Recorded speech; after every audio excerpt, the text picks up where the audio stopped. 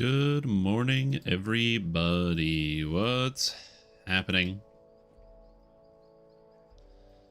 Southern Indiana. Nice, that's good. Yeah, it's actually a beautiful day outside. It's like bright and sunny, and it's also not like frigid cold. Usually, when it is bright and sunny outside, and the sun is shining, it is the worst, most ice cold, frigid day. It's absolutely brutal. Because there's no cloud cover to actually keep like any of the heat in to provide an insulator. So when it's wintertime up here and it is bright and sunny, usually it is just monstrously cold. Like that's how you know it's like it's the windiest. It is like just the worst. And today it's actually really nice outside. It's both sunny and warm. I say warm as in it's still like the temperature's in the negatives, but like it's not like cold. It's like, yeah, I'd go for a walk outside today. Kind of warm. It's not like you get into some frostbite kind of cold, you know. I don't know actually. That's not true. It's not that I don't know. But let's just say better. Let's just say better for now.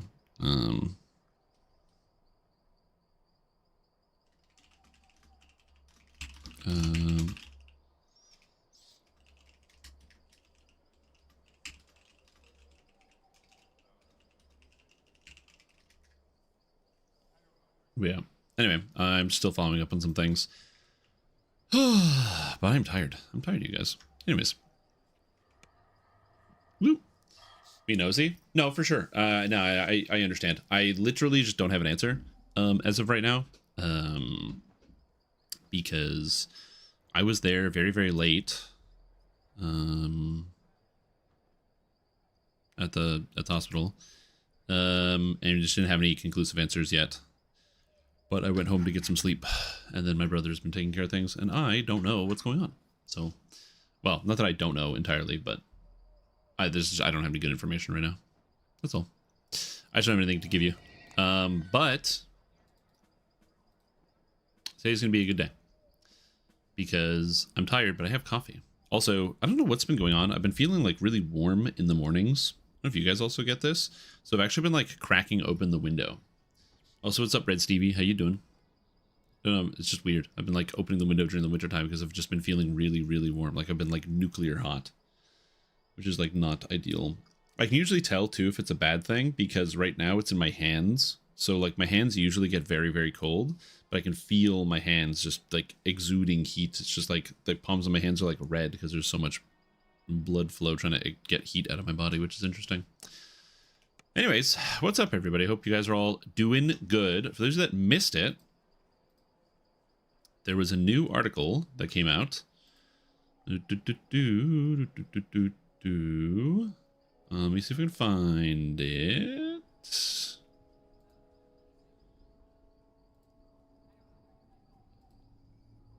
a new article that came out. Well, bam. The Arcane Trickster arrives soon. Note this article is being published ahead of the Arcane Trickster's launch while the archetype remains under active development. Expect some updates to the article in the coming weeks. Possible changes to the archetype. So we got Arcane Trickster coming out. There's a chat with Systems Designer Torque going on about it. It's going to be free. So basically there will be a guy called the Giver of Gifts in Anniversary Island, which will be available for 1 calendar month. I think it's like 34 days or something, where you just go and you click them. And then you get Arcane Trickster added to your account as a permanent addition for free without having to do anything. Which, gonna be honest, kind of neat. Arcane Trickster looks pretty good. After that, you will have to buy it. So if you're watching right now and you're like, dude, I want to play Arcane Trickster for free, you can. Just log in at any time between the 25th of February and March 31st and go and click the Giver of Gifts 1 time. That's it. That's the tax. You got to click the guy in town. However, it is kind of cool. They get the rogue skill list minus intimidate and swim, but they get concentration and spellcraft. I really feel like they probably should have put out the whole list here because it's the official website. They actually tell you the past life first, which is interesting. I feel like that information maybe should be later, but that's fine. They have this the kind of leveling chart. I will say that I love these like leveling charts with the base attack bonus, bits of information and the saving throw bonuses. These just like bring me back of cracking open my player's handbook and reading through things.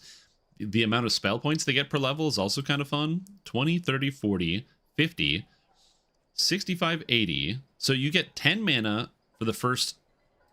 So you get 20 at 3, then 10, 10, 10, then 15, 15, 15, 15, 15, 15, 15, all the way up.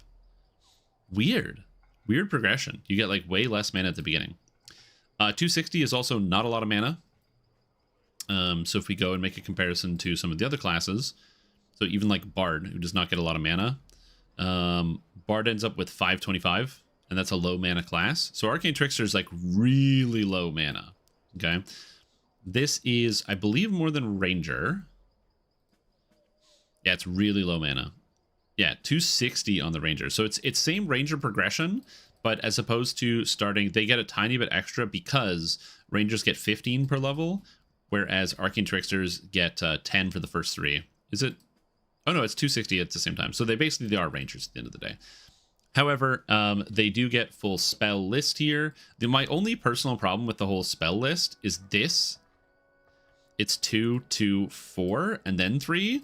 Like, this shouldn't be like this. It should be like, there should be like an extra level here where you get to go from 2 to 3. I don't know how this even happened, but this hopefully will get changed. I'll probably bug report this or like make a suggestion that like 2, 2, 4 is not good.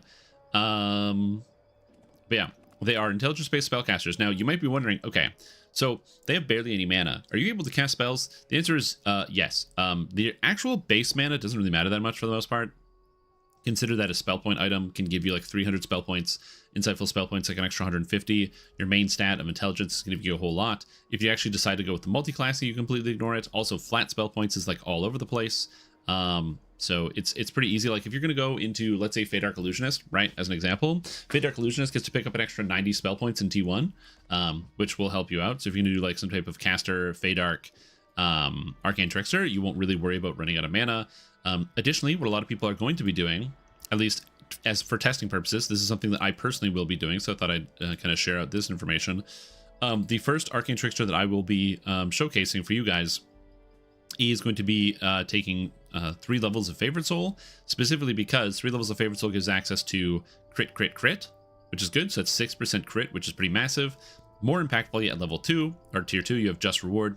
When you critically hit with fire, force, light, or physical damage spell, you gain 3, 6, and 10 sacred temporary spell points, which means that you just get, every time you crit, you get 10 temporary spell points. And if you cast 1 magic missile, you're guaranteed to crit, which then pays for itself. Now, the downside is you're probably going to be wanting maximize and empower and all of that. However, there actually are ways around this that you can do. Specifically, you can reduce the cost of maximize if you want here. But the cheaper way to do it is actually doing it with Wizard. So I'm going to be doing kind of a hybrid to grab these to do reduce cost of quicken, maximize, and empower, and then also getting a couple other reductions in a few other places to see how much we can manage the reduction as low as humanly possible to really conserve the mana. So we can slam maximized, empowered, quickened, intensified, and maximize, empower, and quicken, intensify. Yeah, on everything and still get it done. So that'll be the plan. SLA for your spammable spells, and then Spellbook for utility. Yeah, they don't really have a lot of damage spells. So if we actually go down to the spell list, Charm Person, Color Spray, Expeditious Retreat, Featherfall, Hypnotism, Jump, Magic Missile, Merfolk's Night Shield, Protect Removal, Repair Light, Sleep, Tumble. Sleep is a surprisingly good spell, but the rest of these are, again, like all crowd control or buff spells. You don't have to worry about it. Level 2, Blur, Cat's Grace, Stayed Monster, Fox's Cunning, Hypnotic Pattern, Invisibility, Autos, Dance. Resist Energy, Scorching Ray, See Invisibility, Touch of Idiocy. Again, other than Scorching Ray, all of these are mostly defensive or utility spells. You're never casting a Touch of Idiocy is straight up bad. Hypnotic Pattern is, if you have illusion DCs, it's not bad, but this is a level 2 spell and you can't really heighten it that well. So it's like defensive spells and maybe Scorching Ray for proccing Sneak Attack. Chain Missiles, Deep Slumber, Displacement, Frost Lance, Haste, Heroism, Hold Person, Repair, Serious Damage, Suggestion, and Water Breathing. Again, the main thing is the repair spells. Did they not Repair Moderate? Did they get Repair Light, Repair Serious, and Repair Critical, but no Repair Moderate?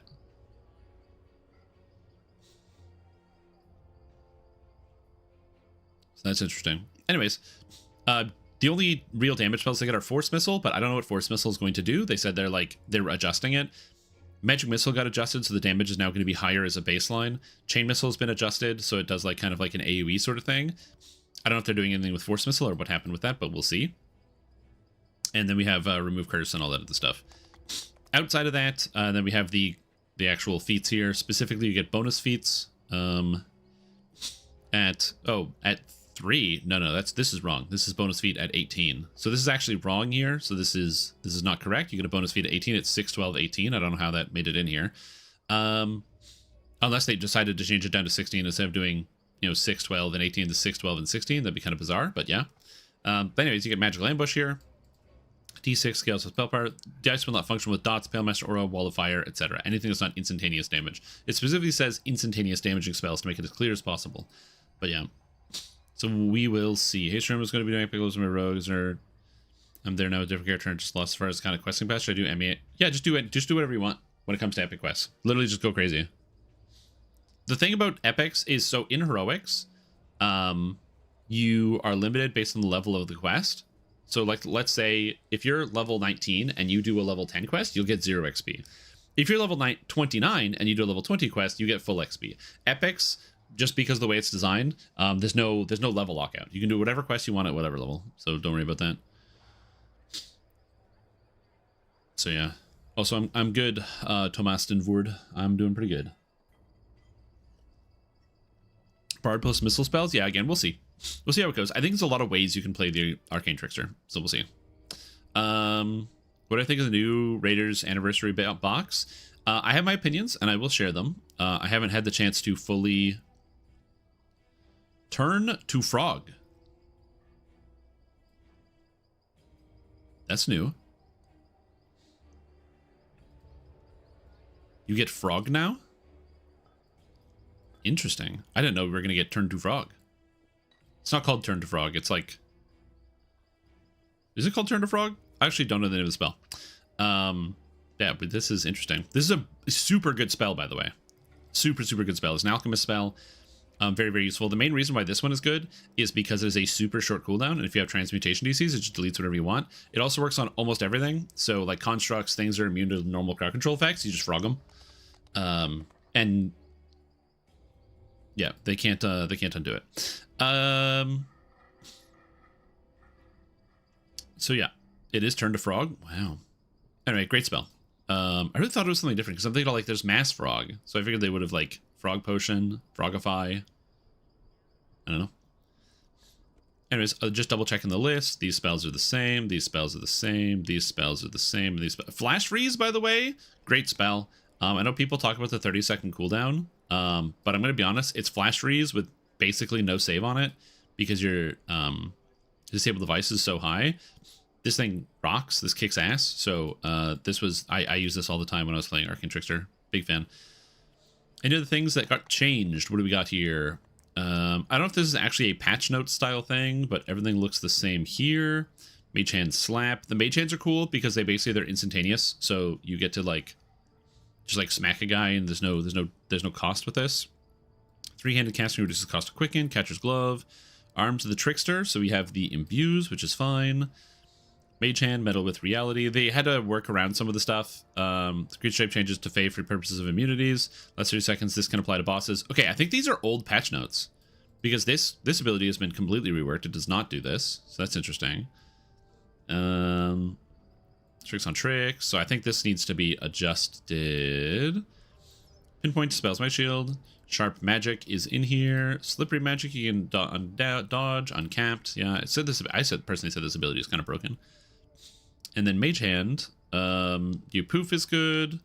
An extra hand is fine. Magic is tricky business. And I'm not half bad with... Okay, well, assuming that what's here is true, other than a couple changes, this is for the most part the Lemania Preview 1 version of this tree and character. So that's a weird... Again, there's stuff that's in LAM 2 that's not reflected here. So, again, I don't know. Or maybe they're just not making any changes. I couldn't tell you. Does that need spell pen? No, there's no spell pen. Oh, yes. Sorry, yes, it does. The frog needs spell pen, and so does the flash freeze. They both need spell pen. But you get a lot of spell pen into the tree because you get to pick up 3 spell pen from Pinpoint.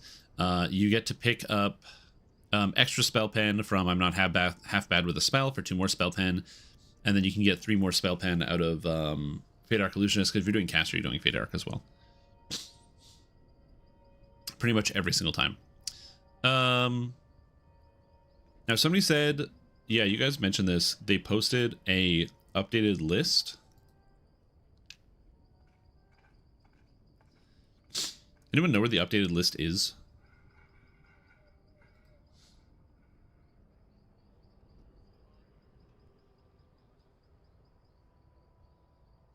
Is that on the website? Because I know people were talking about it. I don't know where it is. Oh, there it is. So 417, there we go. Okay. And I have to go to the original list. So you can kind of see the differences. Let's just do one of these. Okay, it's going to be hard to actually look through. But Aspect of the Wild Hunt, Belt of Braided Beards, Blue Scale Guides, Braces of the Mountain, Celestia, Chaos Blade, all classics, Cleaver, Cloudburst. Oh, is this actually on the website now? Countenance, Crack Core.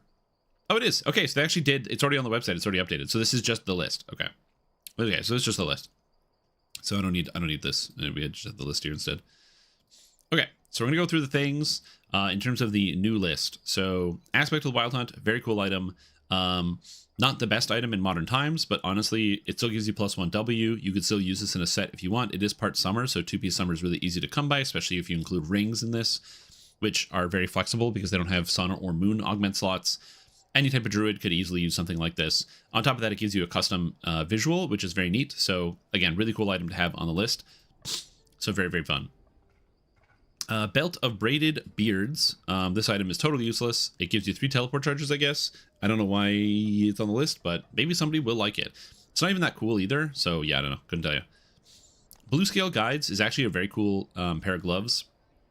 If you're somebody who is playing and you don't do any raids, you don't do any endgame, this is just a nice item to have with Profane Well-Rounded, as well as Emboldened 2, Efficient Emboldened 2. This item is like relatively replaceable nowadays. Nothing on here is really special. But if you don't really do a lot of endgame, Blue Scale Guides are kind of fun. It's kind of a fun item. Braces of the Mountain. Again, it's really only good for the Mountain set. Fun fact, the Mountain Skin set is bad. And this item's pretty bad as well. It gives insightful physical sheltering, insightful spell pen. Maybe there's a universe in which somebody wants to use it for something. I don't see it. But that being said, it's a cool defensive item if you don't have anything else. Bear in mind, when I look at the items on this list, I just want to make sure this is super duper clear, because some people are like giga upsetty spaghetti about this list. The Raiders reward stuff is intended, like the token with the reward thing, is generally intended to be used for players who don't raid that often. Because if you do raid that often, like myself and like many others, you're just going to have all of the items that you want for the most part. It's kind of designed for like either cool nostalgic items or the people that don't have, don't really raid very often. Now you might be like, Strim, that's cope, but that's literally what happened the last time with the Raiders reward box as well. So again, I just want to point out that is kind of how I'm looking at this, as like from the perspective of people getting the ability to take things that they might not otherwise have because they don't do any raiding. That is how I am looking at this. I am not looking at this as a wish list for like, this is the raid gear that I've always been wanting and I can finally get it. That's not how I play the game. I literally can raid whenever I feel like it. Like I just don't really care. So let's keep that in mind. Celestia, very cool weapon, very unique, excellent leveling weapon as well. This is a Sunblade, which means that it actually has strike through, even though it is a short sword, which is very cool. So you could treat it as a bastard sword. It does a d10 damage. It has strike through built in, but it's a light weapon. You can use like Celestia for leveling with Shader Kai, with doing a bunch of stuff. Really, really, really cool weapon. Very, very sick. What's up, Float? What's up, Patient? How you doing? So again, very cool stuff. Chaos Blade, this is a classic DDO weapon. It has been completely overshadowed at this point. However, gonna be honest with you, the heroic Chaos Blade's not that bad. That gives you Vorpal, plus Windlasher's Frosty is a great set and hard to come by. The same thing with the epic set. The legendary Chaos Blade is really hard to justify using. I'm gonna be honest with you, I don't think it's a good item, but I think the heroic and epic are fine, and this is just a cool like DDO classic weapon. Cleaver. Cleaver is another one of those weapons that's just kind of neat. It's got the 2d8s built into it, which is just neat. Is this a good leveling weapon? No. Is this a good endgame weapon? No. Can I recommend this one? No, I can't. But it's neat. All right, Cloudburst. Again, classic weapon. Cloudburst was like the weapon to have back in the day from the Stormweaver because it's got the Cloudburst effect. Very, very cool sword. Very iconic. Looks great. So I'm a big fan of the visual of Cloudburst. So if you're somebody who is not... This is really easy to get. I can't recommend taking this one because you can solo Reaver's Fate if you're level 20. So I just like Reaver's Fate's one of the easily most soloable raids in the game. So I would not do this. Countenance. So the problem with Countenance is that the the Radiant Cloak from Sharn is just better. The Hallowed Trail. It's just a better Countenance. Although, what does Countenance look like? So this is important. Countenance DDO. Countenance. I mean, shit. That's a good looking cloak. I'm not gonna lie. That is a good looking cloak. So it's not the best cloak, but that is a very good looking cloak. I like the chains holding up the emblem on the back. It's cool. All right, next up, Cracked Core. This item is not great. Mostly because you can actually just do this with the Lamortia item. You can get Insightful Constitution, Quality Constitution item. Soundproof is kind of cool, and it has some uses. There are places where you can actually use Soundproof. In fact, I know some tanks that just run Soundproof because they hate when they get like blasted by something. I mean, if you have no fail fortitude saves on a 1, that's good. But there's also just some other sound effects that are kind of frustrating. So yeah, just keep that in mind. And then we have Alchemical Conservation, which is a cool effect. Again, not really relevant on here. This used to be one of the best items in the game. Everybody wanted the Cracked Core. Nowadays, so yeah, I can't recommend that. Soundproof after the Fae event? That's fine, don't worry about that. Divine Vengeance. This weapon's kind of confusing because there is a weapon called the Oath Blade that you can get at level 20, whereas this is 18, and the Oath Blade is a better Divine Vengeance.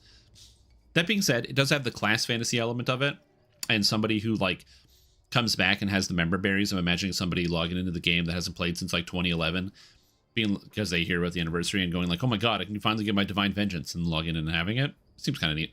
It's like an iconic item. Dragon Mask. This is like definition of an iconic item. You used to see everybody wearing this back in the day. It was so cool.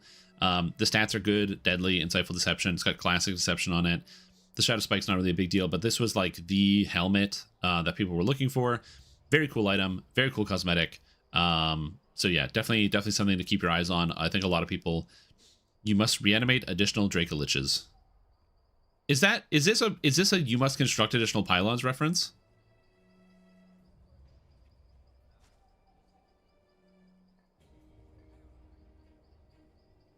Unbelievable. Anyways, Dull Dagger, very cool weapon. So for those of you that don't understand, this weapon was a kind of a puzzle for the community to figure out. So it was very interesting when it came to the puzzle here that people had to figure out that you need to take this weapon. It says calls out for blood, that you had to wear it with a Blood of Vol character, and then you had to go into the Blood of Vol raid and step into the Fog Cloud. Fun fact, this wasn't tried for a very long time. When people were searching for it, people were actually getting angry at the developers and were writing like angry forum posts about how the puzzle was too difficult to figure out and how people were trying literally everything. They were like going in and like trying to solo kill Vila with the blade because it's like you have to get blood on it and doing all sorts of stuff in Vaughn 5 and 6 and doing all sorts of wacky things. And it was only later that somebody was like, oh, the Vol raid. Because people figured out it was Blood of Vol really quick. But actually doing the Vol raid took some time. Anyways, it turns into Keeper of the Crimson Covenant, a really cool item in DDO. It used to be like one of the best daggers in the game. It's not currently, but it used to be. And it is, you can still use it. It's still quite a good weapon, so very, very neat. Echo of the Sunsword. I don't think this is a Sunblade. Correct me if I'm wrong. I don't think this is a Sunblade. It is? It is a Sunblade? I'm gonna be honest, I've never pulled a Sunsword. I've never bought one with runes, and I've never pulled one either because it's just not a great weapon. It does light damage, which is cool. It's got Undead Bane, it's got Brazen Brilliance, which is kind of cool. But other than that, it doesn't really do anything crazy. So I've just never wanted to use it. And also, it's a short sword, and short swords haven't. I can't even tell you the last time a short sword was used in a meta build. So I just can't justify using it not in my mind.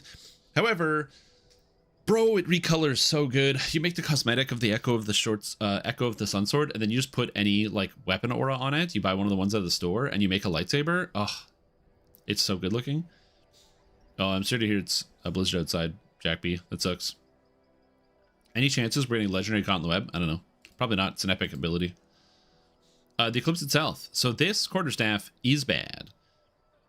I have nothing else to say. This is just a bad weapon in totality. Neat though. There was a time where quality spell focus mastery was like kind of rare, but not when this item was in the game because almost every artifact in Sharn had quality spell focus mastery. So yeah, RIP Eclipse itself. The Eternal Flask of Death Ward? Oh no.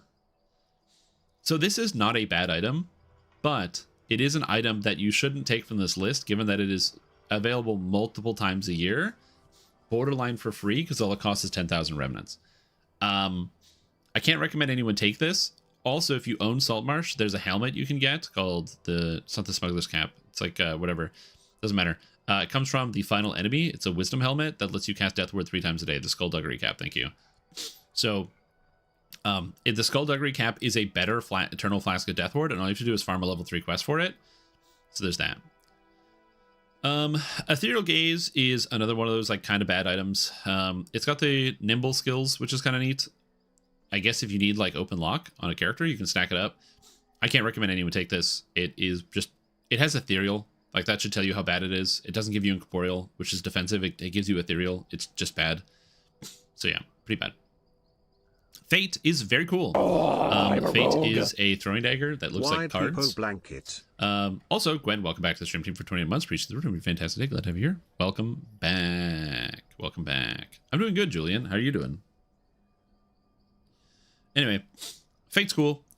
It like looks like a deck of cards when you throw it because you're literally throwing like tarot cards. It has the See Beyond Fate. This deck of tarot cards is beyond your comprehension, where it basically adds extra effects to all of your cards when you throw them.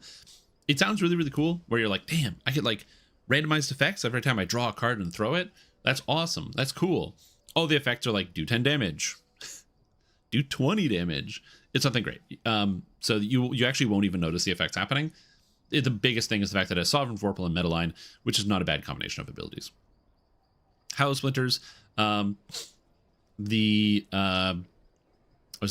Splinters is like used to be the It crossbow because it came out with the same patch that brought us Inquisitive. Well, not the same patch, but the same expansion. Mind Tear is just good, and when you upgrade it, lets you summon a set of crossbow bolts that are returning, which is why a lot of people like this weapon. If you like crossbows, Hallowed Splinters is a great choice, and an item you can still use today if you want in endgame raid situations. So there are better crossbows, but if you bring this in on a good build, it'll still tear people up. So not a horrible item to keep. Heart of Sulomades. Heart of Sulomades is a artifact that only takes 3 slots. So if you don't know anything about DDO, or you only know a little bit here and there, you might go, okay, well, it's a 3-slot artifact, and the stats seem kind of bad. Yeah, no one's going to use this, Strimtom. Garbage. Turns out, still used all the time. For 2 reasons. Number 1, the Mantle of Sulomades set gives a lot of stats for only 2 pieces, which is nice. Number 2, getting evil absorption is very hard to come by, and there have been times in DDO's history where getting hit by evil damage is a huge problem, and so evil damage absorption is very good, especially for tanks. And then lastly, Devil's Blood. It gives you immunity to curses, poisons, and fears, and the curses is a big one. There are several things in the game that are just very, very dangerous that are specifically curses, especially in raids, and the convenience factor this gives some tanks is extremely nice. So Heart of Sulomades is one of those things that if you're a tank player, some people will still use it. That being said, this one is also not hard to get. So if you are going to do like endgame raiding and tanking, you should just go get this thing instead of like taking it from this list. But it is still a very good item and still used in item sets. Not one to forget. Helm of the Hunter is one of those items that, because of the nature of what it has on it, Druidic Survival Mastery and Druidic Stone's Shape are both really cool effects. So you get PRR, primal bonus to PRR, and primal bonus to damage. It's not bad. And the 2-piece Hunter's favorite set is actually something you can use because it gives you artifact bonus sneak attack dice. Again, definitely something you can do with this one. If the problem is this doesn't have a sun or moon augment slot, which makes it sad, but it's kind of neat. Does it make you immune to Mummy Rot? No. I don't think so. Honestly, you know what? I don't know. It shouldn't. It should not make you immune to Mummy Rot. You should still be able to get Mummy Rot, but I don't know. Hughesom's Fiddle is an orb that has really cool stats, but it has two problems. Number one, it's an orb that's an artifact, and you don't want your artifact on this because the stats aren't good enough to justify being an artifact. And number two, the set bonuses on it is Winter and Spring. Spring is the worst, one of the worst sets in the history of DDO. And it's also not a caster set when this is a caster item. If this item was Autumn Winter instead of Spring Winter, like if this was just the Autumn set, you would have seen Here's Some Fiddle popping up in real gear sets and people actually would have been using this item. But it's not. However, this is one of the cooler cosmetics in the game. On top of that, it also changes your bardic inspiration to use a fiddle while you have it. If you're somebody who cares only about aesthetics, Here's Some Fiddle is a great option. If you're somebody who cares about numbers at all, and you're like, man, I haven't raided since 2011, and this item looks good. It's not. Skip it. Lucid Dreams Legendary. I mean, it's not a bad rune arm, but there's like better rune arms. The only reason why Lucid Dreams is kind of good is it gives you Sovereign Nightmares here. But outside of that, all these stats are kind of mid. So I can't really recommend taking Lucid Dreams, especially because there's a better rune arm on the list anyway. So there's that. So you can just get rid of this. It's not really that important. Moving on, Tovin's Hammer. Hey, look, a significantly better rune arm. This rune arm gives you Intelligence, Charge Speed, Lightning Strike, which is good. And when you take damage, you get mana.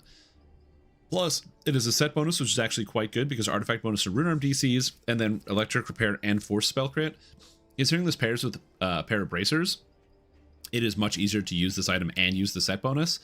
The only downside is it means you can't shift. So if you have, if you don't have a way to bypass lightning immunity, which artificers conveniently do as arcane technicians, you actually can just use this as a primary. But again, it's going to depend on what it is you're doing. Overall, great rune arm, easy to get. Very easy to get. It comes from raids that have 2 treasure chests at the end. So this comes from Legendary Master Artificer, which has 2 chests. Very easy to get a Tovin's Hammer. But if you like Artificer, you don't raid, and you want something good, this is an easy snap pick. It's quite good. The Lunar Eclipse is a shield that is a tower shield that has been power crept like crazy. Problematically, this shield was still like oftentimes not used by tanks, because when people were using tower shields, they were using the winter tower shield, which just comes from a quest. So in Feywild, so like you're probably not using this. And that's pretty much all I have to say about this one. It's a really cool visually. It is a great art, but I can't recommend you take this unless you just love the actual physical look. A lot of tanks aren't even running tower shields anymore. But it's cool. It is a cool item, but it's not good. Quiver of Alacrity and Epic Quiver of Alacrity. I got nothing to say about these ones. Obviously, if you get the Quiver, you upgrade it by bringing it to Black Mausoleum and combine it with a Seal of the Black Abbot to upgrade the item to a more powerful form. It lets you have 30% movement speed at level 1. Go get it. How much Missile Deflection can you get? Well, you get some from the Ravenloft set. The Beacon of Magic. Other than that, I don't know. Epic Quiver is just a worse version of Quiver of Alacrity with one exception. It gives Insightful Sneak Attack bonus as well as Stealth Strike. So it gives you threat generated or reduced by attacks and spells. So if you want, you could use the Epic Quiver on a character, just have like the Stealth Strike. Just remember that concentration minus 50, so you don't put on a monk or something by accident. Anyway, Repulsor Boots gives you enhanced jet propulsion, as well as speed and the mighty skill bonus, so bonuses to jump and swim. This item is bad, but it's kind of funny. But I can't recommend you take it. However, it has the jet propulsion, which lets you like just put them on, and then you can dash and jump somewhere. So getting an air dash is kind of interesting. On top of that, it is exclusive, so you can have multiple of these, but you can have this and other air dash items to get a lot of distance. That being said, again, can't recommend using it. It's not a very good item, but it is really neat. And if you don't want to farm a jet propulsion boots from House Caneth, you can just take these instead. But again, I can't recommend you do that. What's the argument in Lamortia that turns a weapon to killing machine? That is Dolorous Acid. Dolorous Acid. I don't think it's not called Dolorous Acid. It should be. It's called something else. It's like it is dolorous and it is the acid effect, but it's called like extra acid or something silly.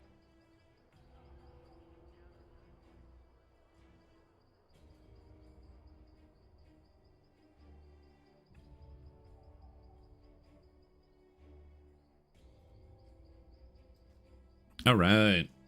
Rune Lodestone. This item is straight up just a good item. I have nothing bad to say about the Rune Lodestone. Pierced Gold Iron is very convenient. Spell Saves is a excellent stat. Ever Sight gives you True Seeing and Blindness Immunity. Sight Beyond Sight gives you Dodge Bypass. Excellent item. Doesn't fit into gear sets because we don't use Winter anymore. But back before the release of Sun and Moon augment slots, it was really easy to convince yourself on any physical user to get Rune Lodestone plus another Winter item, of which there were a lot of really good Winter items, to get the 30 physical resistance rating and also all the good stats. Really good back in the day, not that good anymore, just because not the item is bad, but the circumstances surrounding it of it's really hard to get a second piece of Winter in your build when you get so much more from getting other things. That being said, Rune Lodestone, still good. If there was a way to remove the set bonus and just get a Sun or Moon augment slot, this item would still be used. Shining Crescents. So, some people have wondered, why, Shroom how come you aren't mad? SSG took away everything. I can't get augments anymore. They took that away from me. I can't get the raid items I wanted. They took that away from me. SSG came on my lawn and kicked my dog. And I gotta tell you, listen, I know some of you might be mad about this list. Some of you might be upset about many different things. But I, as somebody who understood that this list was only ever going to be something that would serve as giving people who don't raid a lot cool toys from across DDO's history, always knew that the list was never going to be for me, because I'm a raider. I just do the content. I just get the items anyway. And since the anniversary is going to be running, you'll be able to get an extra 10% drop rate on all of your endgame items.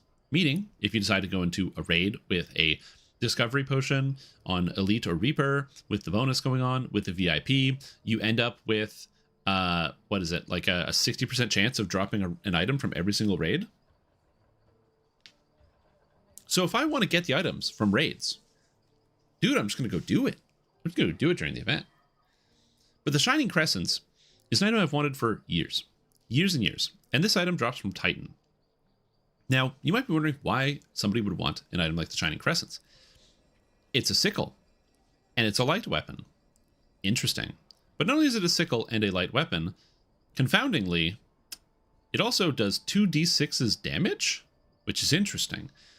Shouldn't do 2d6's damage. A sickle only does 1d6. It's a one-handed weapon. But also, look, if you look at the picture here, it's very staff-like.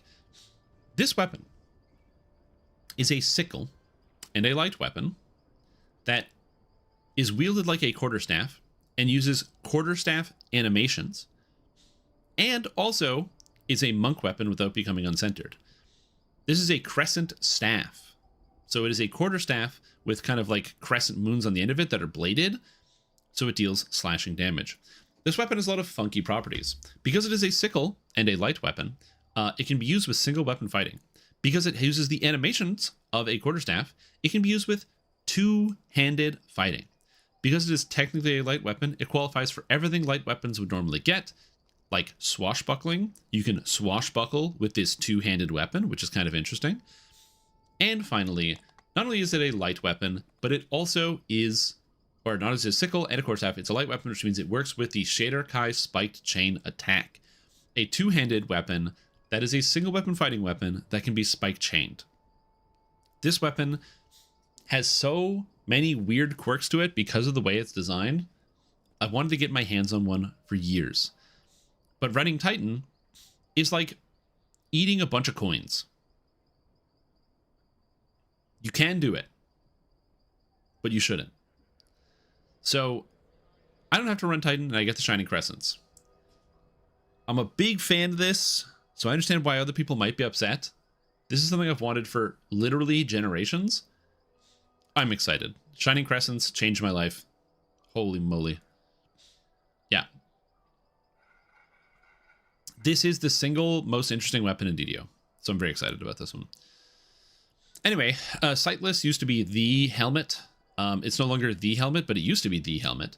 All these stats have been power crept. We have more sheltering, more constitution, melee power augments go up to 10, life sealed, true seeing, it's kind of whatever. if you don't have a better helmet and you don't do any endgame, Sightless is honestly like the best in slot level 26 helmet. It's not even close. And it's cool. So if you want a Sightless, go get one. But I can't tell you that it is actually insane. It is just a cool old item.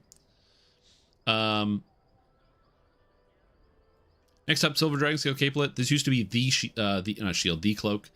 Comes from Too Hot to Handle. Again, back in the day was the cloak. Very, very cool item. It's just good. It's not good anymore. The Nearly Finished lets you craft any stat you want, which is convenient. And then you have the Dodge, Insightful, Sheltering, and then the Shining Silver Scales. So, again, used to just be a good item. I don't recommend this as a use for your turn-in, but it's not a bad item. If you use this on a character, you can run this while leveling multiple times. It's okay. One of the big problems with having this be the item that you're actually going to take is that, again, it's just like a weird defensive item, and you'll probably replace it. It's not like a cool weapon, so I just can't recommend it. Searath, Spear of the Sky.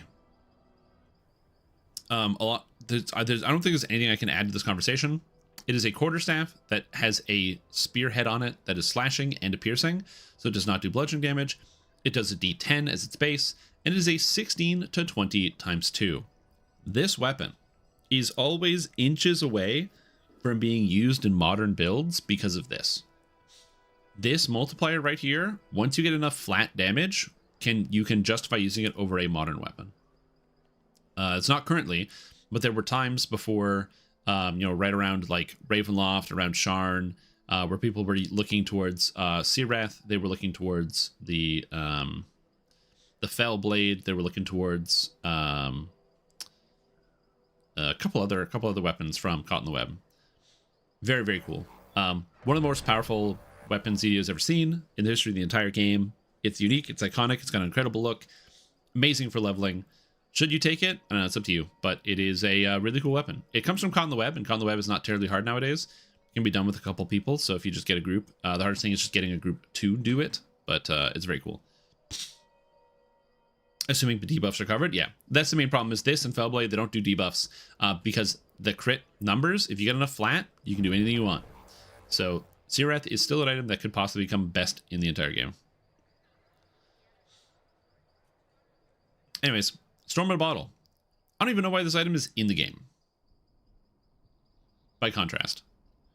One of the best items ever added to DDO in the history of the entire game. Powerful, dynamic, does so much cool stuff, looks amazing. Quarterstaff, slashing, piercing. What the hell is this item? This one's bad. Don't take it. If you have one and you have a really good memory with Storm in a Bottle and you're like, but I like Storm in a Bottle. That's cool. I'm not taking that away from you. Love it. But don't take it from this event. This item is not good. Sword of Shadow. What else is there to say? They had to nerf Sword of Shadow multiple times directly, and also change the entire mechanics of how D&D works. So for those that don't know, when you get the feat Improved Critical doubles the critical threat range of your weapon. That's the text as rules as written. It doubles the critical threat range, which means that if this is a 17 to 20, it would just double it, so it would go to whatever it is, as opposed to adding a flat amount. So right now, because a regular greatsword is a 19 to 20, and then this is 17 to 20, it would become a 15, 16, 17, 18, 19, 20. But because this is doubling it, it's actually 13, 14, 15, 16, 17, 18, 19, 20 crit. Mad stuff. So this was the weapon back in the day. They nerfed it multiple times directly. They both changed, like I said, the entire mechanics as to how critical. They changed crits in DDO because of Sword of Shadow, because of how good this weapon was and how much it was warping the game around it. And it is still the best weapon at level 10. And the Epic Sword of Shadows is still the best weapon at level 20. And the Sword of Shadow is so powerful and so good, it still can creep into endgame gear sets, the level 20 Epic Sword of Shadow. It's not, because it's a two-handed weapon, and two-handed weapons are the two-handed combat style is not used in the endgame that often. But dude, it's like the weapon. That being said, the main problem here is that even though this weapon is very cool, and I would love for you to get one. This is a really easy to get item. If you get to level 20, you can just join Vaughn 5 and 6 runs, and then like just walk around. Just walk around the run. Just join the run. People run it every time a day, or like every day, multiple times a day. In fact, I wouldn't be surprised if there's one going on right now. In fact, I'm going to check. DDO Audit. Let's take a look. DDOaudit.com. Quick info. Where's my raid? Registered characters. Raid. No, not raid timers. Is it servers? No. Live? Live. There we go. Raids. Oh my god. Oh, grouping. I'm stupid. We got Shadowdale, Caught in the Web, Threats Hold Anew, and Curse of Strahd. Okay, there is nobody running Vault of Night right now, but there are usually people running Vault of Night all the time. So keep in mind that is a thing that people do. Anyways, you can take this sword. It is very cool. It is classically amazing, great weapon, but yeah, not something that I would recommend taking here just because you can get it pretty easily. Yes, they did change the reward list. That is correct. However, Tale of Sulamates, man, this was the weapon. For many years, when this weapon was added from the legendary Vision of Destruction, Tale of Sulamates was the weapon. And it stayed as the weapon all the way until Isle of Dread came out, and we got Dinosaur Bone, and it turns out the same type of weapon, but with legendary green steel, is actually amazing. However, Tale of Sulamates, if other people are covering off your debuffs, is insane. Vorpals bypass all fortification. It is aligned. It's got Sovereign Vorpal for the extra W. The extra, if your target is under 3,000, instantly gets slain, is really nice for R10s. Great weapon. Phenomenal weapon. If you just want a workhorse for endgame, you're like, I like playing Barb, and you just want to be able to, like, you just always play like Barb and Fighter and whatever, and you like playing two-handers, and you just want to have something to use when you hit level 29 every single time you do a past life, great choice. This item is not hard to get. But it does come from a raid. If you don't have a raid, this is not a bad choice. It is probably the best weapon on the list for sure, in terms of just having an endgame do a thing. Okay. The Torque of Prince Rayam Day 2. Back in the day, this item with the transform kinetic energy, which is the thing I was talked about on the other rune arm, the Tovin Samur rune arm, is cool because it gives you mana when you take damage. The problem is the amount of mana is kind of low, and we do much more damage than we used to. So back in the day, you need to scrimp and save every single spell point. Spells cost more and did less damage.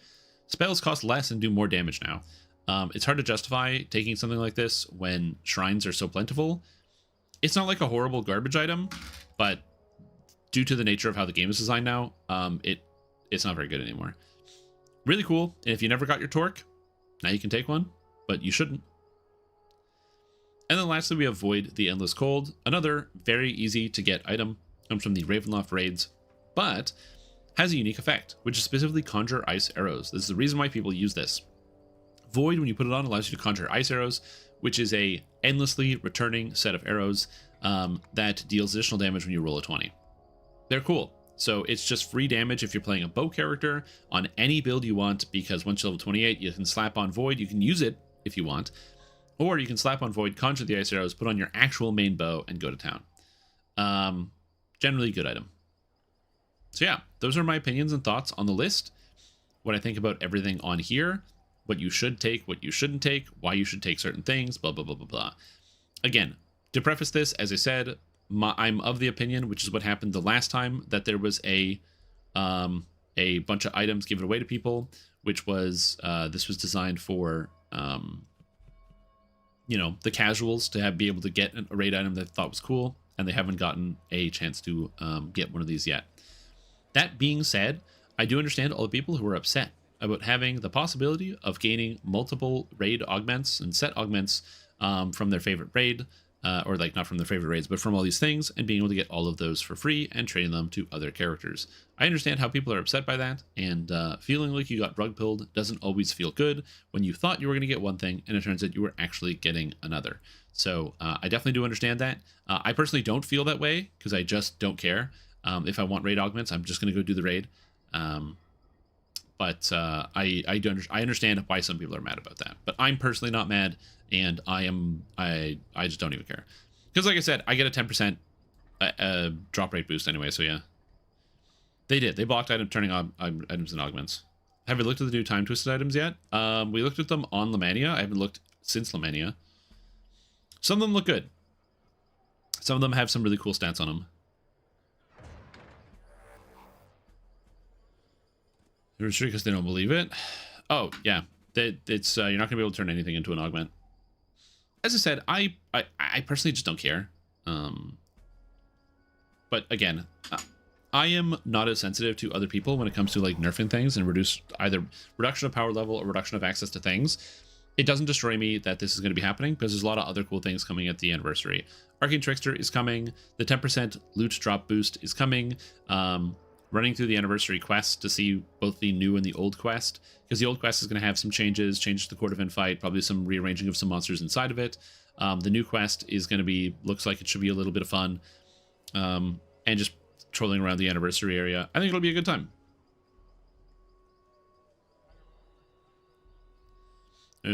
It's not infinite. Again, I think a lot of people are kind of misrepresenting. There was a cost. You had to pay the cost of having the soul vessels. So you need, and as well as the threads to be able to get access to these things. So it was something where you did have to farm out and get all those things.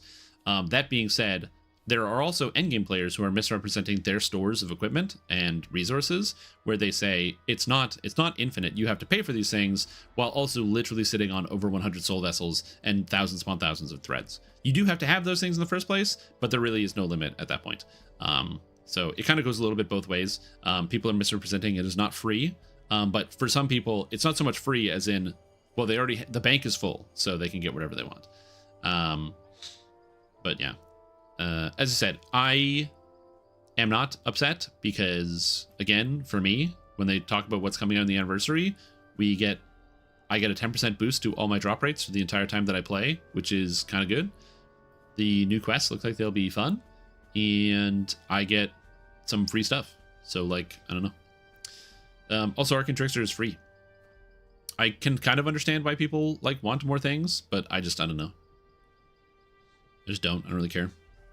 I said, for me, I'm already getting new stuff, so I don't have much of a stake. But I'm not going to get on anybody's case for also being upset about it.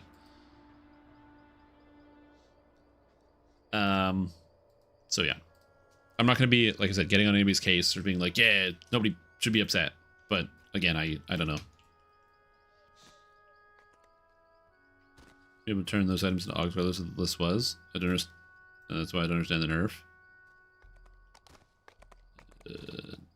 Well, I think they just don't want to have an infinite box of items. I don't know. They could have just left all the old items on. So yeah.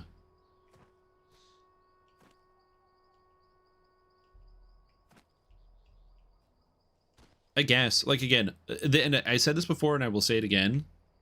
The last Raiders reward box was the same thing, where pretty much the only good item on the list, if you were an endgame raider, was the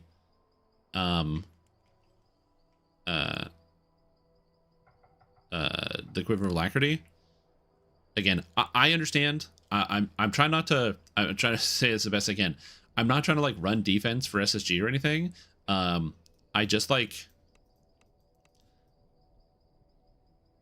I have to think about it holistically. I think about the whole thing, right? I am not one to get bogged down in the details or to be like, you know, like many people, not pointing any fingers at anybody or anything like that, but I know people, I have met people, I've interacted with people where basically one thing, if there's like even anything that's upset, it kind of ruins their whole experience with everything. I used to work with somebody who was like that, where when we were working on a project or doing something together and then something started to go wrong, they would just like entirely shut down, and it just, they like would death spiral and they couldn't figure it out. They couldn't get back to what was going on. And it is draining. And also the number of times where something would happen and it would just not be going our way, and they would just like squander all their time, and I would have to like basically grab them and shake them and be like, how about you do your job? Do what you can do, you know? And in similar ways, also people that get kind of spoiled by things that they might not enjoy in certain respects. A great example is like the most recent Path of Exile League that came out, Keepers.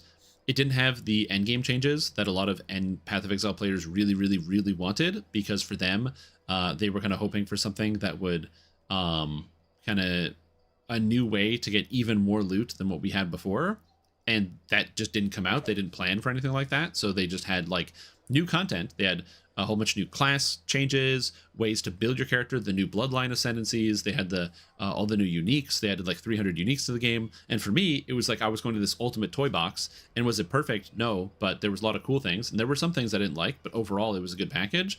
But for some, like the fact that there was like something missing kind of like destroyed it for them, and they couldn't play, they couldn't log in. And so again, I understand why some people kind of exist in that space. I don't. I do not exist in that space. I kind of think, look at things holistically, and there's a positive here. There's a net positive of the anniversary event will be fun. I will get free loot no matter what, because I get a 10% loot boost, and other stuff. Could SSG have done something to appease some people? Probably. They probably could have just, like, instead of shortening the list down, just added new items to the list and then made it the Giga list and had both things without being able to turn into augments. Then people could have used that. They could have also just let it go live, which I'm going to be honest, probably would have been fine, because I don't, who cares if people like farm out augments and do whatever. Again, if it was me and I was at the helm, I just would have left it, but we're here now, so I'm not too upset about it.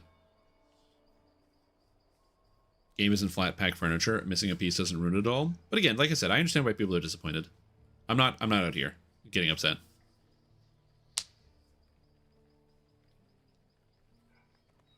Into the list a bunch of items I've never heard of or seen before. Hoping the tokens are BTA so I can stash some away. None of the tokens are BTA. They're all bound to character. That is the whole goal of this thing. It's bound to character. They don't want anything being tradable.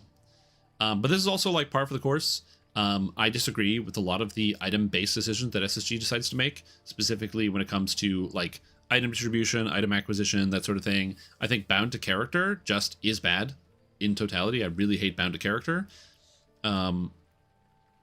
What I would have rather seen is all those items should have been bound to account, and then instead there's like a guy you talk to that gives you 5 tokens, and then you can trade in the tokens for 5 items from the list in totality, and then all the items are bound to account.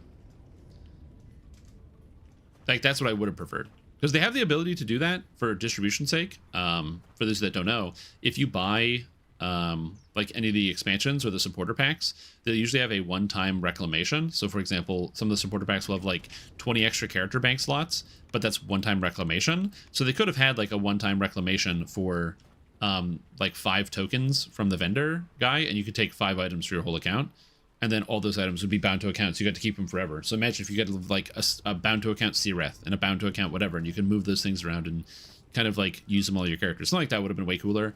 I really hate bound to characters as a concept. I don't think it's very fun or engaging. I think that the idea that if you use something on one character or you earn something on one character, that it has to stay there in a modern MMORPG just feels bad in totality. And it's actually one of the reasons why in Lord of the Rings Online, a game I deeply enjoy playing, they have the complete opposite perspective.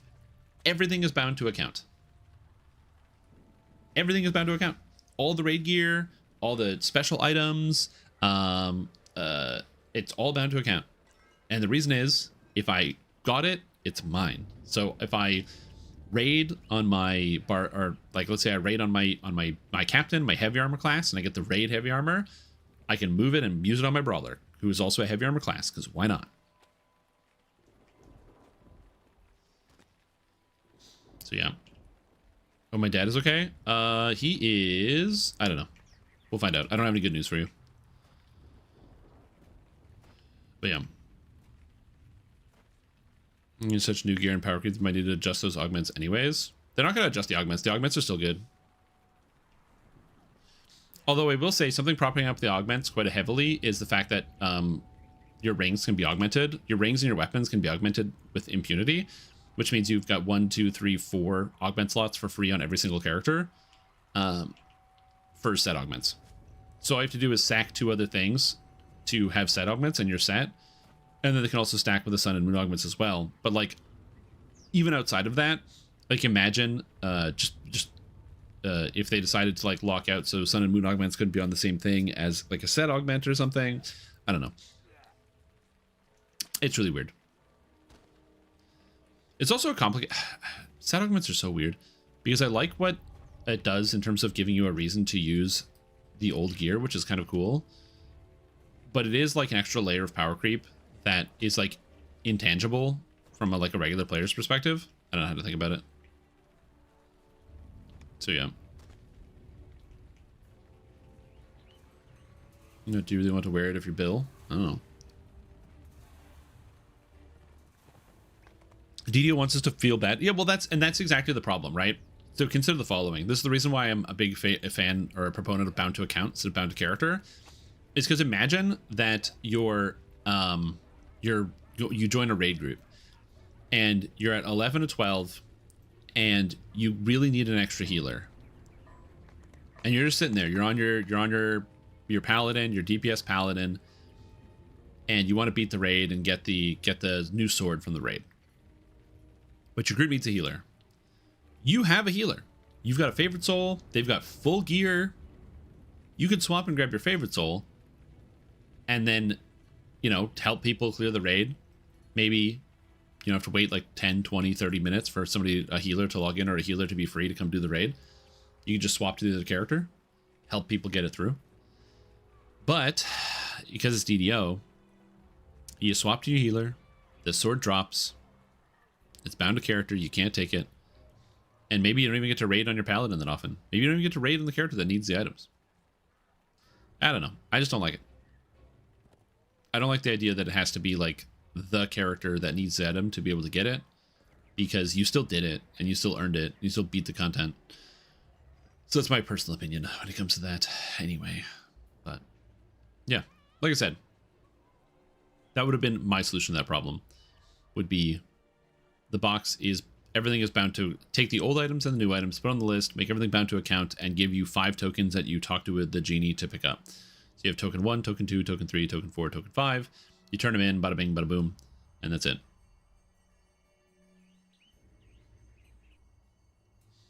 I think it makes sense with infinite grind. Well, I don't know. I don't think it makes sense there either. I think bound to character is just bad. It should be bound to account. It's my account. I'm the same guy. Remember, account sharing is against the rules. Why can't I use it?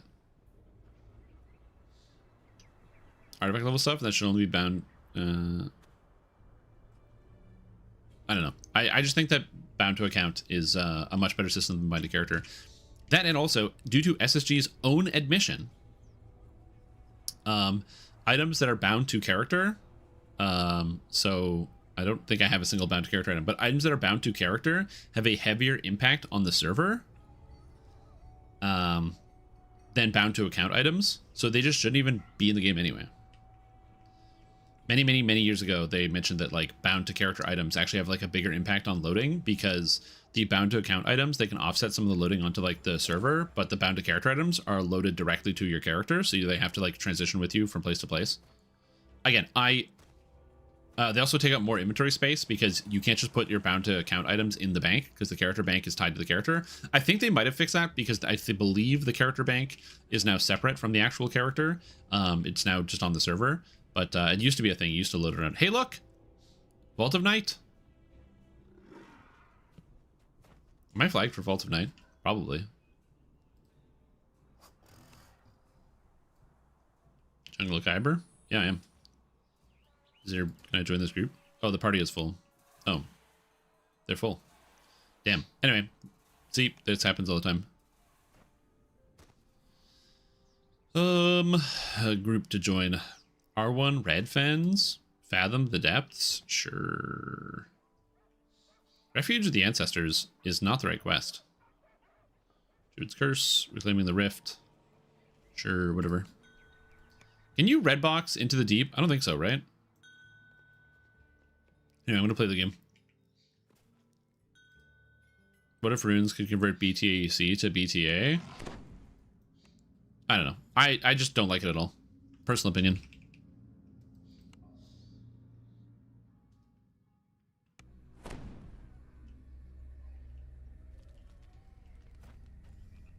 Yo, on my way.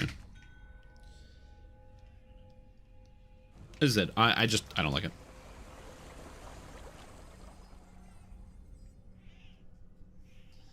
But even with all that being said, I am still very excited about the release of the anniversary. I think it's gonna be a lot of fun.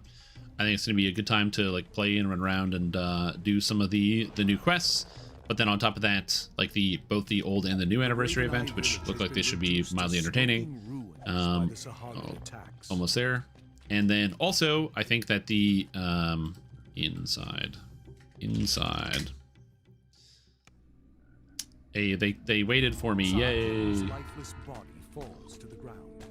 Without her necromantic powers to animate, hey, we made it. I like how it was just loading as I ran through. The refuge of the ancestors has been Cute.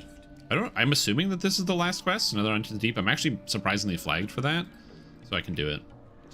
This is just Two-Handed Fighter Dragon Lord, specifically, not Dragon Lord, Dragon Disciple. This is the character I was running before, because I just really wanted to play Dragon Disciple. There's nothing special about this. This is meat and potatoes Dragon Disciple. However, I guess the only difference I would say is I'm actually maxing out all the spell casting, so my DCs are like 69. White Dragon Breath, 75. Just doing some fun stuff, because I just like... personally, I just really like Dragon Disciple. I thought I wouldn't like it because I'm not a monk guy, but it turns out it's like the best hybrid SSG has ever made. So what are you gonna do? First of all, you think all the cosmetics are getting ridiculous. Oh, like how so? Like the new outfits from the packs, or like what do you think is ridiculous? Luck.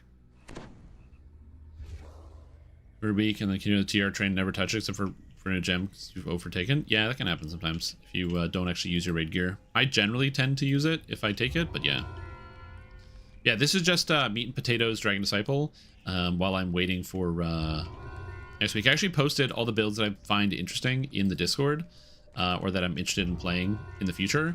And there's some pretty interesting bangers on there, but I have to wait a week because Arcane Trickster comes out next week. I'm also trying to avoid reincarnating until Arcane Trickster comes out for two reasons.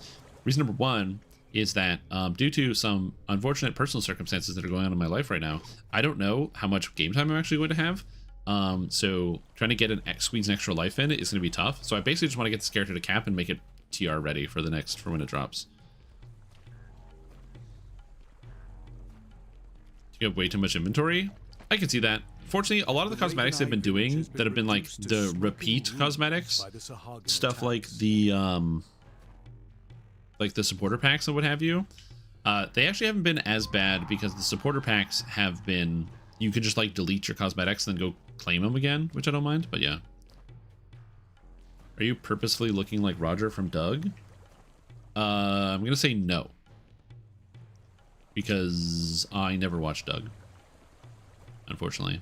I have no experience. Did I get an interview? No. My dad's in the hospital. From atop this overlook, the Sahagins' underwater base is clearly visible. In respect, speaking of which,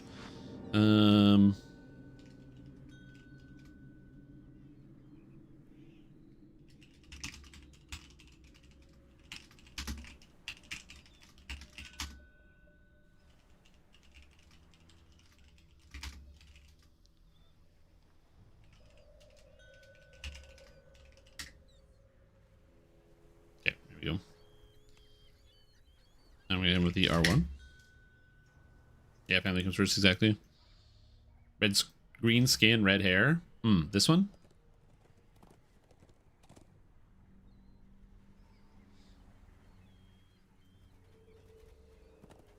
That's another whole tab for cosmetics. So the long and short of it is this is SSG's answer. You can take it or leave it. It's up to you. For SSG, they've said that the reason why the cosmetics, they can't really just make a bag for them is just because of the way that cosmetic items are in the game. TLDR, it's just an engineering task. It just takes time to like fix the problem. If they want to make cosmetics that you could just like shove into a bag or shove into like some holding section, that's just not the way that cosmetics are designed. They're basically like whole items, and which is one of the reasons why I think, if I had to guess, the way that it does behind the scene is like it takes the entire item and then it strips data from it, so you still have an actual item that you can equip. Like it's like an equipable piece of gear. Yeah. again, that's my understanding, is that it's basically they take the item and they strip the stats off of it and then give you a new tooltip. So it is like a full item, which means it can't go in a bag because you can't put armor or weapons in bags, things like that. And it just takes money and time to fix. Again, you can take that excuse or explanation as you will. I'm not your dad, but that is what SSG said is the reason why. Specifically, they haven't done it. There's 11,000 life. What the heck? Also, congrats to Raid Runners, the guild, for leveling up.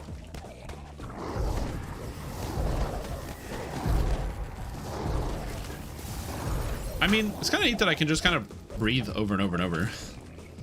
In with the breath attack, and then the breath attack, and then the breath attack.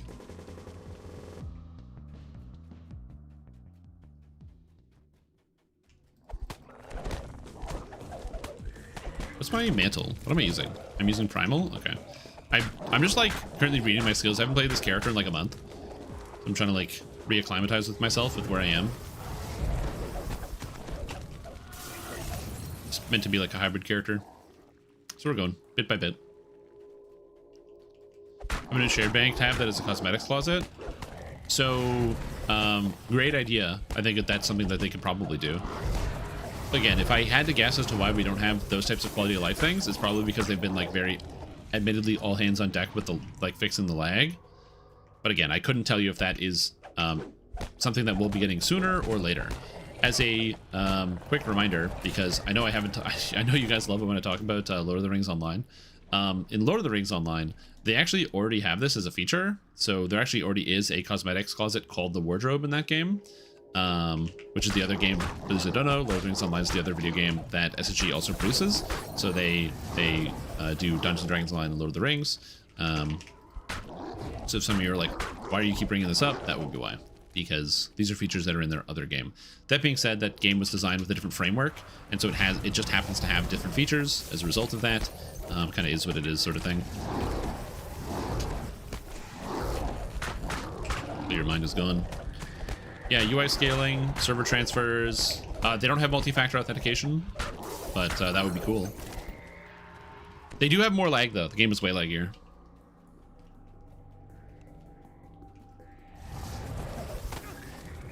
Oh, they're right. I forgot this does vulnerability. Yeah, true.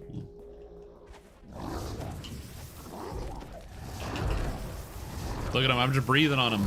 Oh, these guys? I'm not doing as much damage as I would like, but it is what it is. Significant dent in the Thrall labor force. Whatever Sleek here needed these crystals for, it'll be difficult without the scrags. There you go. Breath. Breath. Breath. Breath. Breath. I mean, not gonna lie, that's kind of cool. Just hitting all the breaths back to back to back. It's not that great, but it is pretty cool. Oh yeah, but they've said they've been working on it for the past 2 years. The High Mage sits perched above. Can't wait to glamour this. Dude, the outfit, the Downcast outfit, or like all of them are really, really good looking. You sense its confinement is temporary. Been broken for over a year? Well, you should be are you happy, Luck of the Loot? They're being fixed next patch with the anniversary. That's right. They're literally getting fixed next patch. I could have crowd control this guy, I just didn't. Concentration falters, and his personal shield and the barrier to the north vanish. You can take the fight to him personally now. Oh right, my breath spells do double damage. I forgot.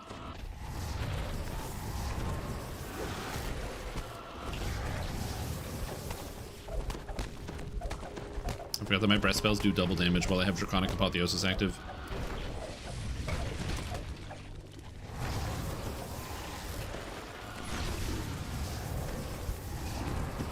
God damn, that's so cool. Breathe. I'm bad. I couldn't see. Oh, it's BT stuff. There's not really a reason to load up on characters. No. There's no reason to load up on characters.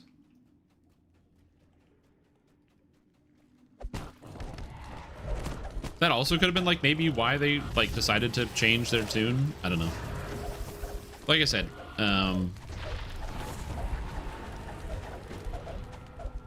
if I had to guess, it was probably I don't know. I don't want to speculate. I don't want to speculate as to what their motives were. I've already publicly stated that I think that the The free raid item giveaway thing has already been handled poorly.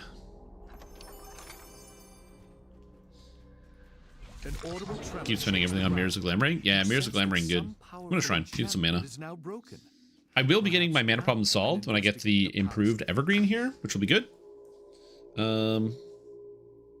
What was I even doing? Why was I going this direction? I guess I want to go for the improved Dragon Breath. Although query whether I actually want to have the breath or I want to have the vortex. Probably the vortex, because the vortex is like the breath that hits like 5 times because I'm in melee. Thank you, Sithkiss. I appreciate your kind words.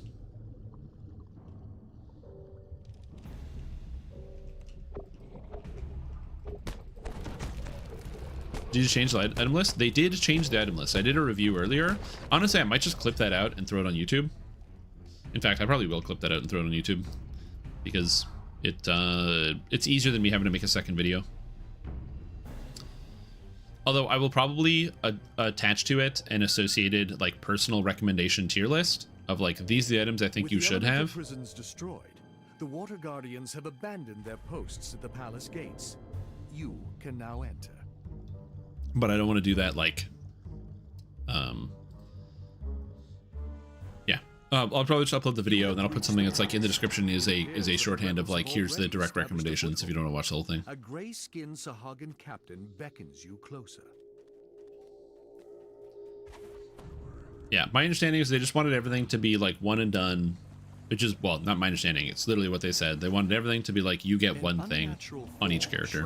The High Priestess as she glares at you with pure hate. But yeah, like I said, for me, I'm most excited about the fact that I can finally get the Shining Crescents. I could have been farming out Titan this entire time, but going and doing Titan is an absolute nightmare and is not analogous to farming out any other raid item on that entire list because Titan's horrible. It's a really, really horrible experience to go and farm out.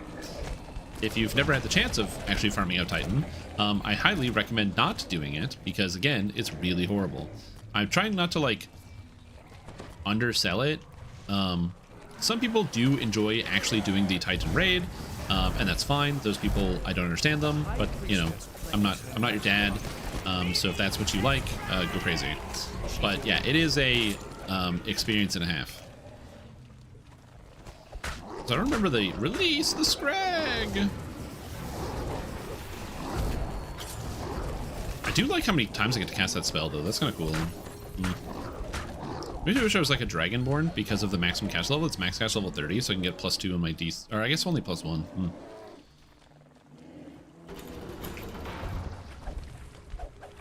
Yeah, getting a run for like Legendary Vision of Destruction if you want to get a Harlus and Lamades is a very different animal to. All right, double damage. Breath. Breath. Breath. Does it actually do double damage? This is a D6 + 6. I have a good amount of spell power. Oh, we're on yeah, I have 300 electric, and 38 crit, but I guess we're on Reaper too, so it's not that much.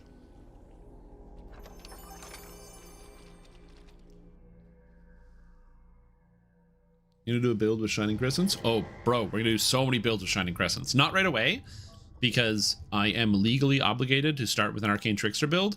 For the record, the day that the patch comes through, I will post for you guys the Arcane Trickster build I plan on being using, and Beginner Basics will get an Arcane Trickster build as well. So that way, I won't have the video because I need to like log into the game to be able to record the video, so that will come out afterwards, and I didn't want to do it during the preview. But Arcane Trickster Beginner Basics is something you guys will be getting, so the build will be written, so you can play it right away. But the actual video to follow along with will not be there. But it's going to be like literally meat and potatoes Arcane Trickster, which is like the most basic thing. The first build I will be playing is a revamp of the Gold Sharadi as a Deep Gnome. Find yourself in a demon's infernal world. So I will be doing Deep Gnome Gold Sharadi.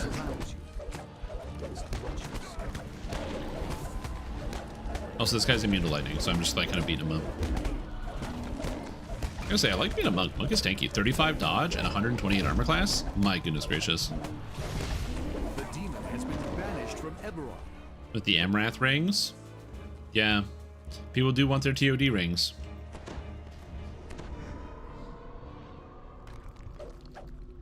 So my current plan is a 15 Arcane Trickster, 3 Favored Soul, 2 Wizard Magic Missile Spammer that will have 4 separate cooldowns on 4 separate Magic Missiles. So you can literally go and just kind of spam Magic Missile like this. That will be the goal. The character will not do much else, but it will do that, which is what some people want. That's the reason why I'm doing it as a first build, because like people have wanted Magic Missile spammers to be like viable and to be good. So the first build back will be, can we Magic Missile spam in 2026? And the answer to that question is probably maybe. It's going to be probably maybe probably, I don't know. Underwater base is clearly visible in the garbage. Give me a Mystic Bottle, why not? It's an ingredient.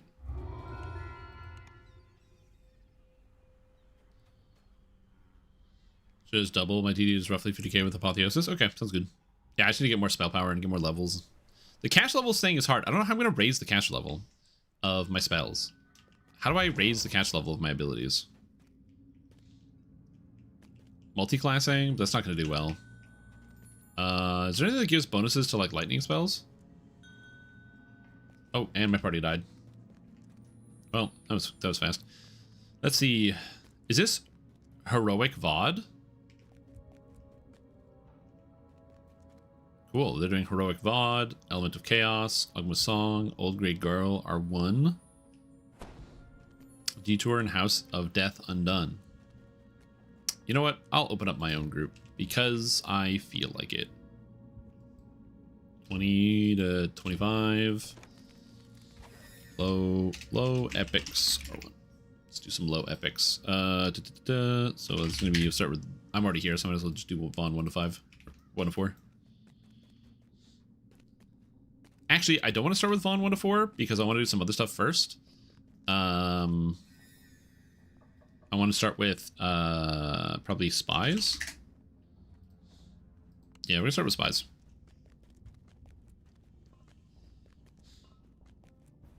Would be a Monk Ring? Yes, people still want their TOD rings back. They want their TOD rings to be the best items in the entire game. Again, I think this is maybe just a disconnect between me and other users of online video games and online media. Oh, you know what I should do? I should go do Keep on the Borderlands.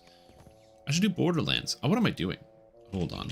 This is why I can't. I've been doing the soloing thing. I can't even decide on which quest I want to do. There we go. But yeah. CC God Acrobat. See, the thing is CC God Acrobat, where you basically take Quicken, and then as long as you have high disable device, you can sound burst, like whatever you want, is very, very, very cool.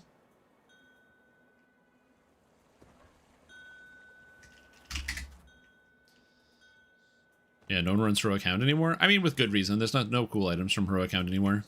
You still could if you wanted to. They're much easier to get access to, but I still wouldn't do it.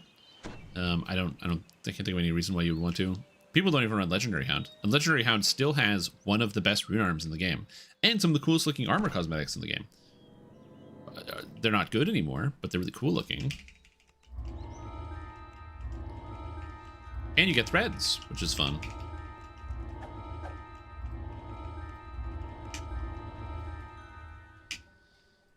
One, 2, 3, 4, 5, 6, 7, 8. Hit this and him with the welcome.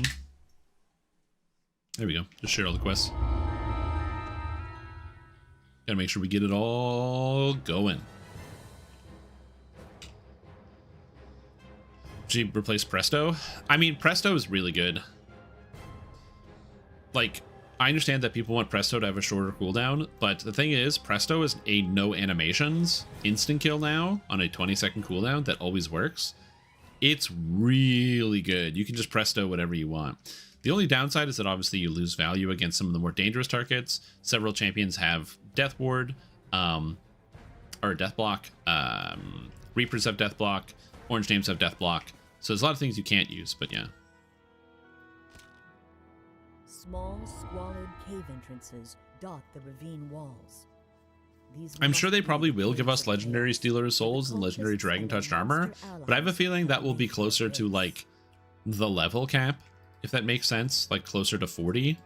Because I think that for the majority of people, hold they might want it now, but you probably don't want to have your legendary Stealer of Souls gear be like level 35, which means when the level cap increases, you're not going to use it anymore. Like, that would be kind of depressing, I think, for a lot of people. Like, they're like, yeah, I want my gear to last, you know, a long time, which is fair.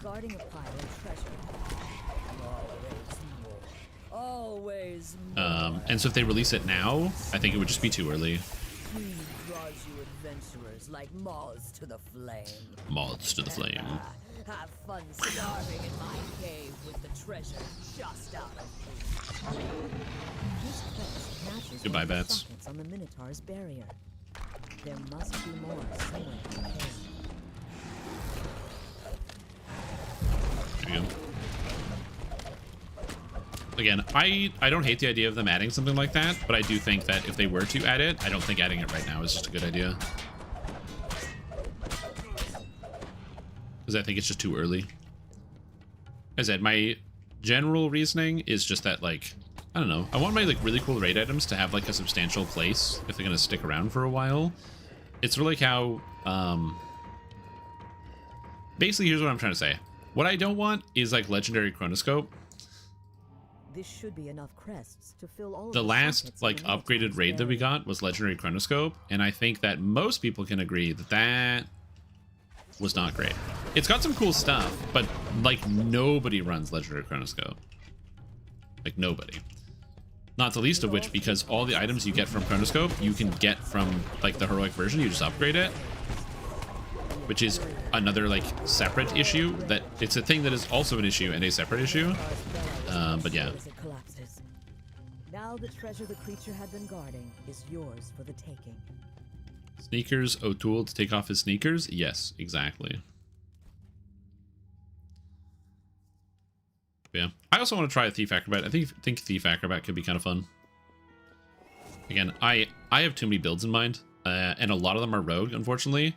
So it's going to be a lot of rogue builds coming out. You'll see a lot of rogue builds from me. Hopefully that's not a problem for you guys. Hopefully people like to play rogue. But that is definitely something that I think about pretty regularly, is all of the new stuff with Arcane Trickster. Even something as simple as just allowing you to use strength or intelligence with the staff sweep is cool. I'm a big fan.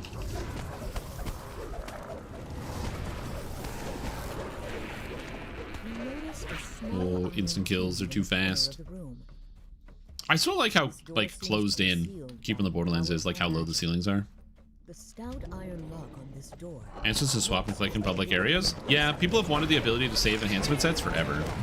The fact that Lotro gives you like 15 is great. I love it. As a Lotro player, I love the fact that I can just save like 15 enhancement sets. As a DDO player, I wish we could do that too, but you cannot, sadly. As the first lever is pulled, having to dip into Harper. I agree.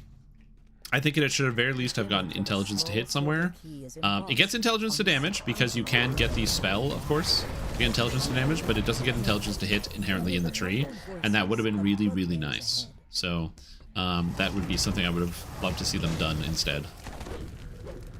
But we'll see. As the second lever is pulled, again, the post that went up yesterday of Arcane Trickster, where they were like, by the way, this is what Arcane Trickster is straight up wrong. So I'm curious as to like what's actually going to be happening with that.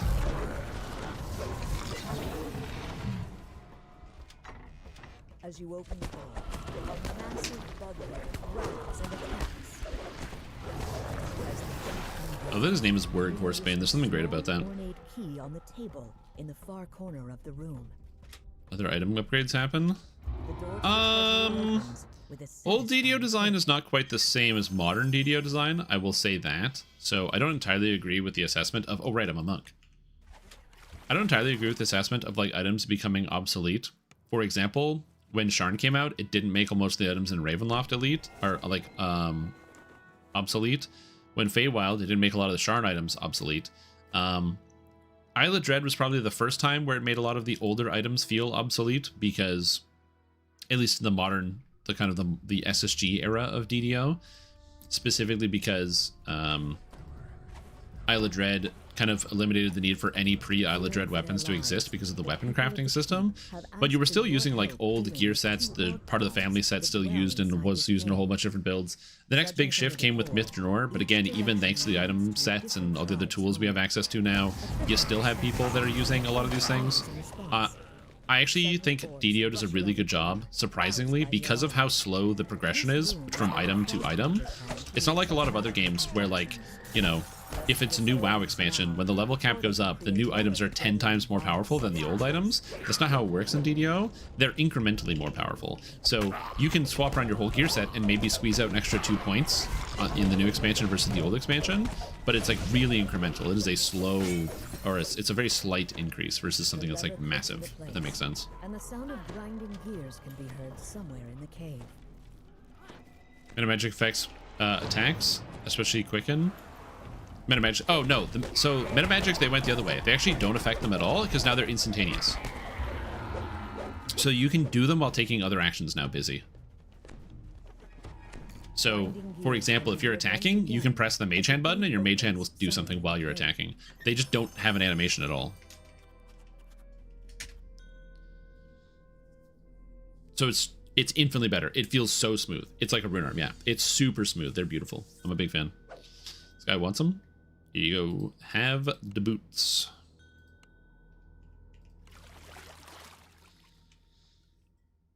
Alright. Kobold, which is... Watch your step.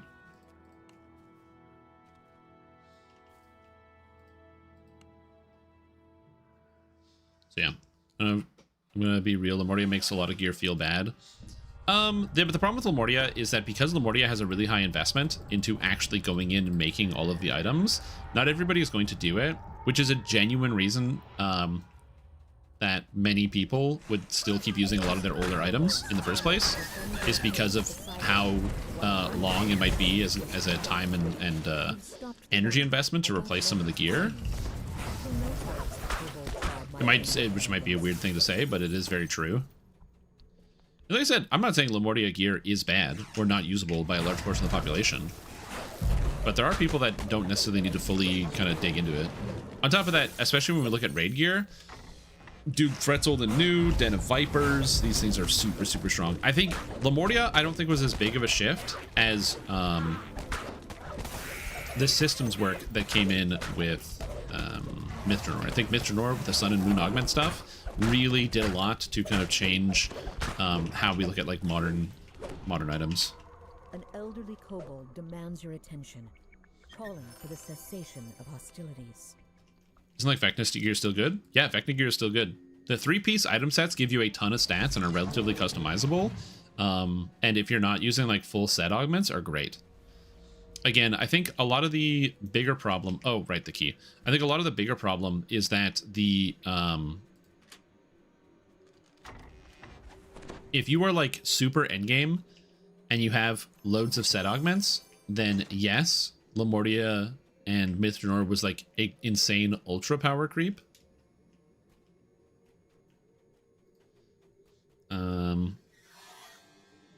Diplomacy? The kobolds react to the news of their chief's death with what seems like relief. There we go. I was like, there's something in here. The kobold offers you a reward for freeing her tribe from the tyrannical war chief. But yes, a lot of the Vecna gear is also still available. I mean, hell, even the stupid fried fish set is mildly usable. Want to play DDO, but I need real life stuff? Yeah, I've been there, dude. I have been there before. I get what you're coming from. She's happy to be rid of both the chief and the vile talisman. You enter the caves, determined to eliminate another threat to the residents of the keep. Alright. I didn't get any... I need to get the key. I forgot. I gotta get the key. As the last goblin dies, you notice something glittering in the debris. That's the one downside about this character is I don't have any like melee cleaves to just generate a sick amount of key. This might have been one of the reasons to get like a whirlwind attack or whirlwind attack alternative, just so I can like do a big cleave, get a whole bunch of key, and then not really worry about it and just key cast for a while. Because yeah, you just need to quickly generate key. I think if it's a little bit easier when doing like probably like raid style content because you can just like hit a big boss and generate full key bar. But here it's a little bit more annoying.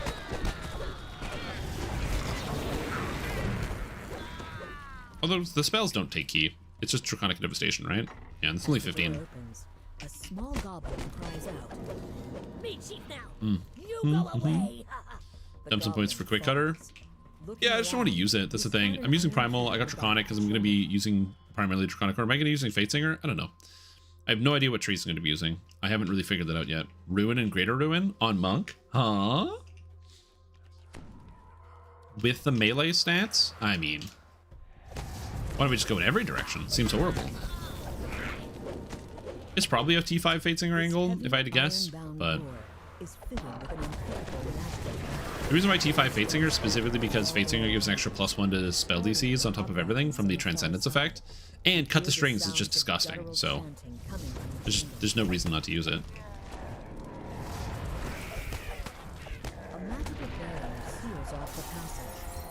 It's just good. The magical runes on the wall are the key to opening it.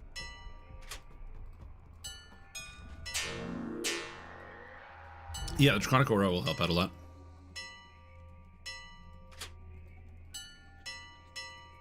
Mm-hmm.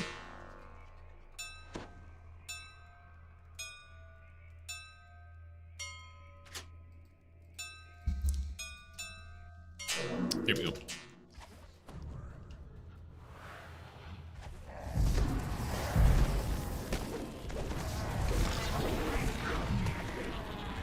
Turn the Tides. Turn the Tides is also handy. True. Yeah, it's probably is a Fate Singer angle. Past me had some good ideas. Is what I'm learning. Past me, like, figured it out. What I actually should be using.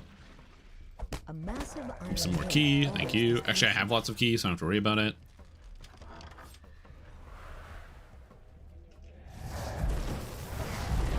Oh my god, look at the damage, dude. It's so cool. Yeah, I'm still digging this. Double damage. I use my Apotheosis too quick. What else does Apotheosis do? Half damage from elements, +2 all ability scores, immunity to sleep, spell crit, and double damage on breaths. Oh, okay. I mean, it's a lot of damage. It is cool. It is cool.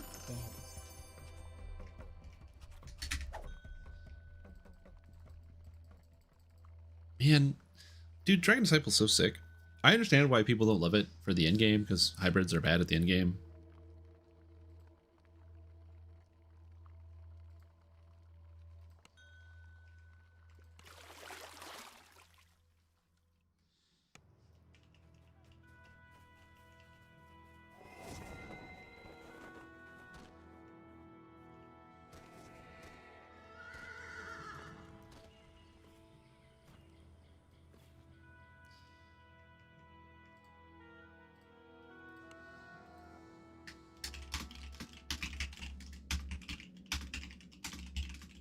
There we go.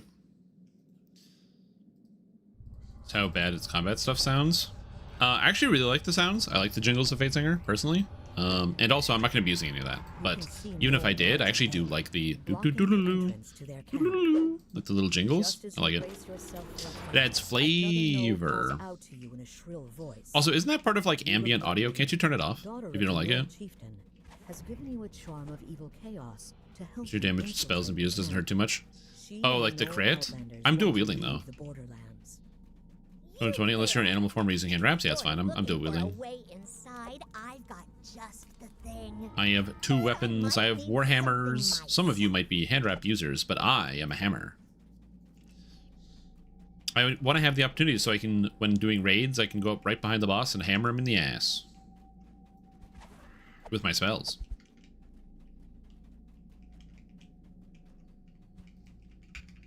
Oro's Sandcloak lets you in on a secret.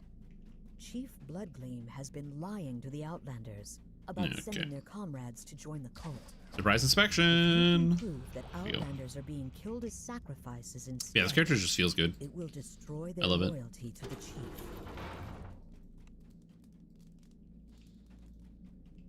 Yeah, you're doing hand wraps. I'm doing Big Hammer.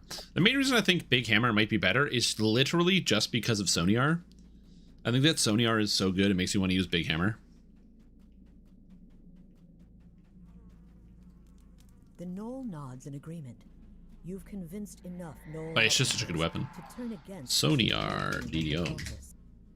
You've Soniar, the convinced Echo members of the Pain. tribe to turn against the cult of evil chaos, and It found is a proof Warhammer Chief that has Bloodline Rupturing was Echo, lying Sonic Lore, about Quality sending Spell the Focus Mastery, outsiders and to gives you an work LGS with effect. cultists. So you can use one of those for one LGS effect, and then so you can run like Dust and Ash Chief with bellows a at the crowd. something else, and you have Dripping with Sonic. You get the Sonic Lore on it.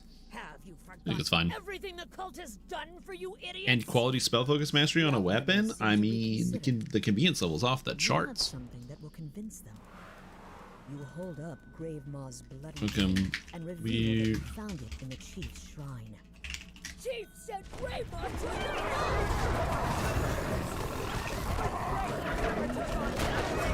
He's dead and will be next.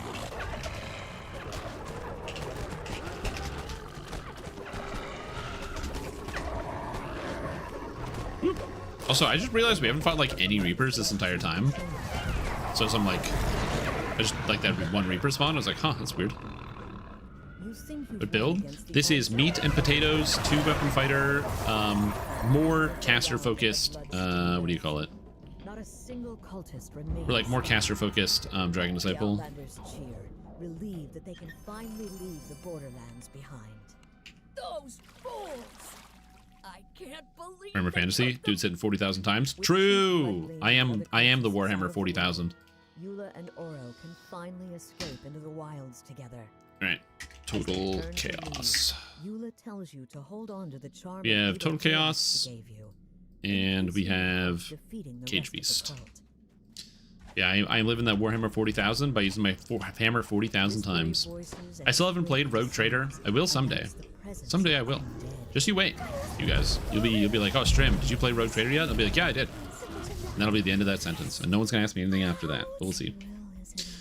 Trickster was amazing. I loved Trickster. It was so fun to play. Like, that's the best way I can describe it, is just generally fun. The utility and options you have when building your character is really, really cool. One of the things I love about it is you can go in a full weapon focus build and just have a couple of the Arcane Trickster crowd control spells. And because they scale with Disable Device, it means you can use Disable Device as your like primary method of crowd controlling people. Which just ends up being really, really convenient for you when your disabled device is really easy to get to 100, 120, 130 in comparison to like getting regular spell DCs. It's just great. So you can sound burst everybody. I kind of like the idea of just playing Henshin Mist, or not Henshin Mystic, but doing Quarterstaff, but with Soundburst that just freely blows people up. Get Soundburst, get Quicken, go crazy. And starts at level 6. You should have put a good month aside. It's enormous. Yeah. It's probably the same size as Wrath of the Righteous, which was very, very fun to play. Very, very fun to play. Oh, it's already done. I love when that happens. When this puzzle solves itself. Ugh.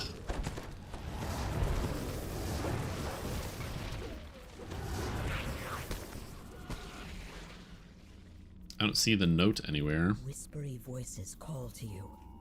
Well, got it. Step away. I mean, for Mystic Thurge.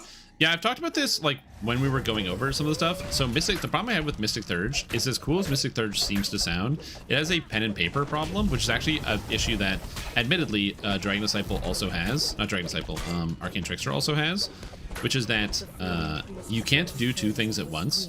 And so if you're playing as a Arcane Trickster and you want to do melees and spellcasting, you can't do both of them at the same time in the same turn. Like action, you're still limited on how many actions you can take. So even if you give characters more options, sometimes they still can't do more things. So yeah, it's just not always going to directly be a... it's not always going to be a direct increase in power. Something like Mystic Thurge I don't think would be problematic for DDO, because you'd have more spells, but you still can only cast so much spells, and you're still limited based on your mana costs. Maybe not. Also, being limited to, I think, 8th level spells for both. So you would never really get 9th level spells, which means no Acid Well, no Meteor Swarm, no Thunderstroke, no Iceberg, no Divine Wrath, no Celestial Bombardment. Like, it's a really tough sell to go with Mystic Thurge. But it'd be cool. unless they decided not to follow like pen and paper scaling, and we're just like, yeah, what if Mystic Thurge could get access to all this stuff? Which, like, I mean, they could probably just do that if they really wanted to, and just make it like an actual like wizard or cleric archetype that just gets to start at 1 and gets to pull spells from both spell lists, which would also be kind of fun. Mystic Thurge is a prestige class in pen and paper 3.0 and 3.5, and the way that it works is to be able to take the prestige class, the requirements you need to meet is that you can cast 3rd level arcane and 3rd level divine spells. A common way to do it is to be a 5th level wizard and a 5th level cleric. If you're 5 wizard and 5 cleric, you then qualify, as well as the like relevant knowledge skills on top of that. At which point you can then become a Mystic Thurge. Mystic Thurge's big thing is that they, from that point on, they gain cast levels as though they were, and spell levels as though they were both a cleric and a wizard at the same time. So then when you get to Mystic Thurge 1, you are now effectively a 6th level cleric and a 6th level wizard for the purposes of spells. And that continues to scale as you go. So again, it's very cool because you can kind of be both a wizard and a cleric at the same time, which means if you're 10 levels of Mystic Thurge, it's like you're a 15th level cleric and a 15th level wizard in one character. However, you can still only cast 1 spell per turn in pen and paper. So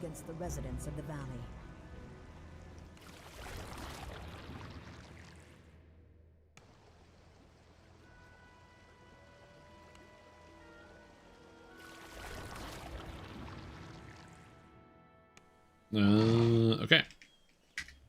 Next up, Spies in the House. Everybody loves Spies in the House.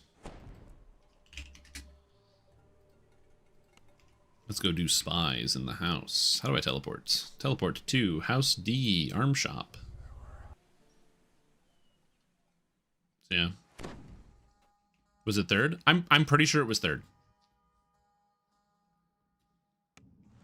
I'm like pretty sure. I could be wrong. If I'm wrong, somebody please correct me, but I'm like 99% sure you need a 3rd level with both of them. So it limited you to 8th level spells.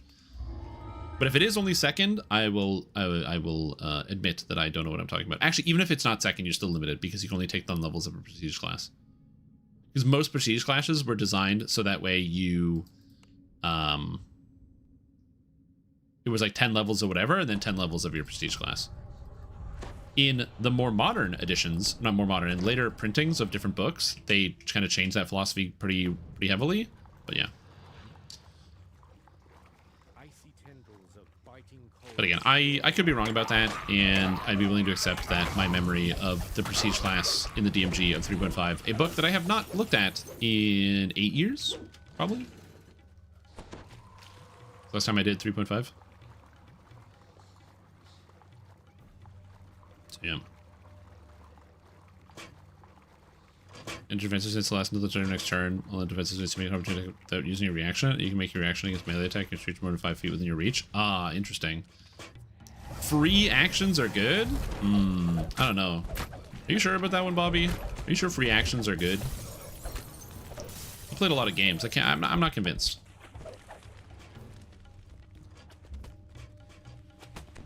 Animal abilities, both animal companion and familiar abilities. This might be a Pathfinder thing. You don't you would get a familiar because you are a wizard, but it only scales your Mystic Thurge only scales the caster level. It doesn't scale like the actual level of the class. You're not leveling up as a wizard.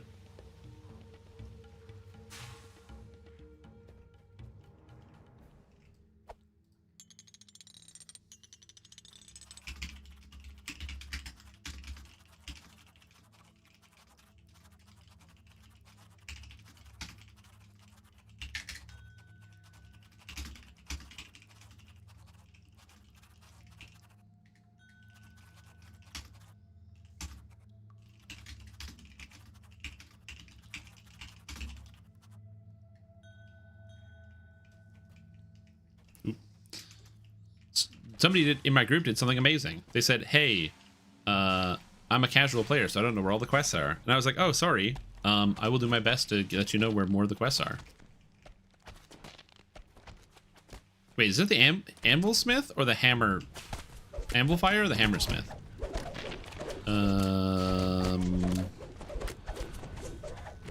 You know, I can't remember which tavern's which offhand right now. I'm having a weird day, guys. I gotta admit, I'm having a weird day.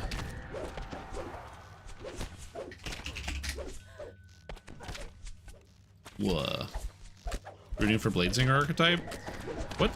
But isn't Bladesinger just like Eldritch Knight? Like, how is Bladesinger different than Eldritch Knight? Like, in terms of what it would be in DDO. Like, what do they do that's different? Because I know that you can play a Bladesinger in 5. But isn't it just like melee wizard? Prisoner's voice calling for help. Plorax runs off across the bridge and disappears in the pit. It's just how DDO does EK. Though that's what I'm wondering. Like, maybe I don't have the interpretation. I don't have trapping ability, so zoom.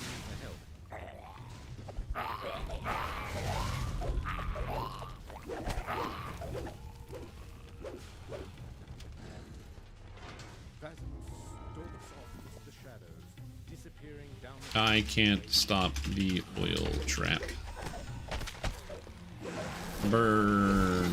Breath. Whee! Alright.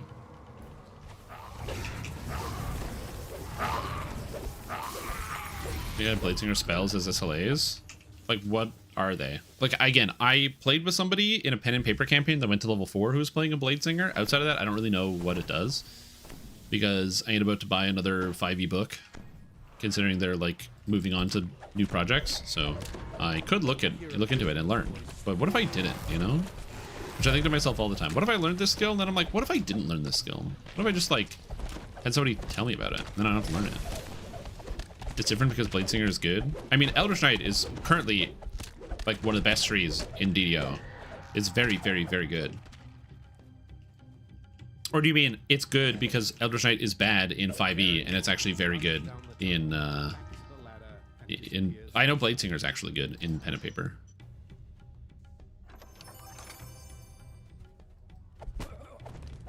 It was very funny. There was a forum post the other day where there was some guy who was like, SSG needs to fix a lot of their bad broken trees, and like how like our Eldritch Knight is just so bad and so far behind in power level behind everything else.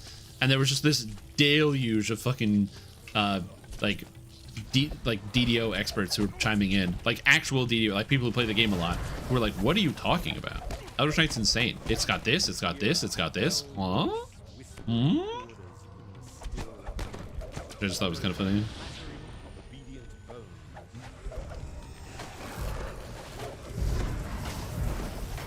Oh, wait, why are there so many monsters here? What's happening?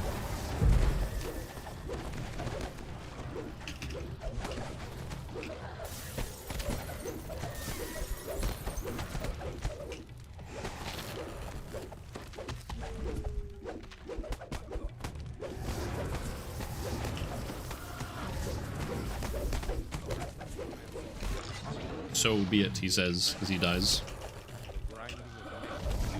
But I love just being able to Dragon Breath people over and over and over. It's so satisfying.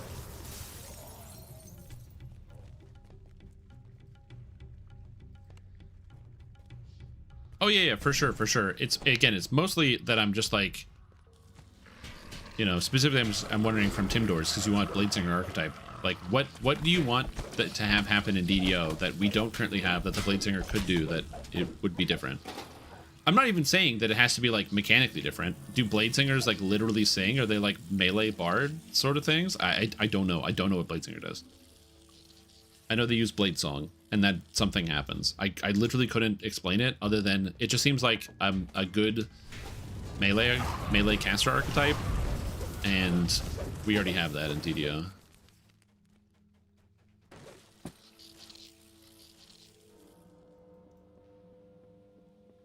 Be funny if they thought Harper was a great tree. Yeah, I'm sure there are some people that really like using Harper. Remember with Throat Dagger, there are people that really like Throat Dagger. Hey, hope's all well. Thank you, Cussy. I appreciate it. No, I'm still here. I will be ending my stream, I don't say early, but at like closer to 7. But yeah. That's not Harper? I gotcha. Well, I mean, if they do add a Bladesinger, I assume that if they give you a Bladesinger archetype, that Bladesinger would replace Eldritch Knight. I feel like it would probably be too good if you had 2 synergistic melee trees on a wizard. So imagine they gave you something like I don't know if there's any singing involved, but imagine if you were like Bladesinger plus what if it was like Bladesinger plus Archmage, and then they replaced Pale Master with like War Chanter or something. It was like Int War Chanter. Or maybe not War Chanter, there's too many things. Swashbuckler? Yeah, Swashbuckler is like totally separate. It was like Swashbuckler, you could do that. That'd probably be something that they could do.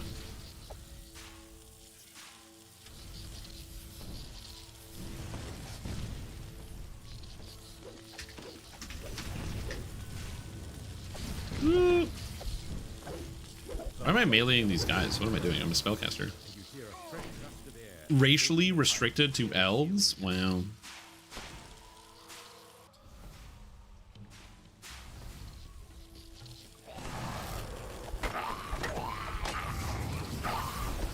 We don't really have any racially restricted archetypes in the game.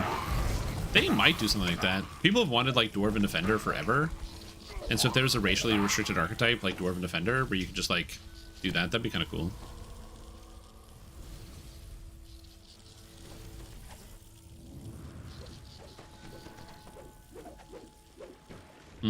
Interesting. Again, by the way, this I'm not trying to like tear down ideas or be like, you want this thing? What the heck? I'm more just like, I'm always excited to hear about like people's ideas and the things that they want in video games. I think it's cool because we're all, you know, we're all a little creative and we all have ideas as to what we imagine something to be like. I'm sure many of you have had the experience where you're like either in the shower or in the car or like riding the bus and you're like, man, wouldn't it be cool if, you know, this one video game I play or this one thing had this. And just having those thoughts is kind of fun, like kind of daydreaming or imagining like a future scenario where something is has an extra feature or a thing that you didn't, you know, not that you didn't think was possible, but is not currently there. I do that all the time. It's like a constant train of thought for me. So I just like hearing about it from other people. That's all. So Arcane Archer from elves, we can steal everything else. True! Rangers can just be Arcane Archers where elves used to be required.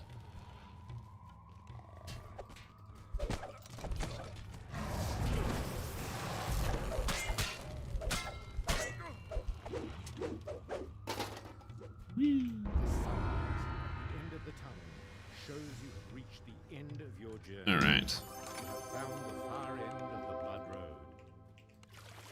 Next is Two-Toed Tobias, which is in Three Barrel Cove, which you can get to from House D Docks.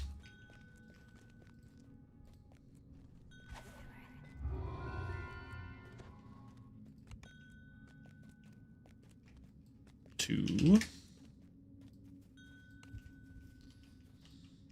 Tobias.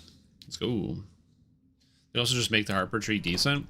Yeah, I think the issue is that Harper Agent... So when I think of making the Harper tree decent, like some of you, I immediately think of the Harper Scout from Neverwinter Nights, which is really, really interesting. It's basically like a modified bard that uses like stealth skills, which is kind of cool. I think something like that would be interesting if they wanted to do that and kind of make him more into that espionage sort of spy sort of role and give it like a heavy focus on using your like bluff and other different utilities. I think they could do that.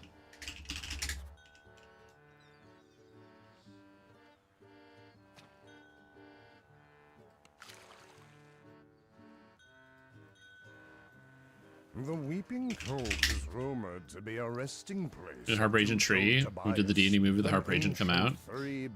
Yes, there literally was a movie where a character is a Harper Agent, and we did not get a revamp of the Harper Agent Tree. That is correct. You are not the first. Again, the Harper Agent tree is so... Whenever I say, oh, this tree is probably the worst tree, like Dark Apostate is probably the worst tree in DDO, please understand that I am not including Harper Agent because it would just be, like, unfair. Harper Agent has some low-hanging fruit, which is useful, for sure. But outside that low-hanging fruit, oh god, you really... there's nothing left. It's all shell, man. It's all shell. It is a paper-mache outside with nothing on the inside. A hole in the ground leads to another part of the cave. Fun fact, there actually was a time, because DDO trees were so bad generally, that Harper Agent was actually used a lot by endgame players, because Harper Agent has a line right up the middle that just gives you generic melee range and spell power, and it was one of the better ways to get melee power. So you would unironically have like barbs and fighters and other people going into Harper Agent and taking 1 2 3 1 2 3 1 2 3 because that's 9 melee power, and that's how hard it was to get.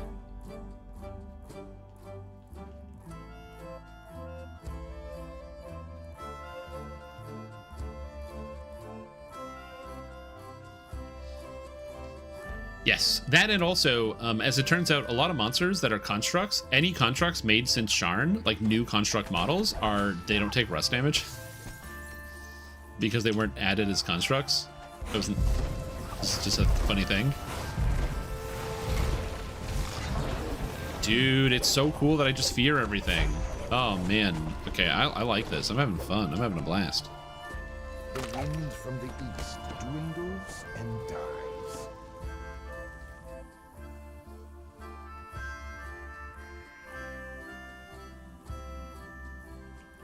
Also, the music in here is great. I was afraid, don't forget, but yeah. But yeah, overall, I think that there's a lot of really cool archetype ideas you can draw from. I kind of hope, and this might sound weird, I do hope that SSG makes archetypes that are not from any source material intermittently, as well as archetypes that are in source material.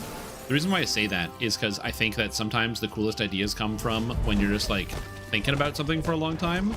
And you're like, yeah, what about X or Y? Like, if somebody is a big fan of, let's say one of the developers really loves the Argent Savant,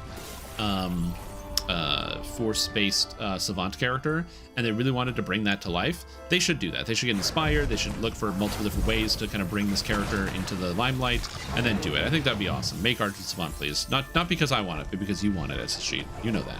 But most importantly, I also think that they should have like the freedom to be able to go like, hey, it'd be kind of cool.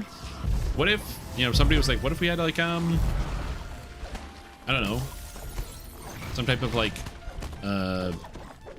undead bard, like the Death Singer, and it was like a bard that could like turn undead and had a whole bunch of focus, and you could like summon minions by singing. And it's like, yeah, that'd be sick, dude.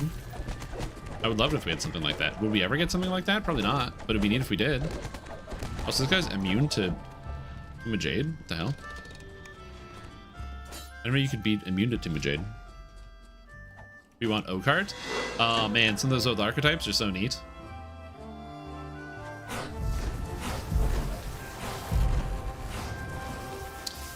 Talkman's working on other stuff. For those who don't know, he was like working on his own independent game. But I'm like, I should tap him on the shoulder and be like, hey, do you want to do another thing where we talk about like a DDO design idea? We did it in the past. It was a lot of fun. Do you want to do it again? You might enjoy that.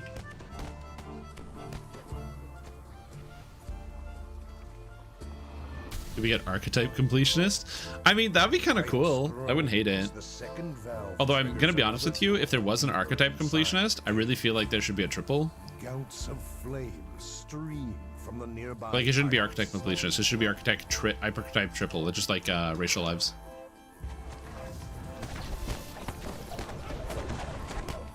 Smoke them. Ducani Dirge Singer. Actually, that's true. Yeah. Look at that. Beat me to the punch. Dude, Oakheart was so cool. Getting like a tree form. Man, what a cool tree. Going back through some of that stuff, it's fun. I have gone back and rewatched some of those old videos, and it is neat to come up with ideas. Also, the number of times where like chat comes up with something and we kind of like incorporate it in of like, hey, what do you guys think? And then you just stare at chat for a second while everybody throws out their ideas. It's a big collaborative process. It's like you're sitting in a room and you got somebody up at the whiteboard, listening to everybody shout ideas at the same time. You're like, okay, yeah, and yeah, and yeah.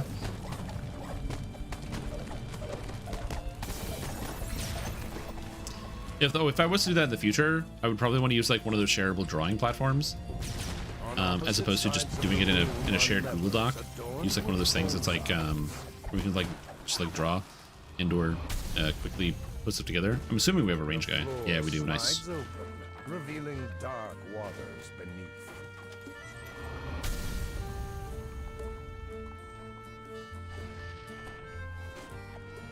The door before you stands open as if you were expected. Jack Jibbers. You want a mind mapping tool? Oh yeah, that's what that's called. Yeah, mind mapping. Yeah.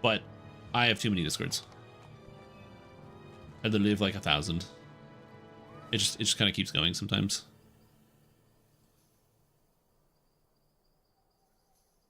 Yeah, I don't know. Anyways, I'll be back.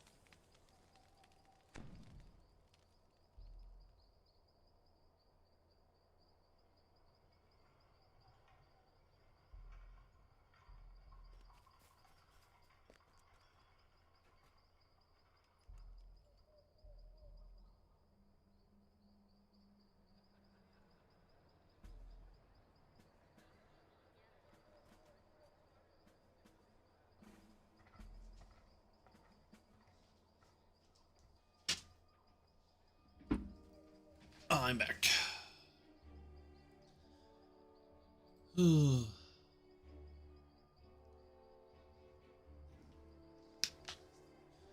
There's 2 Reaver's Fate groups going on at the same time?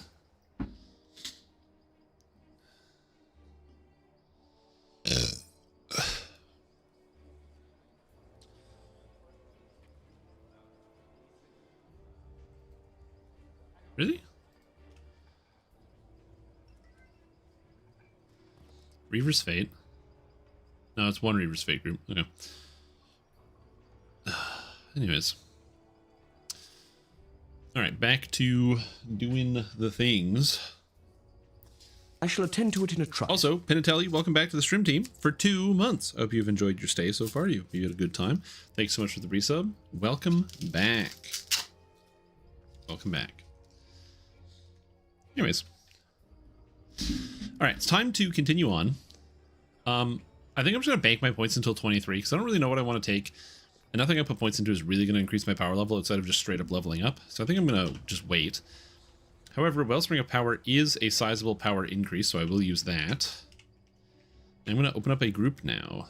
So we're going to do Vault of Night. Von 1 all the way up to Von... Oh, Thrash Arena, sorry. Von 1 all the way up to Von 6.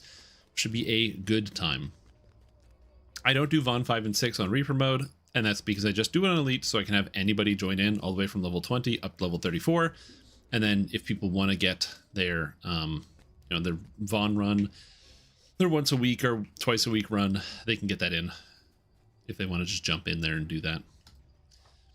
Hi, this buff Warlock build was fun. I used a different kind of playstyle than I'm used to. It was neat spamming closed wounds, watching everyone fight. As long as I could see them, no one ever died. Isn't that cool? Any thoughts on Project Gorgon? But on the fence about starting another MMO, but it seems cool. Just wondering if you had any insights. Okay, so I'm going to say this the best way that I can. From my quick look at the game Project Gorgon, my understanding is that it is a project that is... I don't know what the best way to describe it is. Old bait, I guess. It is a project that is designed to bait your sensibilities, to be like, do you remember when games used to be like this? Well, guess what? We're making a game that it's the way you remember it being like. Nostalgia bait, I guess. And that's kind of how it looked to me on paper. That being said, I don't have enough experience with it, but when I first saw the initial announcements of the game, how it was coming out and what have you, that is the initial impression that I got, was very much in the nostalgia bait camp, much like Pantheon as an example, and other games in that same kind of genre and time frame. But like I said, there are literally people working on it, and I'm fully admitting I don't know enough about the project to have a good amount of detail. My understanding is that it's like the lead developer, the person who started the project, is somebody who spent a lot of time working on Asheron's Call, if I recall correctly. So they do have some of that old MMO experience, and it is designed to live up to some of those old MMO standards. But outside of that, I honestly couldn't give you enough of a big overview. The gates of Daras Arena loom ahead, guarded by a well-groomed... But that is my personal opinion on the matter. Which is, I don't know enough, and I would not take what I am saying with any amount of inclusion. If you're like, oh, if you don't feel good about it, I won't either, don't do that. I recommend you look into it on your own. But that is my experience dealing with a lot of nostalgia bait games that just don't do a good enough job of actually showing you why you should play them, but instead just go remember remember how it used to be? And I just don't need a lot of that. There's too much member. I like it when new video games can take good ideas from old video games and incorporate them in the future. But if I want an old video game, you can just go play EverQuest. You can just go play City of Heroes. These are games that are still around and on the market. You don't have to be man, I want a new old game. Just go play the old game. Sure, some old games have shut down, and some of those things you might want to experience no longer exist anymore. But, not every feature is gone from every video game, and there are people innovating and trying to make new stuff all the time.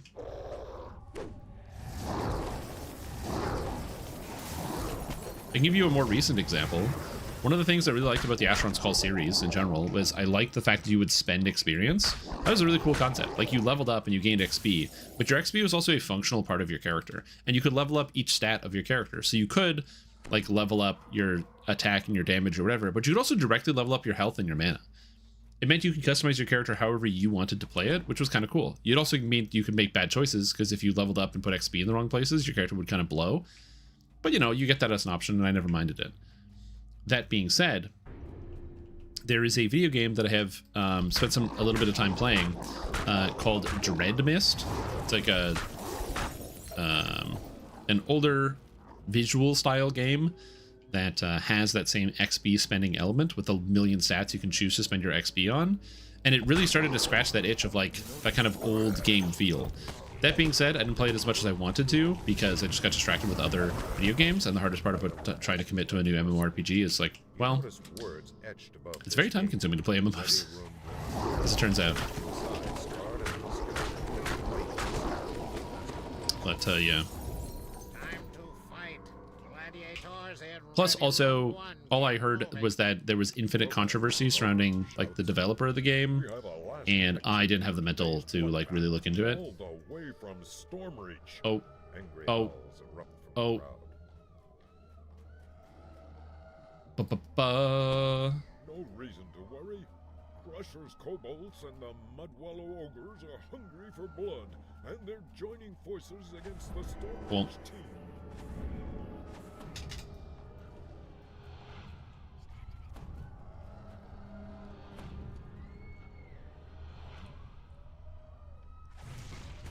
Yep, I remember back in the day. Remember the good old times where you could just like sit and eat candy bars and go play on the swings and run around in the grass and play Asteroids for the Atari. Those are the good days.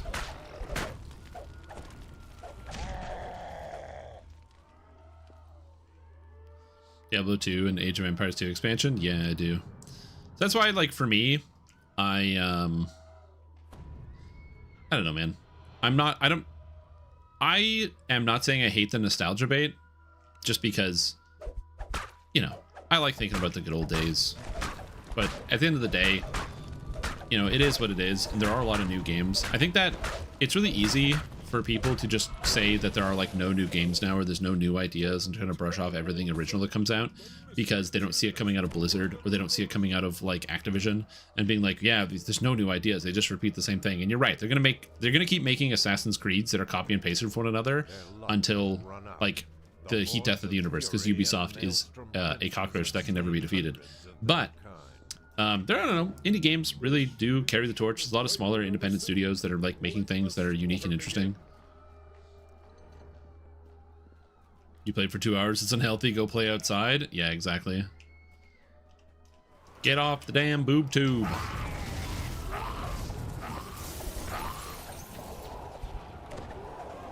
Or the classic, this is like one of the best parts about you know, growing up in the 90s and early 2000s. Hey, you've already played video games for 2 hours. Those things rot your brain. Turn off the video game. Okay, can I watch TV? Yeah, you can watch TV. But no, you can't play any video games. You're allowed to watch as much TV as you want. TV as a parent? No problem. You can have TV as a parent easy. But video games? Don't worry. No, you don't need that. Parenting? No time for that. But TV? Absolutely. I literally used to come home from school. School was, like, I would usually get home around 3 o'clock. And then just watch TV from like 3 to 11, then go to bed.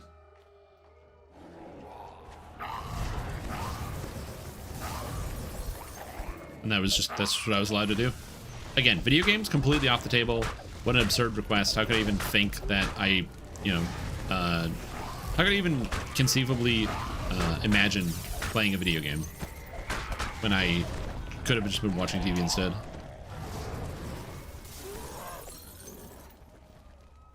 Welcome. Welcome. The Rashka Arena. Get off your game. I need to make a call. Need to make a call.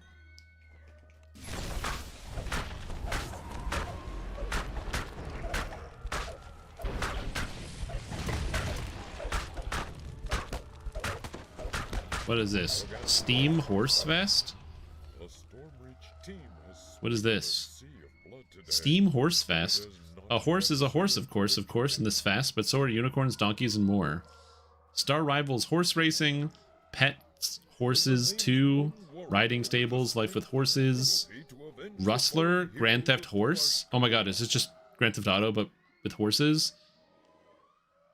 Oh my god, there's so many horse games. Admittedly, a lot of them look very similar. I'm also surprised at the restraint from Steam's part to not have that horse racing, the one with the anime girls game, as like their like #1 top seller on the actual page. Not saying they have a lot of restraint, but like that wasn't literally like the banner ad. You know what I mean? Uma Mama Misumis Mama see, whatever it's called. Yeah, that wasn't on the front page. I had to like scroll down to get to it. It's crazy. Resumes lie scattered and frozen at your feet. Now is your chance to seize the mighty axe. No. Now is my chance to seize the mighty axe.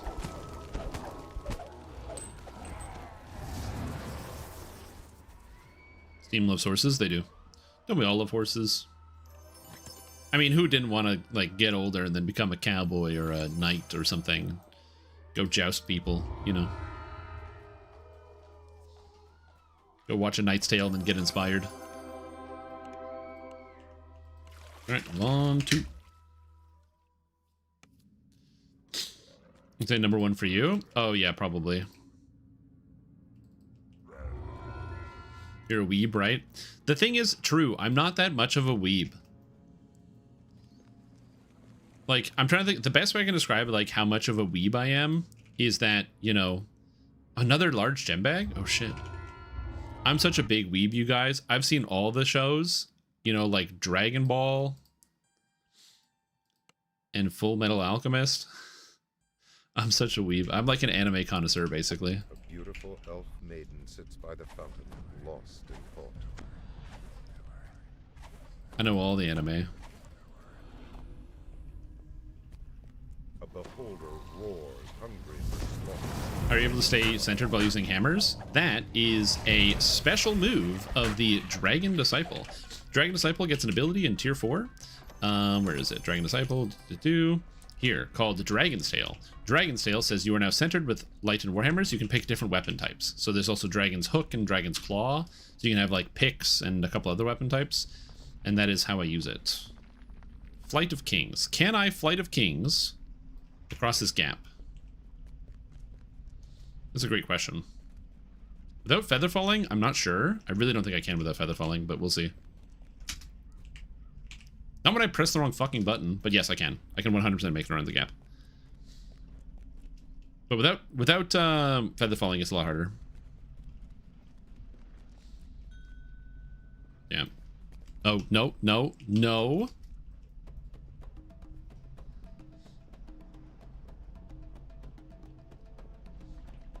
Yeah.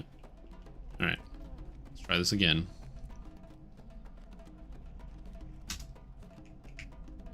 I'm bad. Never mind. I'm washed up. I'm washed. I'm just washed. It's easy. I'm washed. If I had feather falling, it'd be easier, but I'm washed. I'm way too washed.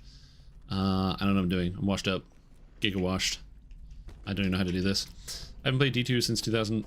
What is going on with the ladder today? Like WoW Classic and more like PvE2. I don't want to play D2 with minor changes. So D2R has multiple game modes in it. What am I doing? I really want to get this. It's not that hard, but for some reason I'm just like getting stuck on this. But I'm gonna get it. Whatever, it doesn't matter.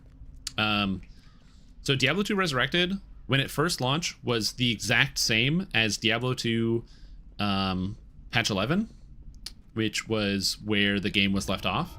So when D2R first launched, that's what it was. Since that time, since the launch of Diablo 2 Resurrected, they have done a couple extra patches. So the most recent one is patch 2.4. 2.4 basically adds like a couple rune words, and they buffed like a couple skills, but it is largely the same game. the Rise of the Reign of the Warlock, which is the new expansion that just released that is $25, does add the Warlock class and add some other features. There are also some changes in Diablo 2 Resurrected that they added that did some different things. I guess it really depends. I'm trying to make sure I understand so I can answer the question properly. I think I'm missing part of the context here. You are asking, is it more like WoW Classic or more like PoE 2? It's neither. It's Diablo 2. I guess I just don't understand. So Diablo 2 Resurrected is just a one-to-one recreation of Diablo 2 in its entirety. There's no new bosses. There are no new monsters. There is, like, if you buy Diablo 2 Resurrected, that's what you get. You get Diablo 2, but it's in HD. It's got, like, all updated character models and stuff. And it looks a lot like how you remember it looking from playing it 20 years ago, but it looks like with a modern skin. It's got better graphics and all that. And then there were some changes over top of that. So if you're somebody who likes Diablo 2 and you want to play more Diablo 2, but without having to go back and get your, play on like the old resolutions and all that, but you want to use your modern monitor, then that's what Diablo 2 Resurrected is for. Again, there are some unique changes to Diablo 2 Resurrected, specifically in the Thunder Charms. That's a big one. Terror Zones is another big one. So yeah. Like, Diablo 2 Resurrected is Diablo 2. If you don't want to play Diablo 2, I would not recommend buying Diablo 2 Resurrected. Basically the same classes and spells. I think Path of Exile 2 is very dissimilar from Path of Exile 1. Path of Exile 2 is similar in that there are some things that are named the same, but basically every single ability functions entirely differently. The gem system is entirely different because of, like, you don't sock it into your gear, which is a pretty big deal. There's PoE 2 is, like, very, very, very different from PoE 1 in terms of the physics, the way the movement is supposed to function, the way in which you engage with the monsters. They're both action RPGs, but, like, if you put a PoE 1 character in PoE 2, number one, not only do they obliterate the game because of the difference in terms of movement and, like, general game design, but also just, like, the features are so incredibly different. So yeah, it is very much, like, closer to Diablo 2. It's Diablo 2 with some extra stuff. Like, the biggest changes that they did with Diablo 2 Resurrected is, as I said, there's terror zones. So what used to be every hour is now every half hour. Several areas get terrorized, which means they are, once you've completed the campaign anyway, so they give you, they give you, like, items based on your, or, like, all the monsters are leveled up to your level. So one of the big problems with Diablo 2 in terms of, like, doing a lot of farming at the end game is that there gets to the point where you can't really gain XP or items anymore, and you can only go to certain areas like the pit, which is level 85, and other level 85 specific areas. And so it made farming kind of annoying. In D2R, now with terror zones, once you are level 85 or 86, when an area is terrorized, it just is level 85. It is level 86. So if I'm, if Travancore gets terrorized, well, now all the monsters in Travancore have higher treasure classes. All of the, if Tristram is terrorized, all the monsters have higher treasure classes because they're now at a higher level. They can drop more items, and they also give more XP. They have more health. So the areas are more dangerous. So it basically gives you, like, lots of areas to go play, and that changes every half hour now, which is kind of cool. So you're never farming the same place for too long. But then one of the reasons why the areas was kind of nice in Diablo 2 is because of immunities. So it was very, very common for you to deal with, like, different types of immunities. So, the pit, for example, was amazing because there were no lightning immunes in the pit. So you could just, like, go and get your Griffin's Eye and just start ripping through guys with a lightning sword and blasting your way through. And so you're kind of looking for those slight zones. Now you have to farm, not have to, but it's more optimal to farm basically everywhere. So to facilitate that, they added a new mechanic called a Sunder Charm. And Sunder Charms drop from terror zones, and they're basically items that go into your inventory. They're charms, but they give you a massive minus to a resistance. So, like, there's, like, Crack the Sky, I think is what it's called, or Crackling Sky. And it gives you minus 75 to 90% lightning resistance, so it just destroys your entire lightning resistance. But in exchange, you now get the ability, or enemies' lightning resistances are sundered, which means they count as having 95% resistance. Which means not only can you damage them if they're immune, but if you have any reductions, like resistance reductions, instead of the resistances starting at, like, whatever they are, they now start at 95%. Because in Diablo 2, if I have minus 30% resistance on a monster, if the monster has above 100% resistance, it only applies at 20% of the value. So let's say a monster has 120 elemental res, and I break 30% of it. You think it goes down to 90, but no, you only get 20%. So you actually go down from 120 to 114. They're still immune because 30% is not enough to be able to break it if monsters have above that resist threshold.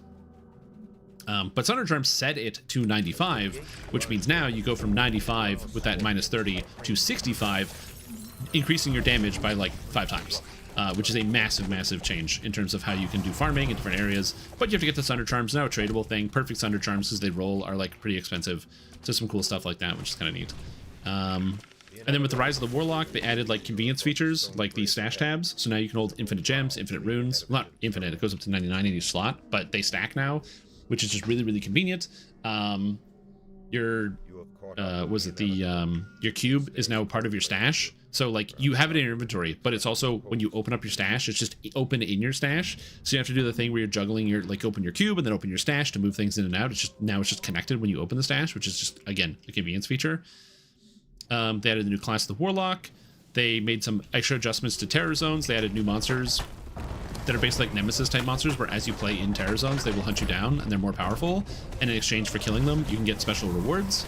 They let you terrorize entire acts, so you can get like a resource that lets you terrorize the entire video game, which is pretty cool. Do we have a, yeah, we have Probus. Get them Probus. But yeah, they let you terrorize an entire act, so that way if you use the currency, you can then just go play all of Act 1 if you want, and just do it all in a row, which is pretty cool. I actually really like that. And then they also added the Uber, a new Uber boss fight, which is the Uber Ancients. And I don't know what drops from Uber Ancients, actually. I'm not sure. Loot filters is also cool. They also added the Holy Grail system into the game. So instead of having to use a third-party website to track your Holy Grail, it's now in-game. And for completing each section of Holy Grail, there's now cosmetics attached to it. So if you like find every unique in the game, you get like a character glow. If you make every rune word, you get a new portal. And if you find every set item, you get footprints. But the Holy Grail system's really cool because not only does it have the Holy Grail, it also shows you where and when you found those items. So if you're like, oh, there's a, like say a Griffin's Eye, which is a crazy rare item, it'll now tell you where you got it. So you can be like, oh yeah, I remember that day. And you can like look at it, which is cool. You stand amidst a scene of terrible slaughter. The inevitable. So yeah. Shrimp Kaiju number 8, Freerun and Delicious in Dungeon, all top animes, beat even solo leveling as well. I don't know what any of those things are. Except for somebody mentioned Delicious in Dungeon the other day, where it was like, yeah, it's really good. It's like this goofy, silly anime where people eat monsters. And then they're like, also it takes a really dark turn. I'm like, okay.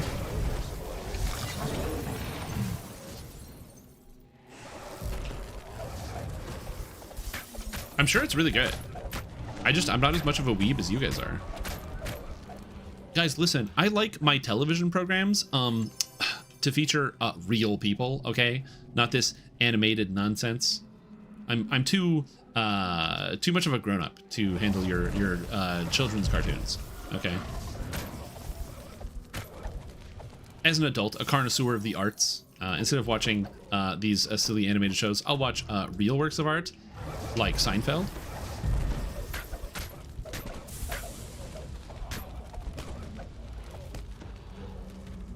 Needs to watch Way of the House Husband. Yeah, I'll watch some of these shows eventually. The last anime I watched was Mob Psycho 100, and that show was fucking good. There's so many times where I had to rewatch sequences because the art was so good. I just like literally just was watching and I'm like, okay, and just re-staring and rewatching over like all the drawing. It was beautiful. Yeah, true. King of the Hill, the one true anime. Delicious in Dungeon is not good. I don't know. A bunch of people in chat are saying it is.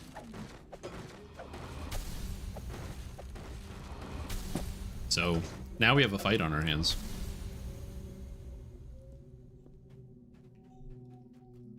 Can I use maces instead of hammers? If you want to be centered, I believe there is one for maces, but it's not here. It's not Dragon's Tail. I believe it's like there's like a dragon slant arm or something. I'm not sure. A lot of people in chat like Naruto. Yeah, probably. Isn't Naruto like one of the most popular animes of all time? Like a lot of people on planet like it. So you're playing Trickster. Assuming you haven't posted a video yet, any thoughts you can share?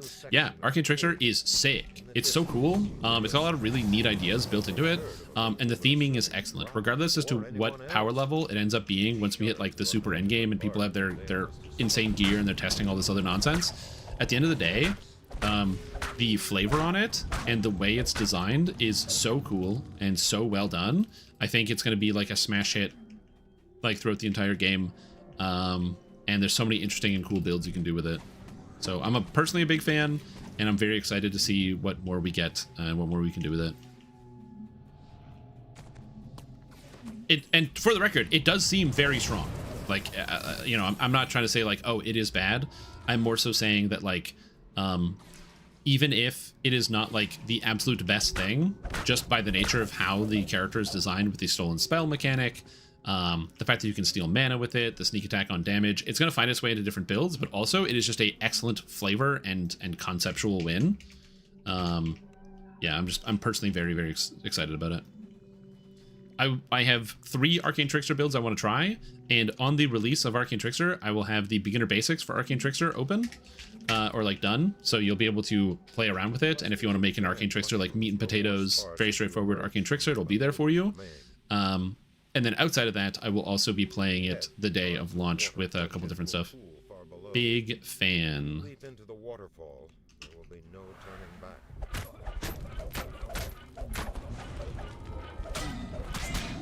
Yeah.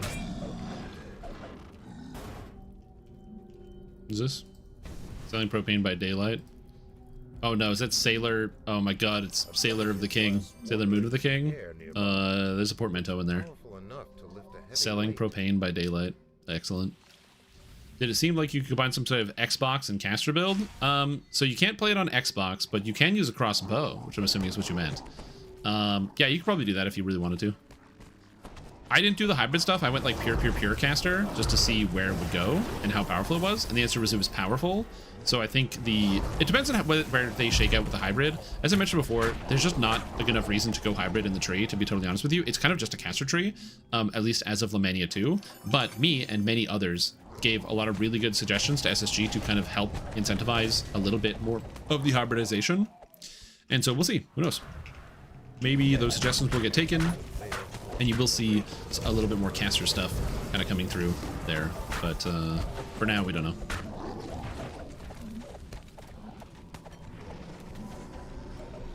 To be specific, original had some good parts too. Again, I haven't watched any of that.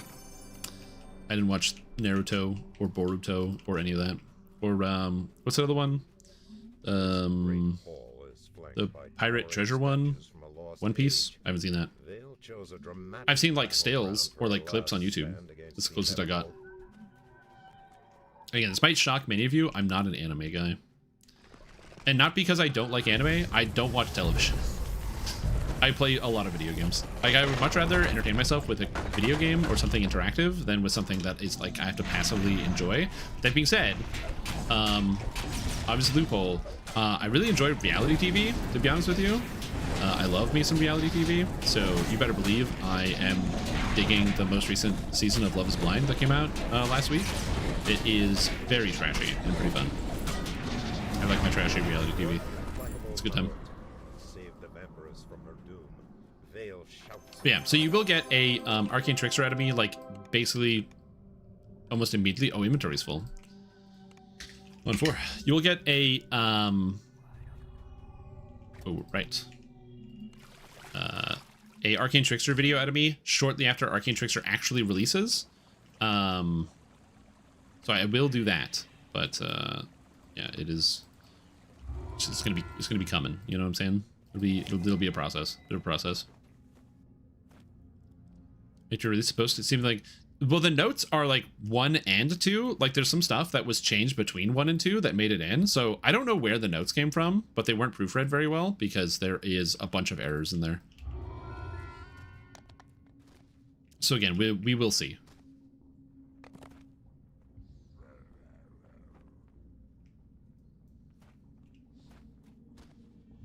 I wrote down the errors, so I will like post it and see, and like maybe SSG will edit it because they did edit the other page, so I'm assuming that it's a working page and they will make an adjustment. But yeah, there were some errors that I just don't really. The Calamitous Warhammers. I forgot about the Dolorous Acid. Isn't that just better? Isn't it? I don't know. Book belt strap cover. Why did I do this? A Dream Spitter? Whatever. I'm just gonna get rid of it. Hallowed Gauntlet. Just get rid of it. Sentry's Helm. Just get rid of it. I don't. Wait. What is that? Light Armor of the Art Blade. Don't delete that. Don't delete that, Strim Tom. Don't do that. Apparently I haven't sold since before I like leveled up. Ghastly Guards. Yeah, I'm selling that. I should sell that on the auction house. Vermin Keeper's Bangle. Oh my god, I have so much garbage. What is this? I don't know. Tiny Brain in a jar. I don't have the mental to like look at all my items. I'm just selling everything out of the game.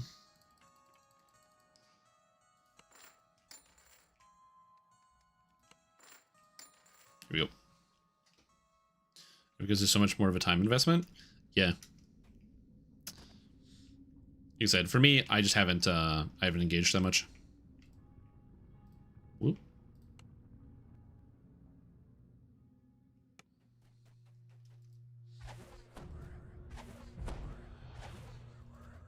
Yeah, I sold a bunch of items I probably wanted to keep, but also, like, I couldn't remember that I had them, so they probably weren't that important. Other than the Art Blade.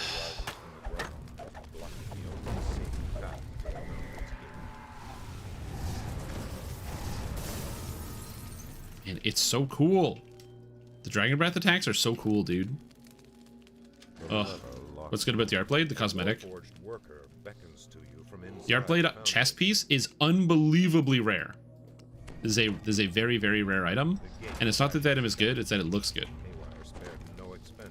The Art Blade, Crown Blade, and Something Blade from, I think it's Warblade, from Myth Drannor, have both a weapon and a armor piece associated with them. And they are rare, and they look fantastic. Some of the coolest looking items in the game.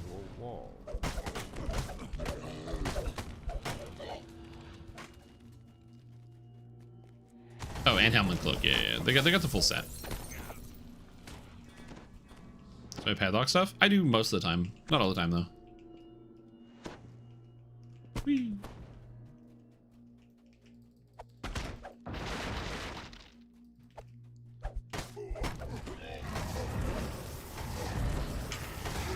Get out of here, suckers.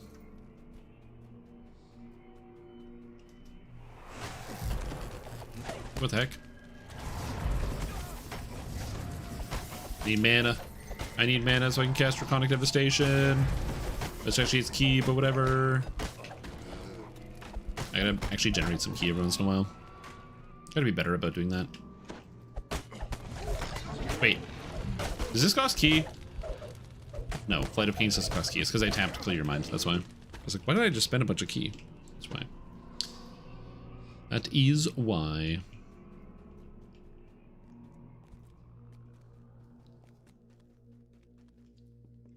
I'm trying to think of like what was the last TV show that I watched that was like really, really good? Power surge shorts out the storage area's energy barrier.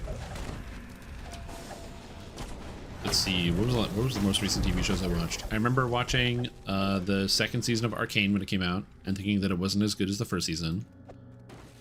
It was still fun to watch, but it wasn't as fun to watch. And I found the conclusion very underwhelming. But basically they like set up a whole lot to then kind of end with a lot of nothing. Where they're like, hey, here's our show. It has a million loose ends, and we're not going to tie it up, and we're not making another one. I was like, that's disappointing. What other TV shows did I watch that was really good? I mean, shit, man. Nothing is really going to top, you know, seeing the end of Better Call Saul. That show was amazing. Mad Men was a very good show. That was extremely good. But I haven't watched Mad Men in a while. Yeah, that one's just like, ugh. Honestly, I find that's another show that just gets better on rewatch. Just gonna have cold DD SLAs. So I only have the cold ones because that's my highest spell power. Because like I can't have the SLA share cooldown, right? So the like Acolyte's Breath SLA and the Draconic Devastation SLA share a cooldown. But I also have Draconic Devastation blue because I have the lightning as well as like a secondary to kind of stack it in. But yeah, I figured cold would be the best one. So we got 311 electric and I have 321 cold. Slight increase in cold specifically because I am a cold Draconic Incarnation. So this gives me an extra 5 spell power of my associated element, an extra 5 spell power of my associated element. Ideally, all cold would be the way to go, but sometimes you need some lightning, so that's why I have the lightning ones as well. The north wing is now accessible. So I have lightning devastation, Far from over. SLA, and lightning devastation normally. But for the most part, cold works.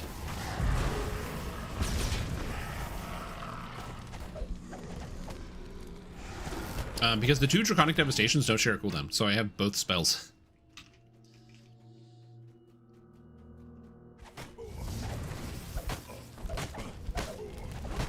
No, more guys. Few times? I don't have any information for you. Sorry, Tyrbjor.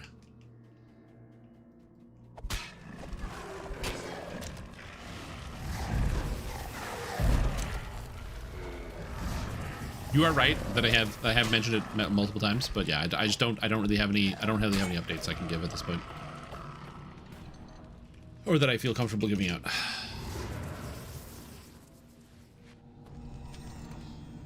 Wait, you're using for cold spell power? I am using for spell power. What am I using for spell power? Excellent question. Do I have any spell power items? Cold. Oh yes, I have a Dire Glaciated Ring of Icelore that I crafted with Caneth crafting, and have a Dire Magnetic Ring of Magnetism that I Caneth crafted for lightning spell power. That maybe isn't the answer you want, where you're like, oh cool, is there some cool item I can get? And the answer is probably, but I just crafted it.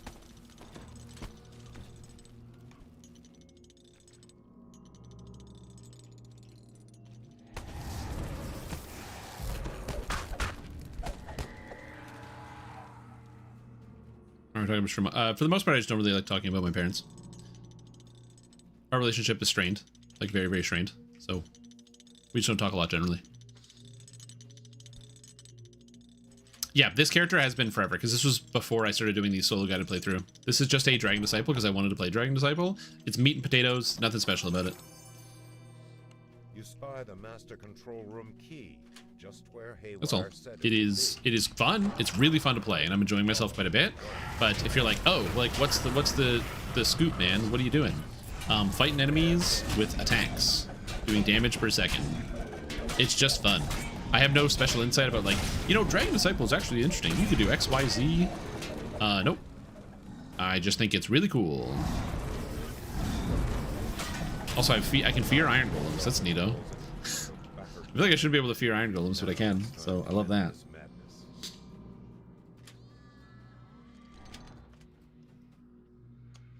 A toneless voice echoes through the All right, let's boogie oogie on out of here, and then we're gonna do Vaughn 5 and Vaughn 6 on Epic Elite, because you can do Reaper 1, but if you do Reaper 1, then not enough people will join you. But if you do Epic Elite, then you fill up the group, and then you have more people doing more things. And I don't think I have a throwing weapon. I'm an idiot. I definitely sold my throwing weapons. Did I lock a weapon? Oh, I did. I have shurikens. Let's go. I'm less of an idiot. Good job, past me. Good job, past me. I love when past me does something smart. Past Strimtom usually like throws future Strimtom under the bus, where past Strimtom will be like, hey, what if I did this really horrible thing that sets you behind? Beautiful. Beautiful. Good job, past me. Good job. Pat on the back. But this is important. Keep Haywire. There's a flask door. 4 minutes. As soon as I see someone reach the exit, I'm gonna count to 20 and seal the blast door. There ain't time to wait for. Yeah, I'm pretending around the throw material. Gotta figure that one out. Rumblings from deep within the factory reverberate down the corridor.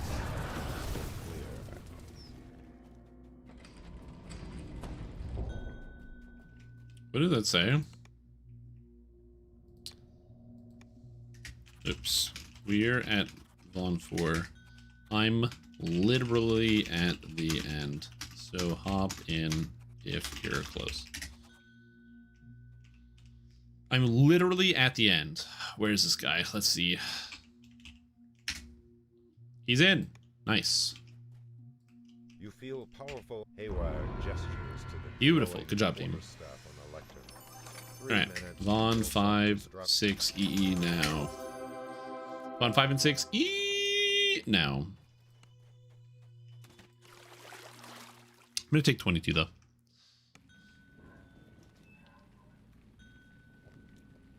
Biggest spike ever? Yeah, he's already gone. I don't mind. Somebody wants to jump in. If somebody jumps in and they want to just snag some XP by stepping in a door, I don't care too much about that. That's fine.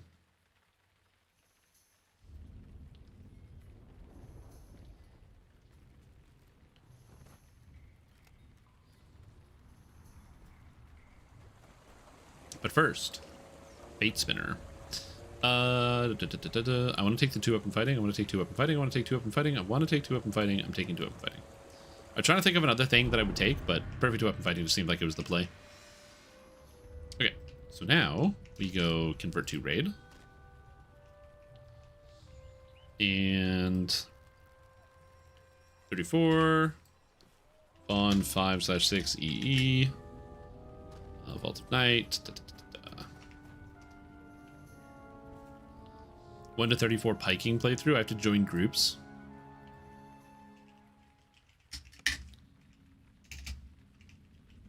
Oh my god. Typing is hard.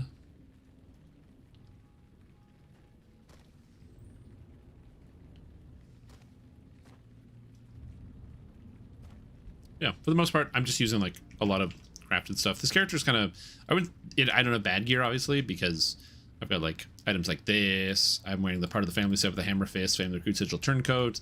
I got a Bloodstone on for most of my stats. I got this crazy wisdom item. I have this Circlet of Shar, which gives me 2 wisdom and nothing else. Goggles of Dusk, which gives me even more wisdom, as well as Evocation, Insightful Evocation, and Quality Spell Focus Mastery. Con, Insightful Con, False Life Belt. So I have like a lot of really good items. Hallowed Cascaders for healing spell powers, and Insightful Sheltering. I think I have Sheltering somewhere. I might not have Sheltering on anything, but it's fine. Past lives cover most of that, so we're all set. Okay, so unfortunately for me, I can't disable any traps, but I have bells, so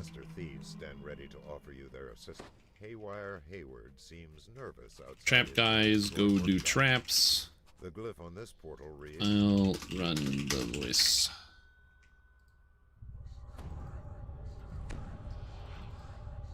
One at 34 without killing a single monster. I mean, yeah, you just gotta AFK, which is doable.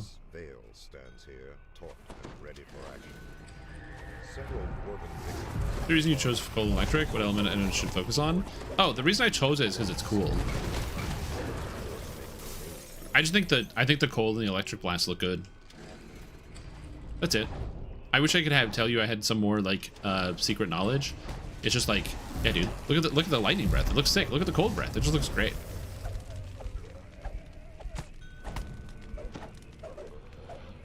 Okay. Rogue Monk Druid. Is that a Shader Kai Druid? Oh, you know, I haven't done Shader Kai like animal form. I think Shader Kai Wolf could be kind of fun.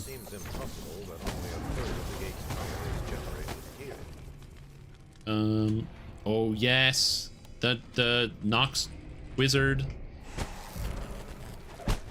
You know, can release a weapon to break boxes and heal people. Yeah, but that's cool. I think it's awesome. I like the fact that you can roleplay like that in DDO. And it's not destructive to the game either. If you join my party and tell me, hey, by the way, I'm not going to kill anything, but I will stand behind you or like run behind you and heal you. Awesome. Who would complain about that? Who would have complained about a person saying, I'm literally only healing you, you go kill everything? Most people complain that they're like, I don't have time to kill people because every time I play, there's always just some guy running in front of me blowing up all the monsters. And somebody's saying, hey, I want to do the exact opposite. That's great. Love that.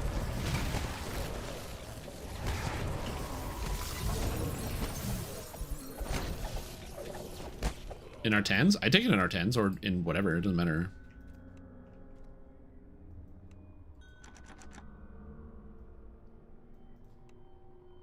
Oh, you know what? The wizard. I gotta go. Yeah, choosing with that criteria is valid. Yep.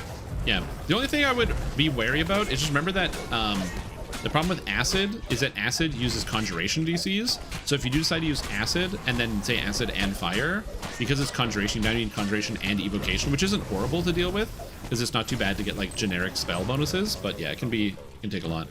Did I just see somebody use a Grandmaster Flower attack? Oh no, that's not good. Uh-oh. Ah, okay, I know why. I've seen this build. I've seen that build. I was like, whoa, I saw Grandmaster Flowers ability come out? Holy, not the Drifting Lotus, but the Lotus Blossom, or not Lotus Blossom, the Lotus Bloom? Is it called Lotus Bloom? The big Force Blast.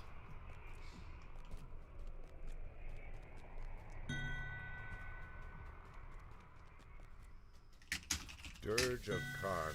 The corridor is divided by a force wall and lined with deadly electrical traps, crack and seal, filling the hall with acrid ozone. All right, 3, 2, 1, go. Go. I didn't do this. I ran over. I was too slow. Let's go. Perfect. Oh my god, this is like a really fast Von 5. I'm gonna be honest with you. Huge Von 5.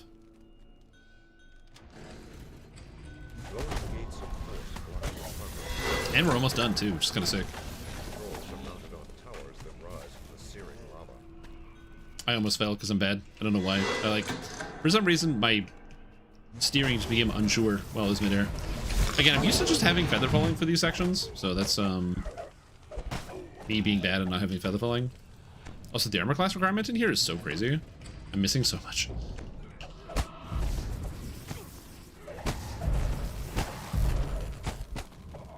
Do something still pretty newish to the game. Oh yeah, that's fair.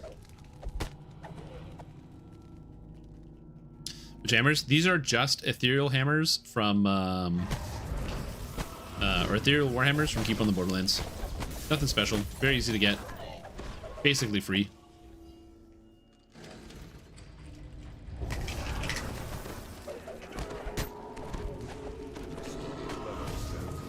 Nice, get him, Warlock. Another bell. I don't mind spending bells on these. Hey, what the heck?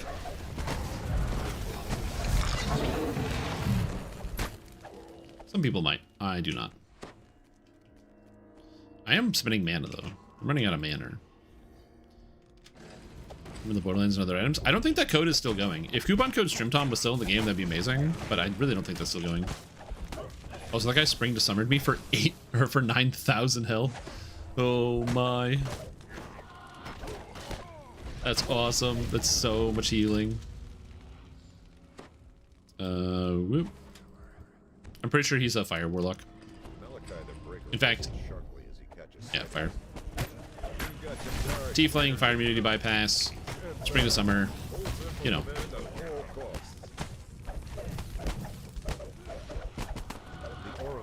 Alright. 1, 2, 3, 4. It's just 4 turns for each wheel. 1, 2, 3, 4. Yeah, coupon code StrimTom did exist in September of last year. Designed to serve for a free error message. Oh, sick! Thanks. 1, 2, 3, 4. I'm Auto Knucklebones. Hey, can you do that? Hey, by the way, I'm Auto Knucklebones. Energy. Moments later, 2 loud crackling noises. The free flow of power through the north portal. Issues? I have tons of mana issues. I will get that fixed once I get to 23, because at 23 I pick up Evergreen and I become mana free. And I will never have another mana issue for the rest of my entire life. But until I get it, I currently still have mana issues. That's because I'm like spamming spells. Like, Draconic Devastation costs 58. So I do 58 into 58, like right away. So, because I'm leaving all my mana magics on. I don't care. I got Maximize, got Quicken. I'm going to be taking probably Embolden later. Intensify. Just slamming them. Is Grandmaster of Flowers not viable? Yeah, you can use Grandmaster of Flowers. You can. I'm just not using Grandmaster of Flowers personally. I wanted to go the spellcasty route. Do the spellcasty thing with my spells and casting. You know what I'm saying? I wanted to be like pew pew pew pew pew pew pew. And Grandmaster of Flowers is more of a punch punch punch punch punch punch sort of thing. I could use Grandmaster of Flowers in here, admittedly, if I wanted to, but I wanted to go this route. I kind of wanted to lean very heavily into the spell casting. But Grandmaster's cool. Everything is Nothing is a just big AoE instant kill, which is very satisfying to use. The Epic Strike is not as good as it used to be. Fun fact, Drifting Lotus, the Epic Strike, used to be the best melee Epic Strike in the game. And then it got shot in the head, so it's no longer the best Epic Strike in the game. It's still usable, but it is not in the top 3, top 2, top 4, top 5. Ooh, yeah, it fell down pretty far. It fell hard, unfortunately.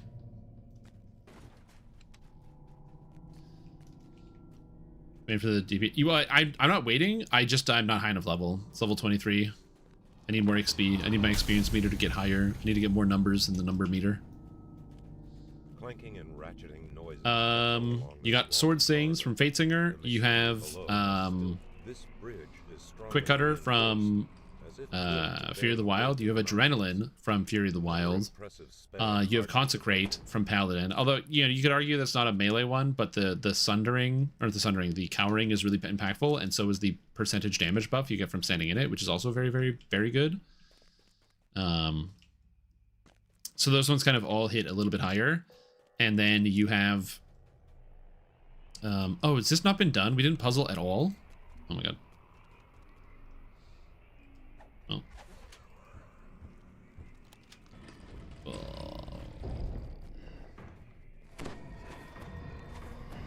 Whoa. You just gotta get it in here.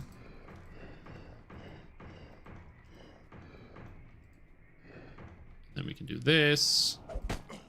So then let's go back here. The Rust Emperor was unable to digest the vault's master key. This way. And then we need to get this to go here.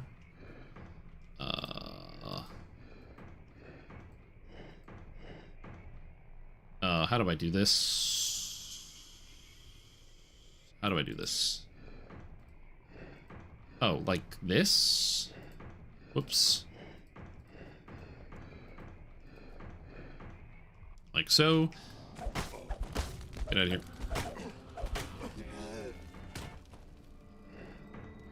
Hold on, I'm solving puzzle.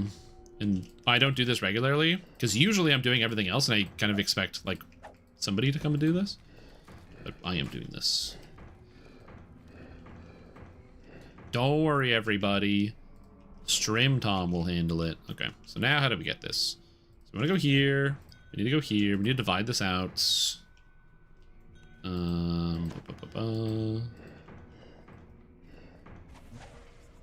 What are they 3, 2, 1 pulling? No one did puzzle. Doing now.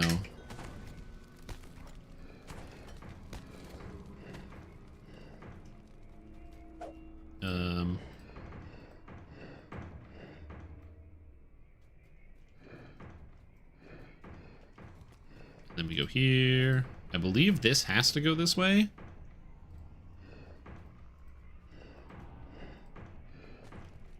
And then we go over here. Oh, I need to get this connect up here. So we do this. Then that goes in here.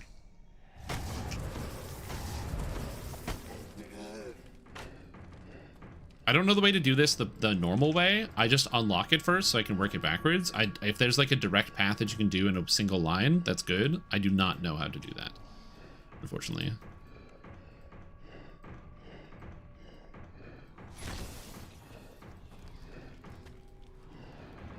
Okay, and then that goes up there. Perfect. Done. I'm Auto Knucklebones. Boom. I am Auto Knucklebones. Boom. Again, this is not like that complicated of a puzzle. I'm just trying to do it fast. That's all. Well, you said the sword thing says no strike through. Yeah, but it's okay. It does more damage. Who cares? It's one of those things where it just does so much damage. Oh, I'm a rogue. It's still good to use, even though it doesn't strike through. It just means it's less valuable than a two-handed weapon, but it still double strikes, and it still hits with offhand weapons. Also, No Bob, welcome back to the stream team. A tier 2 sub for 102 months. I don't know if that's divisible by 12 to make it into years, but you know what? I don't care. Thank you so much for the resub. Appreciate the support. Continued, endless support. I hope you're doing very, very well. Thank you very, very much. Hope you're doing good, boss. Hope you're doing very good. Hope your day's going well. Woo! All right, I'm alive. Here we go. 8.5 years? Oh, damn, that's such a long time. Oh, yeah, because it would be 96, right? And then 102? Yeah, 96 is literally 8.5. That's wild.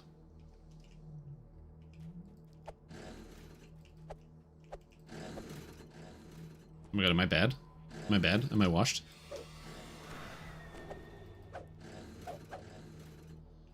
Okay.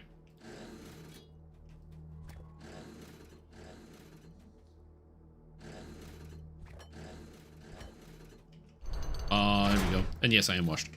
I'm washed up. Might as well be an instant kill. It almost always one-shot monsters, and it stuns when it doesn't.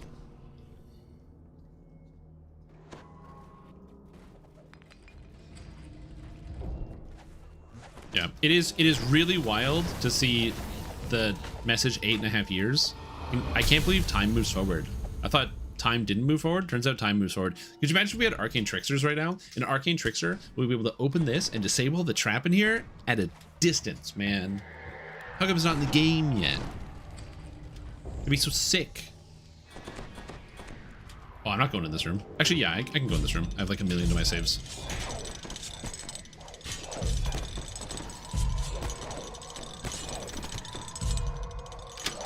We're just healing our way through all the damage.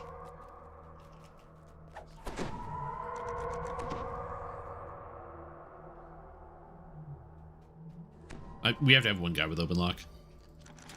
Thank you. Through bars and a clear barrier? No, you need line of sight. I do not believe you can do it through like a door.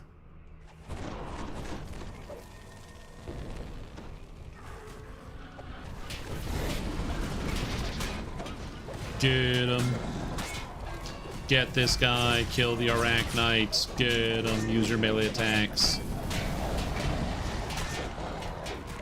Boom. I hit him with Jade Strike. That's all I can do. Open the gate. The wall of force protecting the traitor collapses. Don't screw this up. Elite in. I always try to make sure I go into the part 2 as fast as possible, because I've had it happen where somebody accidentally opens it on Reaper mode and then locks out a ton of people, because we are doing this on Elite difficulty and not Reaper, because I want to make sure as many people can get in as possible. Isn't 100 months a cent a year? I don't know. Mage Eye to guide the mage hand through the mage doors? It's probably a good idea. Why did I go to the cold side? I'm not dealing with this.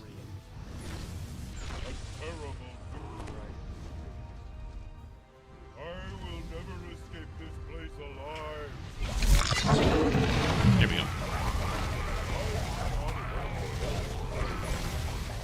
AoE, AoE, AoE, AoE, AoE, AoE. I just got the genie. Jin dead. Hey, I got it. And do we have a D-door? No, we don't have a D-door. Wait, Heal Meter's a sorcerer. Maybe we do have a D-door. I don't know. D-doors. Yes, D-doors. Oh, the D-doors. It's always important to make sure before you run in to fight the dragon that you wait for like people to make it in. I have seen people get locked out, unfortunately, which does happen if you don't wait long enough for people to actually come into the room. So hopefully nobody gets locked out, but we'll see. Eat death, dragon. Oh, it's only got 1 million health. Get him.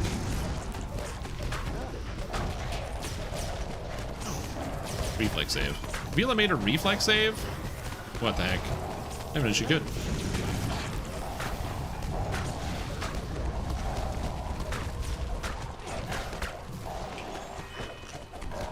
Heal everybody up. Nice job. So this raid is very, very easy. Again, if you don't know what to do, you can just join and walk around. So like, you just kind of like dirtle and space out, or you can even just ask and somebody will just AFK the entire dungeon and explain it to you. And then you can get your tokens, or the runes, which you can see here. There's the vault runes, and once you have enough vault runes, you can buy any item you want. So if you want the Necklace of Prophecy, you can buy it. If you want Helm of the Red Dragon, oh, that's a good item to get. You can buy it. Because it's a 2-piece set with the actual Red Dragon, so Epic Soul of the Dragon, and the chest piece used to be quite good. Back in the day, it was amazing. Honestly, there's like maybe an argument you can use it now, probably not, but like, it's got dripping with magma, man. It's got dripping with magma, and you don't need the armor for set bonuses. Like, there's a world in which it's good. I know which one it is.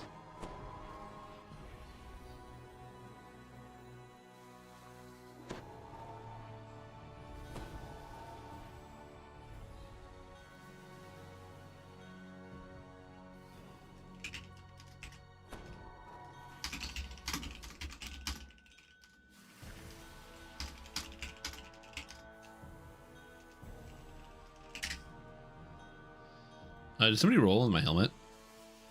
No. Or the docent? Okay. That's garbage. I don't want it. Sweet. And then my entire group dissolves. All right.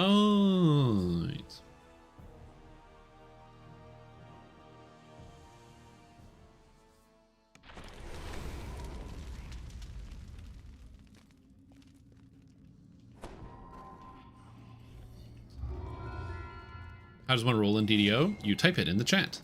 So if I want to roll, I type in /roll and then D and then whatever number. So for example, I said roll D99. So I type in roll D99 and then it just does it. So I got a 32 out of 99. You can also make approximations. So you can do like /roll 420 D69s and then it rolls 420 D69s because I'm a very, very small child and my brain is stupid. Also, that seems like a low number. 420 times 1 to 69. I feel like getting 3,600 or 467 is low. Is it?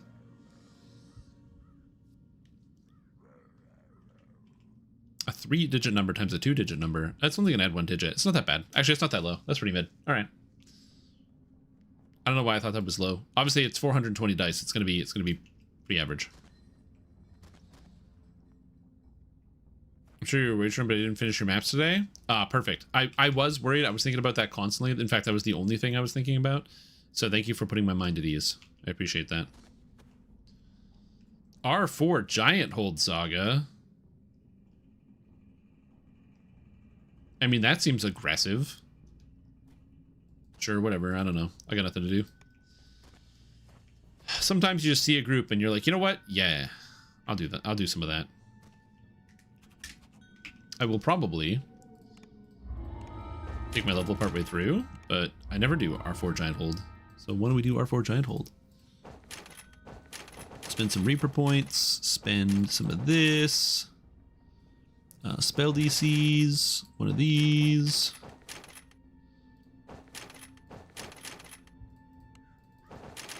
That's 89 points spent. Dang. I like that I can use all 3 trees. That's kind of cool.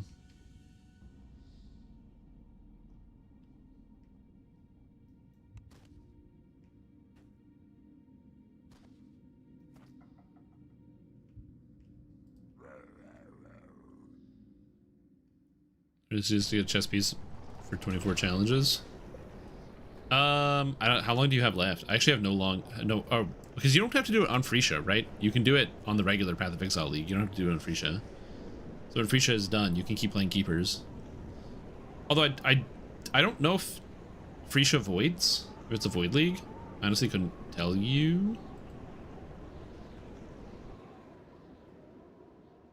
If it doesn't, you're boned. sometimes I would be like, hey, you know what? You want one of my mage bloods? Here, you can have my mage blood. I don't have a mage blood to give you because I gave it to horse.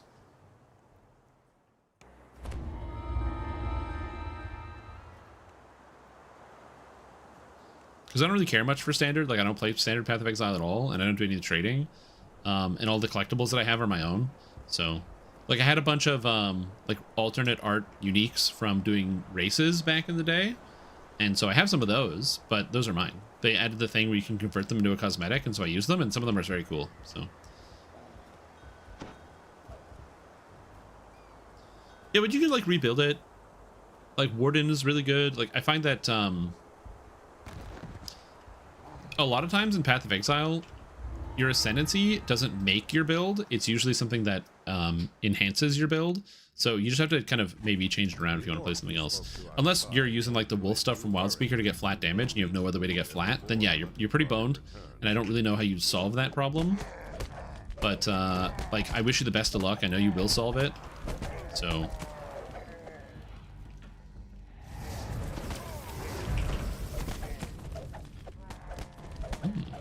Giant wolves. I think I passed these monsters at the beginning.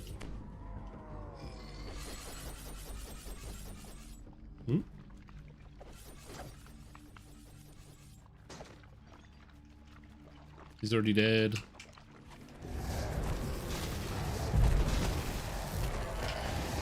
I gotta say, I really enjoy the dragon breath damage. It's good. The orcs have fashioned this wing into a makeshift living quarters. Oh, look at the devastation. The draconic devastation. It's so powerful. I feel so strong. Acolyte's breath. Regular dragon breath. Devastation. Devastation. Whoa. Then maybe grab 2-pointer out of one of the bloodlines. Yeah. Again, it's just really gonna depend. I think Warden is like insanely powerful. I love playing Warden. It's so fun. The tincture stuff is extremely good, and the like call of the elements or whatever the button is that basically gives you 100 quadrillion extra elemental damage for a short duration is super strong.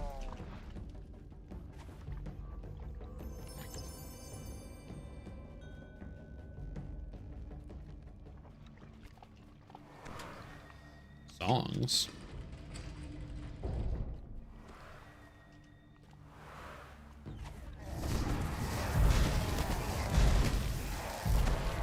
It is a lot of spells to be able to get the full damage done on the higher Reaper difficulties, but I don't have any crit multi. I don't know.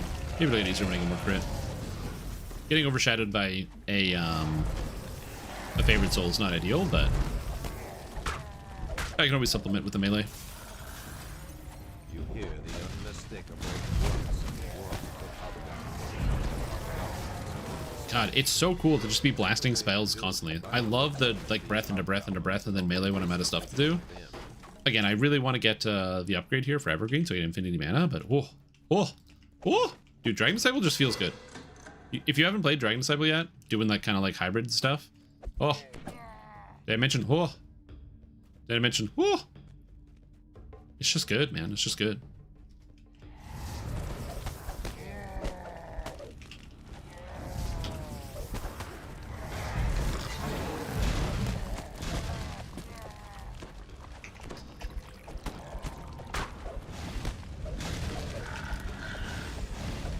I was like, did I miss with Tomb of Jade? The answer is no, I did not miss with Tomb of Jade. And then when you get the double from Draconic Apotheosis, I'm not gonna lie, it's feeling good. I really like when I double the damage with Apotheosis. Like, we doubling. We're damage doubling out here. Call me the doubler.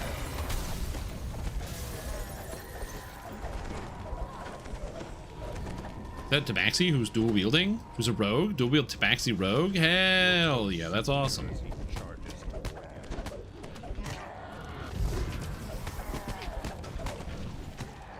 AoE. AoE. AoE. Oh, damage. Oh. So good. I agree. I honestly didn't think I would like Dragon Disciple because I just like don't really care for Monk that much. Monk is just not my favorite. But for some reason I was just like, you know what? Yeah.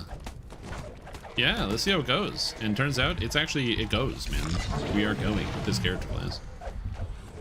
It's just so satisfying. The melee, the ranged, not ranged, but the melee, the spells. Being able to cast healing is really fun. I really like being able to heal when people need some extra defense over some support. Being able to be supportive is something I really value when I play this game as like a modality, a mode of engaging with the game. So.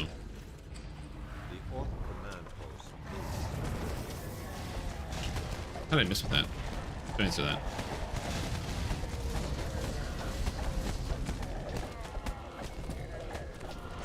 Where is he? Get him. Yo, what's up, Ritz? How are you doing? Do I get Quivering Palm? Monk. No. Alright, I wasn't sure. I was pretty sure I didn't, but yeah. Were you going to take Spirit Blades on Trickster? I'm going to try Spirit Blades on Trickster. I don't think it's going to be good, but I will take it for funsies. If Spirit Blades ends up not being good, you just take a spell focus or a spell power feat instead, but I'm going to try it.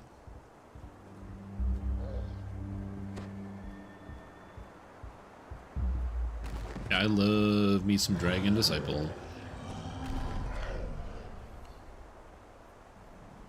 Reaper XP.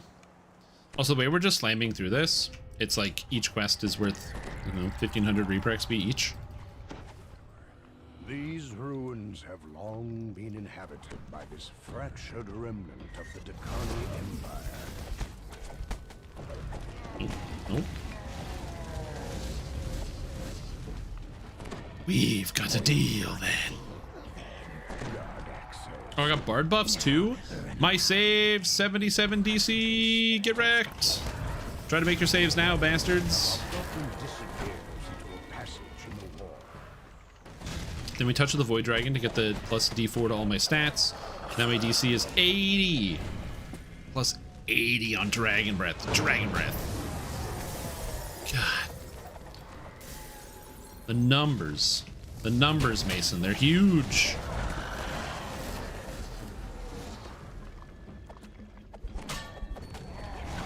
And they get a lot higher. Again, I think DCs is not a problem with this type of character, because a lot of people hyper focus on the DCs without realizing how many numbers you actually get when playing it. The bigger problem is just like you kind of get your breaths and that's it. You don't really get any other spells, so that kind of limits what your overall damage output with spells is. That's the bigger problem.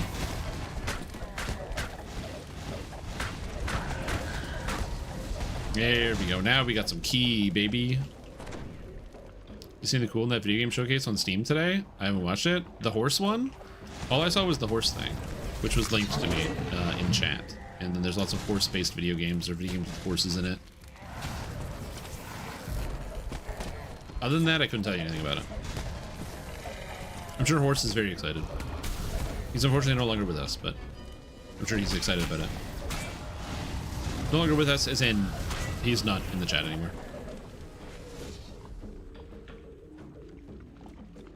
Convergence Game Show? What's that? Is that a horse-based thing? Convergence Games Showcase. Doesn't look like horses? I don't know what this is.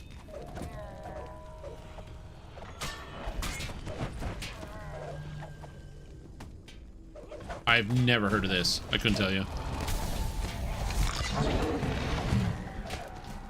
Convergence is a new kind of showcase, uniting indie influencers and indie developers to champion a variety, creativity, and passion for play behind every new release. The 2-hour show is hosted by indie-focused streamers including Dodger and Jesse Cox, who will be discussing and reacting to and playing unreleased indie and AA games from dozens of studios.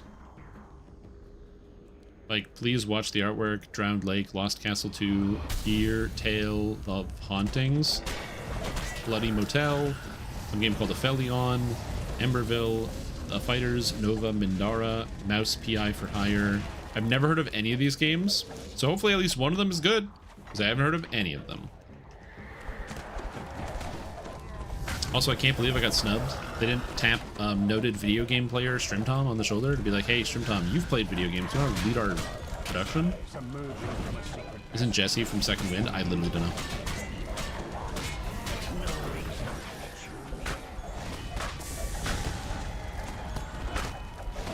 True. But I was talking about DDO at the time, which is a tougher sell. Yeah, I'm assuming it's going to be quite cool, the broadcast. But none of these games are games I've been following, but it looks neat.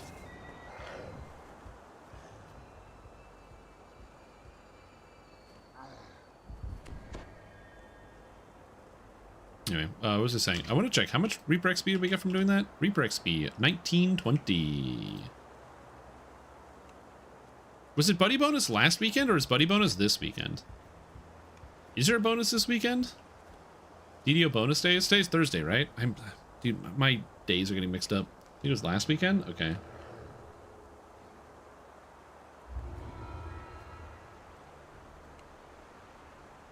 Maybe it's in the forums. Let's see. Double dice XP going on? Damn it, that sucks. I hate double XP dice because I don't even do my daily dice rolls because I forget about it. Well, here's an easy way to prevent forgetting about it. Gambling. There you go. You want to gamble? Go for it. Oh, free Jeweler's Toolkit is actually sick.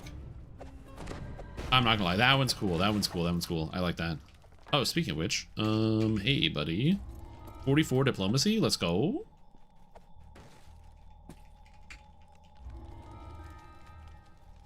I don't think I can get the other one. Do I have the bluff?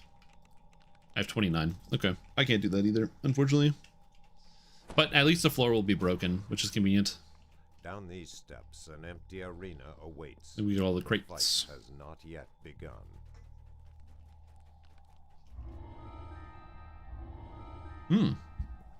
Never mind, we got it. Charisma users. Oh, I guess we have 2 bards.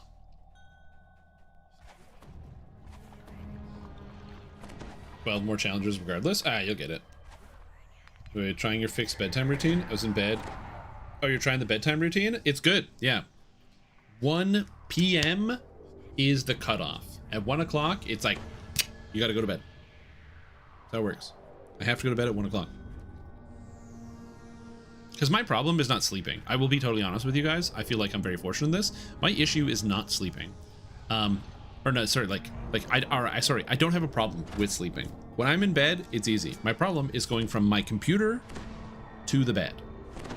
Because I'm like, what if I did another thing? And I get distracted. I watch another YouTube video. I work on another project I'm working on. And then all of a sudden, boom, it's like 7 in the morning. Now, I would like to tell you that if it was always just working on projects, like if it was like, oh, I have an idea for a thing or I want to design something, and then it was kind of coming through, whether it's working on a gear set or working on like a personal project, how I'm still working, like, you know, spending time working on my D&D campaign or some other type of contribution somewhere, I wouldn't mind staying up like a little extra late because, I don't know, you're working the brain, you're doing something. But most of the time, if I'm staying up that extra little bit of time into the wee hours of the morning, I'm gonna be honest with you, usually...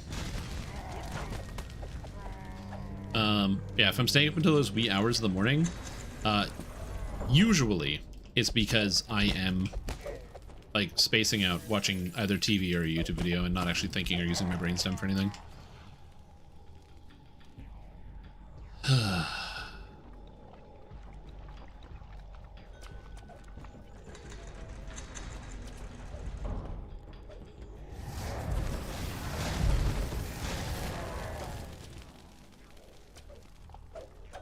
Bed by 1 and wake by 8? Yep. For me, it's 1 to 9.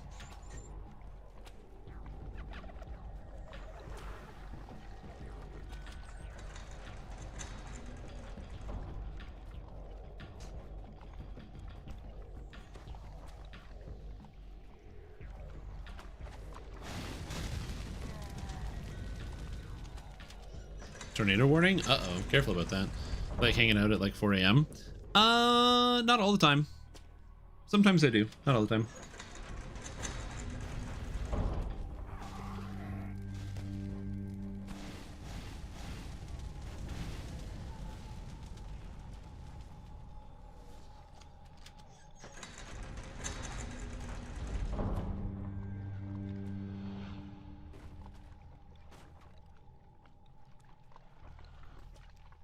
All right, I'm going.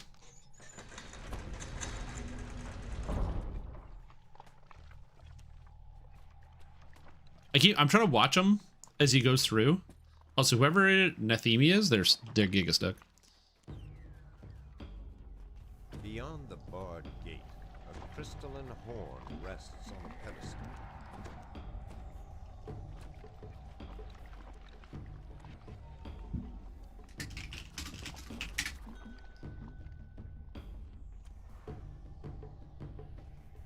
Oh, there we go. Okay, they detoured. They are good.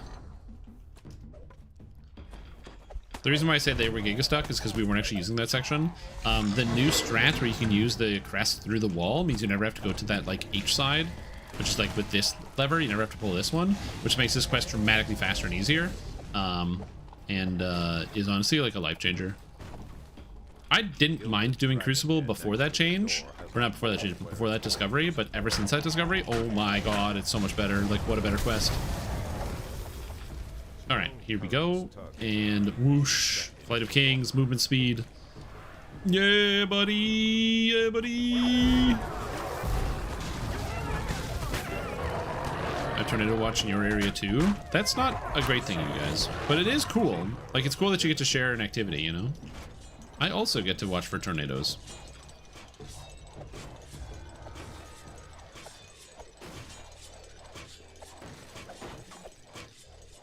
Special Argent and DPS is so many super clear standouts to me. I usually like running a Fear Eater. If anything, it's usually Fear Eater and then Bypass. If my weapon doesn't have any. So like Adamantine. Honestly, Adamantine Cold Iron or Adamantine Good are also good options. And if I already have that, then like, yeah, Fear Eater for me is a big one.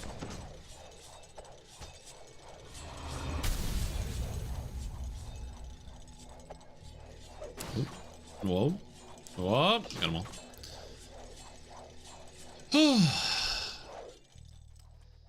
From Potion from Ravenloft to here, I'd like to skip the maze. Gaseous Form is definitely a spell that if we had it in game, there's some cool stuff you could do. There's so many D&D spells that don't exist in DDO exclusively because mechanically they would destroy the flow of the video game. Fly is another one of those spells where like the amount of stuff you could skip with Fly, it's not even like they would have to put in a bunch of invisible walls, which is partially true. They would have to do that, which would be unsatisfying. But if they didn't put invisible walls, which is like, you know, kind of really destructive to the concept of a fly spell, you can fly, but you can basically go nowhere. If they just let you go wherever you wanted, the test of instinct has reset. Oh, I forgot. You can also double open these. The test of instinct has reset.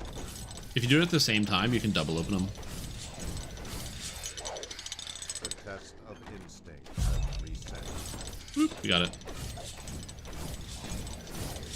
Lets you cheat.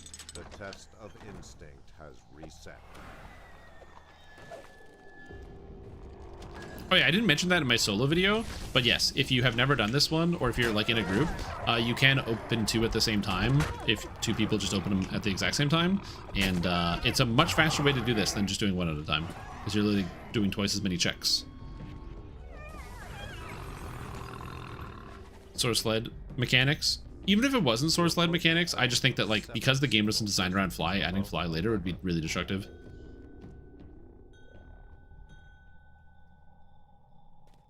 It's sort of like how, I'm sure some of you guys have played World of Warcraft before, how in World of Warcraft, you can get flying mounts. But like, once you get a flying mount, it kind of really changes how you engage with the terrain. Like, once you have one, there's no reason to like follow the roads ever. So you just never follow the roads to get from one place to another. And you're always just like, boom, instantly take off, fly wherever you gotta go, and then drop down somewhere else. It changes up how you interact with the environment. It changes up how you farm, like, all sorts of different types of materials, like your, like any type of ore or whatever. You're just like flying around farming all like the really hard to reach areas, because oh man, I want to find ore. I could go to the areas that like people would actually be around and I'd be able to, you know, engage with others, or I could just like fly along the mountainous coastline of some area and just pick up ore, and then I don't have to deal with any other people because you can only get here if you're flying. It just changes how you engage with the entire like huge swaths of the game. Maybe not in the most destructive way, but it's like, it just unlocks a feature that means you don't engage with an entire section of the video game. Whether you like that or not is, you know, your own, you make your own decisions about that. But it is a weird part of it. It's like unlocking a shortcut in a video game, or like sort of like how in Dark Souls you have to walk everywhere, but then once you get to Lord Vessel, you can teleport to certain places, which means you still have to engage with the world somewhat and see interesting things. And if the game changed over time, I wouldn't have as many gripes with it. I find the walking in Dark Souls 1 really obnoxious because the game stays the same the entire time you play it, the game world anyway, versus something like Dark Souls 2 where they went whole hog and let you just teleport to any campfire at any time, which is what they continued going forward, which is a better system considering the game, again, does not evolve and change as you do it. By contrast to something like Hollow Knight, where Hollow Knight doesn't let you teleport anywhere in the game world. But that's okay, because the game world actually changes as you go through it. So being familiar is important, because part way through Hollow Knight, the world changes, and you have to re-navigate through the areas you knew before, but if you are familiar with them, secrets or other easier pathways are still available to you. So you're rewarded for having familiarity and experience with these areas. So yeah.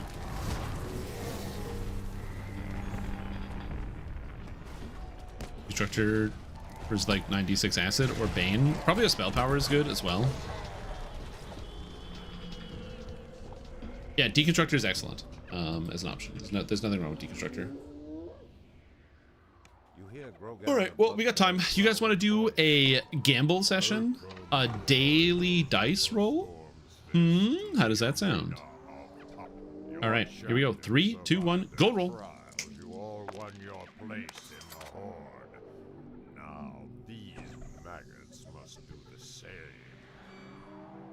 I'm not as excited about that one.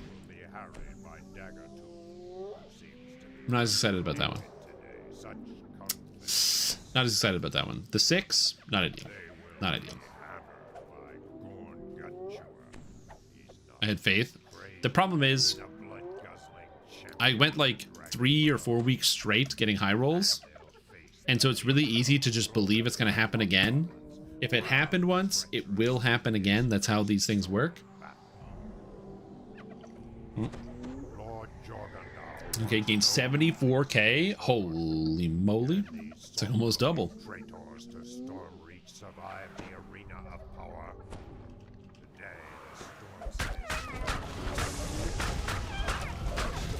This is my double striker anyway. If my damage is like not too horrible, just like meleeing this guy.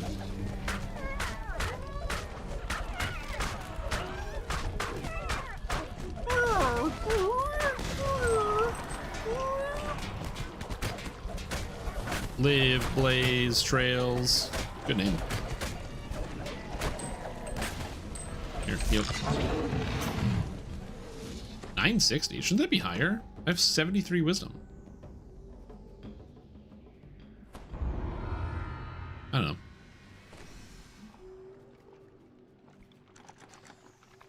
Blaze is true hybrid type tune. Yep. Dragon Disciple is like the bee's goddamn knees, dude. I love Dragon Disciple. It blows my mind. It's like so fun. Taking 23.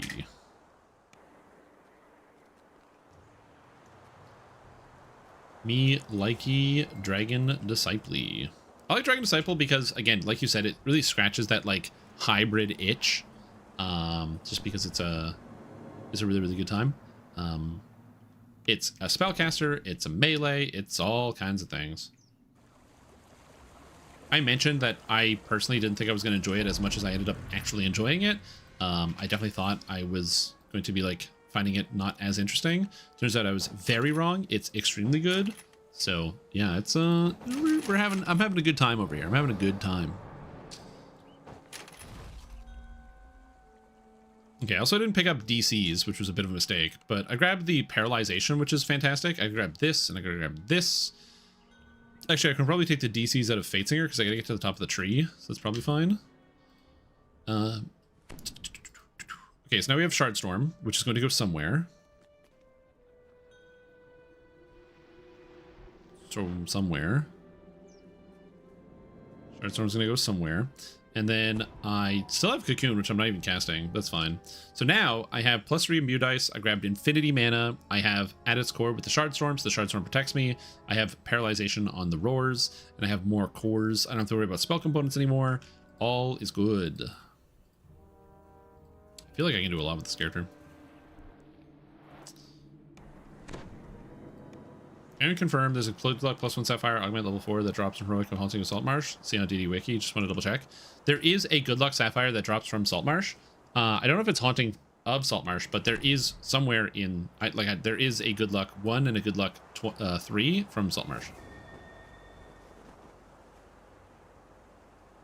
Give up just before their big win? True. Remember, guys, if you ever lose at gambling, next time, put the house on it. The universe will know how desperate it is. How desperate you are, and will reward you in kind. Or don't do that.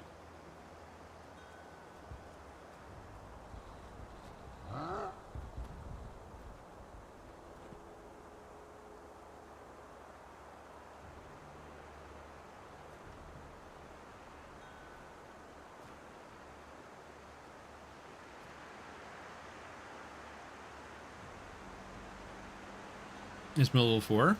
Yeah. The conscious range from Dino Land, also a good augment.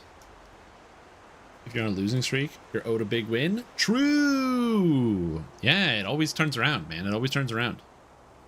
If you're losing now, it just means you're going to have to start winning later.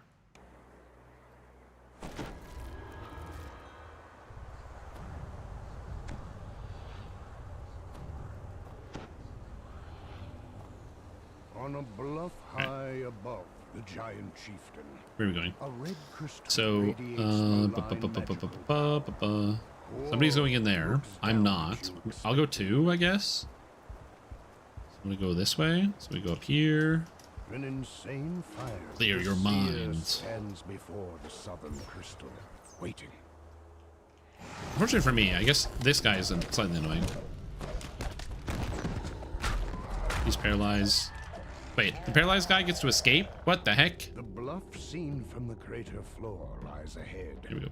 A shimmering magic crystal at its top. Alright. The dust and debris underfoot suggests... Yeah, Shard Storm is also nice just for the defensive purposes, because it gives me 630 temp HPs.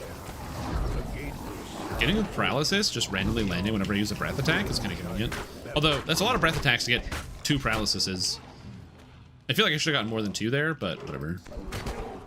Can you stop knocking me down and into corners and walls where I can't see? Video game? Thank you. Guardians are some new magic. Although, how am I going to deal with the thing? I don't know. Well, we'll solve this problem when we get there.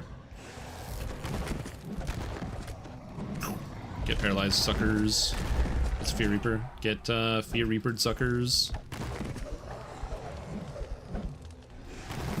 Fortunately, my character is so defensive, they can barely hit me, which is really funny. The gate opens, and a maddened giant. Do I have true seeing? I hope so. Charging out. Yes, I do.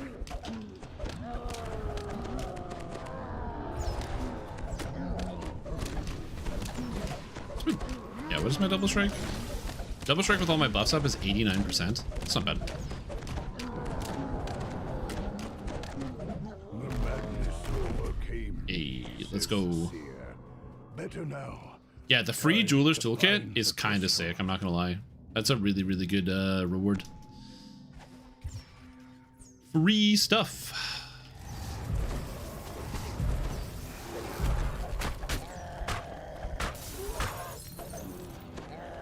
Oh, right, I feared that guy, so they hide immediately. Whoever comes through here is gonna have to deal with that. Protect me. Was better than the new Raiders box? It's not, but yeah. A bright cascade of lava plummets from high. Below. Anyway, I already said I don't really want to talk about the Raiders box again, so let's just avoid that topic if we can, please.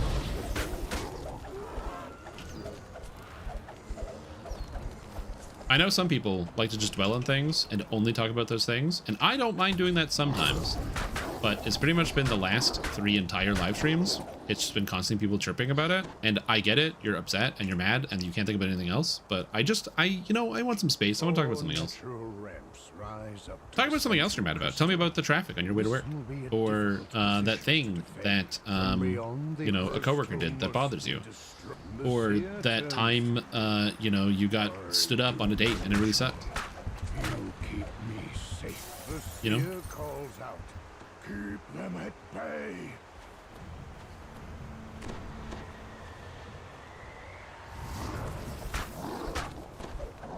I imagine women hockey team just lost. RIP Canada. I haven't paid attention to the Olympics pretty much at all, except for like the controversies that came out. Like there was the thing with the Canadian curler who allegedly poked the curling stone with his finger. Which I mean, when you throw it with your hand, you can't poke it with your finger. That's ridiculous. I don't know. I mean, alleged. I didn't see anything. I couldn't tell you anything about that. Or there was like the controversy where there was like the people that were doing ski jump were allegedly increasing the size of some of their organs as a way to generate more lift when doing ski jump. Allegedly. Just some wacky stuff. On fresh pita? Oh, hell yeah. Pita and hummus is like an awesome snack. Not much longer. Honestly, dude, I love hummus. I can eat hummus all day and night.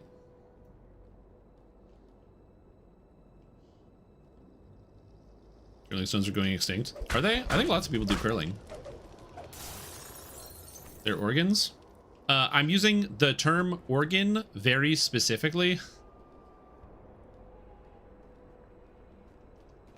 Just think of a type of organ that's external that you can increase in size to add more drag. Allegedly. Allegedly. Allegedly. Could be hair. Could be hair.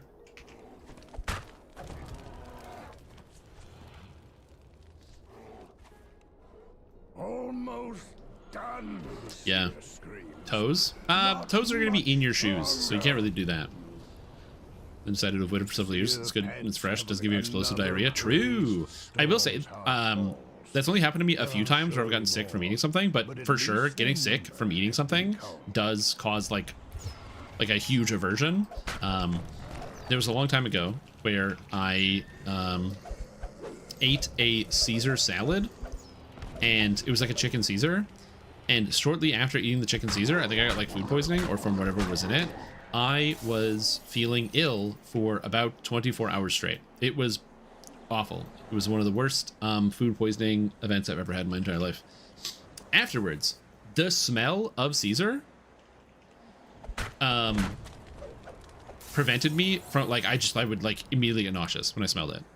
Thank God I got over that, because Caesar salad rocks, and I love going to like Eastside Mario's, which is like a Canadian equivalent of like Olive Garden, where they got the infinite like you sit down at the table and they bring over bread and infinite Caesar salad before you order your food, and you get like very mid pasta, but they give you a lot of it, and they give you a lot of bread and a lot of Caesar, and it's like $12.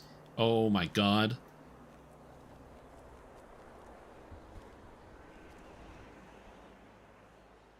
And I love going to the Eastside Mario's, eating my cheap kind of Italian meal. It's great.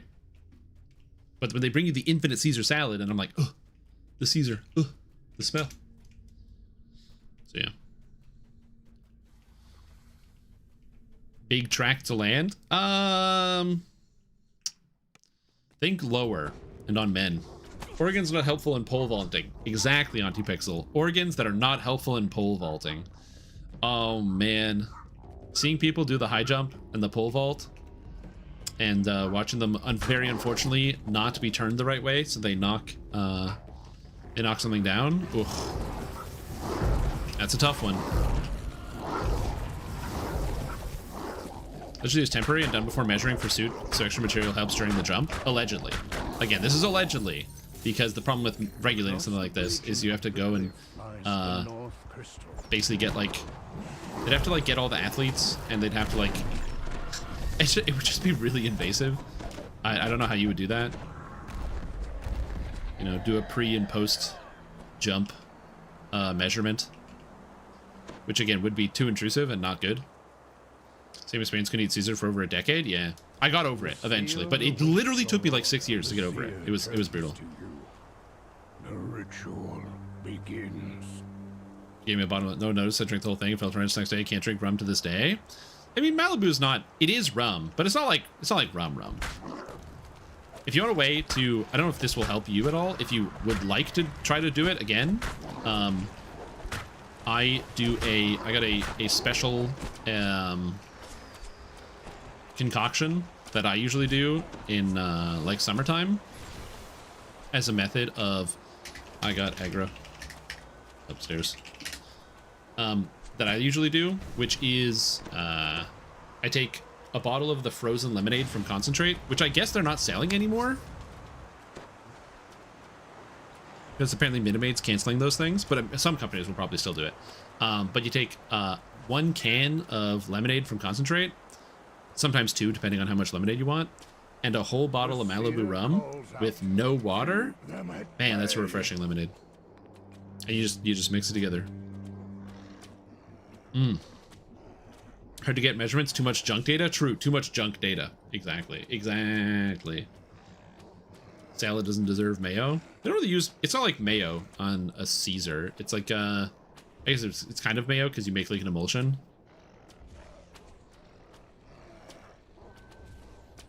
So yeah, we really use called Mirage. That makes sense. It's all about the desert and the Marrakech, and you see mirages in the desert.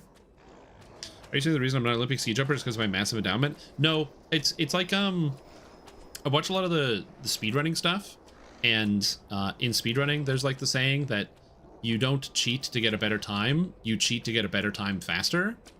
Or sorry, you don't cheat to get a faster time, you cheat to get a better time faster. So like, if 2 people are both the best in the world and they're neck and neck in terms of their skill level, if you want to get the, like, it's not that you couldn't possibly beat that person, it's that they're also training and they're also going to be able to improve their skill at the same rate that you're improving your skill. So, because, you know, if you both spend 10 hours a day doing an activity, eventually, you know, unless somebody has some type of like built-in physical thing that makes you different, or like new coaching or new strategy is developed that you develop on your own, repetition is only going to get you so far. And so the point of cheating is not that somebody couldn't like get more practice and find a better way to manage their speed and a better way to manage their lift and find a better way to get more distance on the ski jump. It's that, what if you could do it right now and then get the gold medal? And that's why some people do it. And it's also the reasons why it's easy to convince yourself when you're at that high level to do that sort of like cheating and that sort of behavior, because you think it's easy to convince yourself like you deserve it, you know. I do ski jump every day. I ski jump for 10 hours a day every single day, and I've done it for the past 20 years. You know, I deserve it. I put the time in.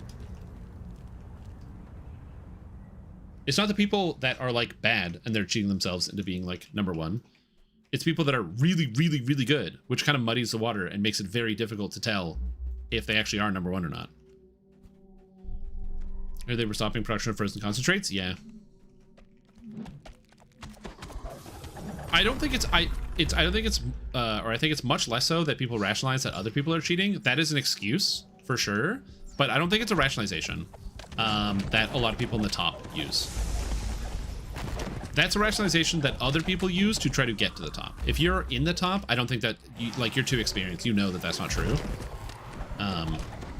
Like if somebody is in the top 10th percentile, they might rationalize to themselves that, oh, to be in the top 1% or the top 0.1%, I have to cheat because everybody else is doing it. But if you're already in the top 0.1%, you know it's possible. You don't have to assume people are cheating.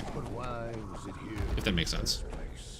Perhaps Hor and his 3 ancient enchanters rise from their slumber. All of the spell powers. I'm at a lot of cold. Not as much as I would like. Slay the Spire early access. Ooh, March 5th. Ooh, Slay the Spire 2. Mission glad to catch you. I have a question. Is your beginner warlock still viable? I did post a video last year called Beginner Basics Warlock, and in it I made a Beginner Basics Warlock build that's for like beginners to get started. It is currently, as of right now, still viable. As in, you can play it right now, and it will be very, very good for you. If you're talking about a different one that is not from the Beginner Basics series that I posted last year, maybe, maybe not.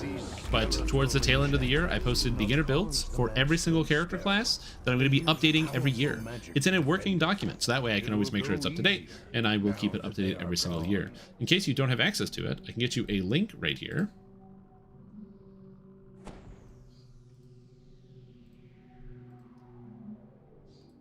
So that way, you can have access to it right here. It's this.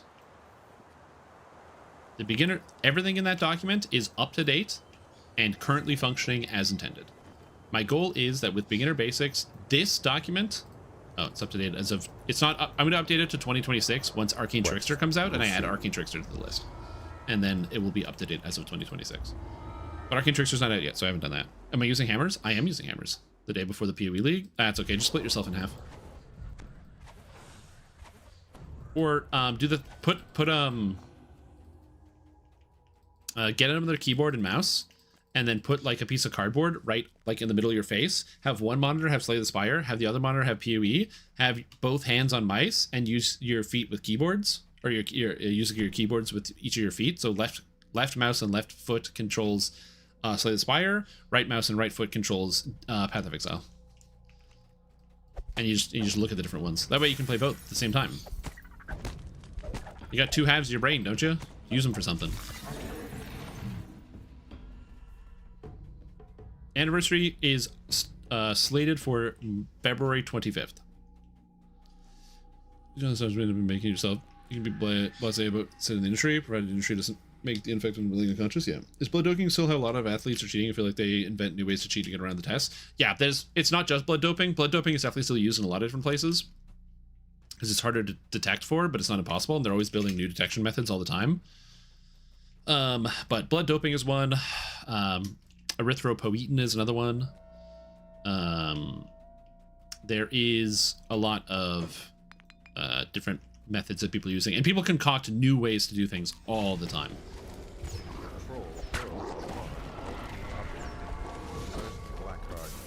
As somebody who is not a Olympic screener, I do not know exactly what people are doing, but I do know people are doing it.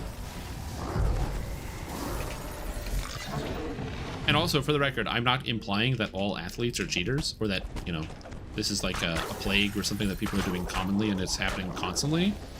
But when you're at an event like the Olympics, they have to be really, really, really careful, because that is the highest prestige honor that you can probably ever get for most athletes in their field, is winning an Olympic gold medal, because it's kind of like, it's literally a worldwide competition. And so the incentive to, if you can cheat and not get caught, is like way higher. Which is why you need better roof standards for things like that. Writing books with your feet while doing interviews. I mean, that's a good way to do it.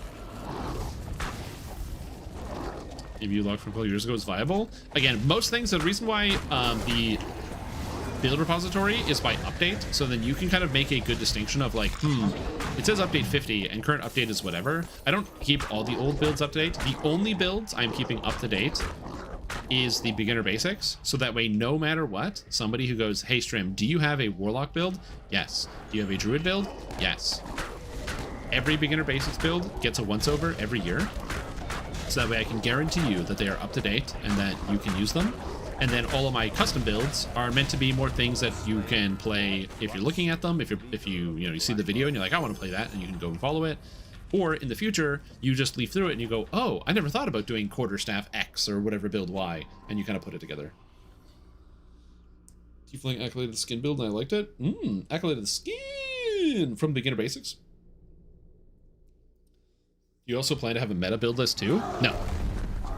And there's three reasons for that. Number one, most, I'll put the best way I can. If you want a much more updated thing, there are people that have actual up-to-date build lists.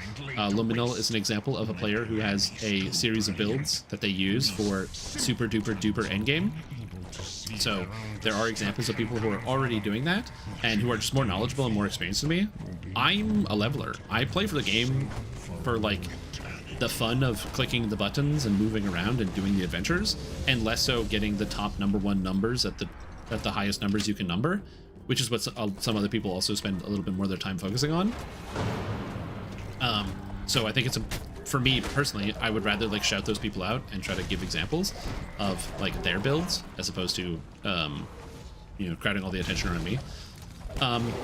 Number two is that those things change constantly, and so keeping that up to date is just something I don't have any interest in doing. Every single patch that comes out, you have to like examine everything. When new data comes out, you have to update the data. There's no like build tier list of like this thing is better than this and this thing is better than this, because there's too many variables and ways to play.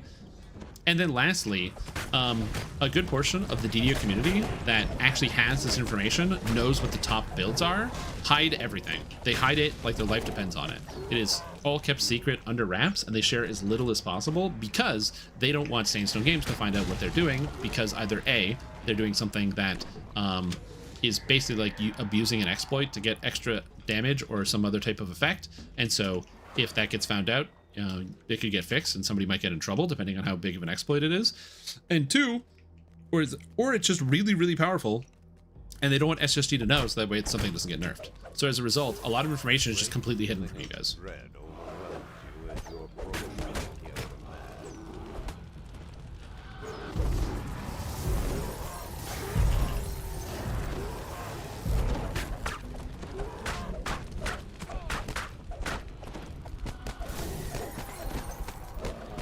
The build example is hard to read. It's not as clear as your presentation, and that's fair.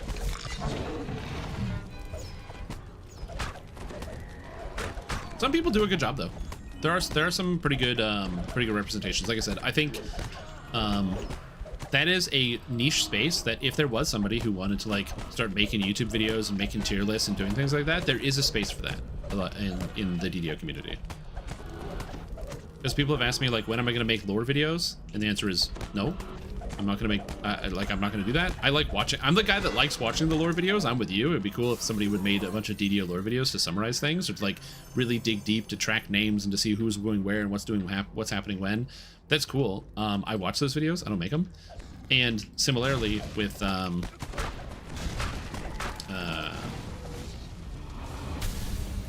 somebody's down there. Are they actually doing it? Oh no, they're stuck. No, they're not stuck. They're doing it. Nice.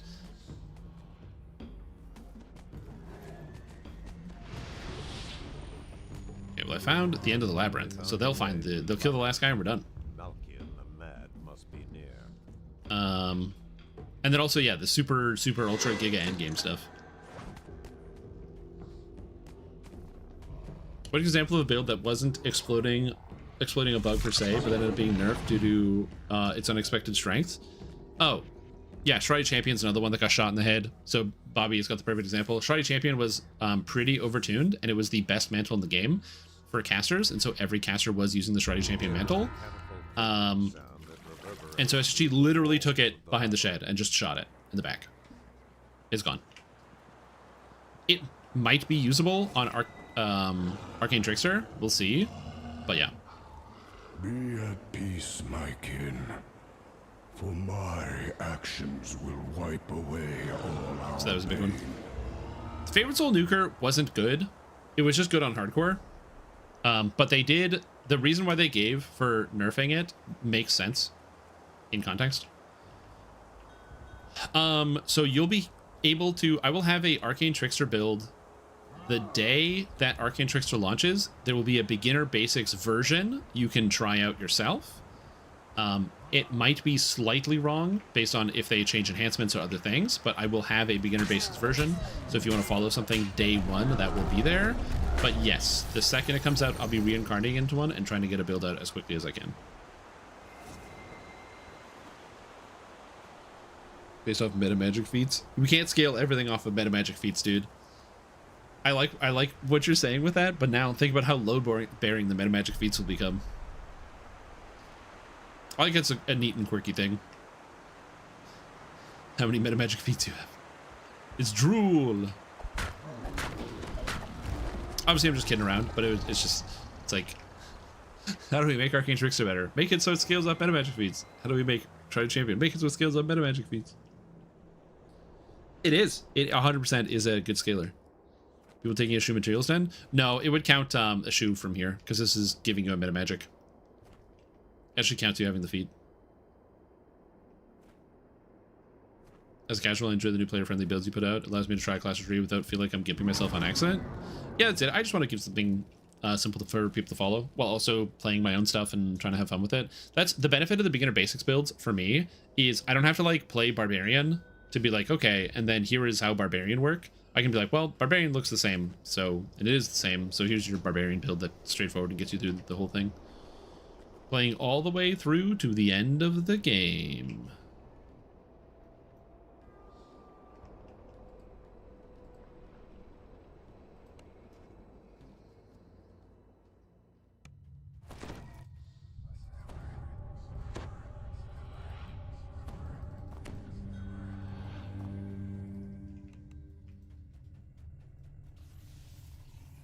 So yeah.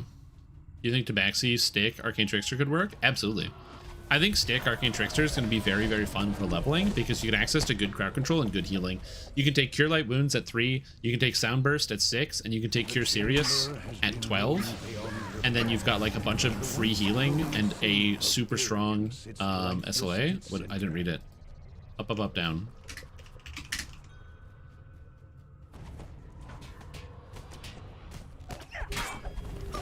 Spell power for combat style feats. Another barrier blocks access. Yeah, I don't know. I think that they want to keep that separate. This is Reaper 4, right? Yeah, okay. Sure. Like space. By the symbol of the mine is covered in long dead vines. Need Elemental Bloom? You do need Elemental Bloom. You don't need a lot of things, but you need Elemental Bloom. You should go get one. How rare is that drop? It's not that rare. Yet another magical barrier. It's just a named item. Whatever was in prison. It's so not rare, it's possible to get it before you ransack. I think the Earth Dragon only has 2 items in his chest, so you basically have like, whenever an item drops, you have a 50-50. If you try to, and also, if you start literally today, and you do your 8 pulls, then when ransack happens, then next week when Arcane Trickster drops, if you didn't get it yet, you can talk to the genie who is inside of the anniversary area, who will give you a 10% bonus on your named drop chance, and then farm it a second time because the ransack will have reset by then, giving you basically 16 different pulls to get it before you start playing Arcane Trickster. Yeah, you can use Chalet Lag. Jib Week.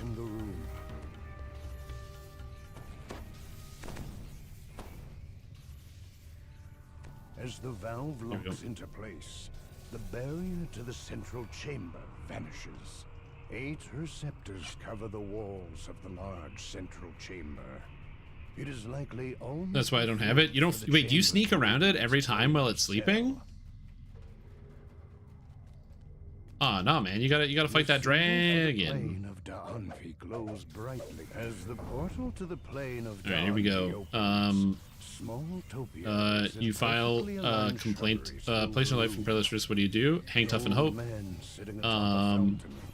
You step in and stop the robbery. You turn yourself in. Thank you. I'm lawful. Of justice and honor falls, the room returns to its yeah, but if you fight the dragon, you get yourself a cool stick. The receptors go dark and still. It's because you have to like walk around them twice. Whee! Let's go. But nobody wants to do R10 math. R10 math? What? The symbol for the I have all cold spells. Let's get them. I can't wait to blow these guys up. Die, die, die, die, die.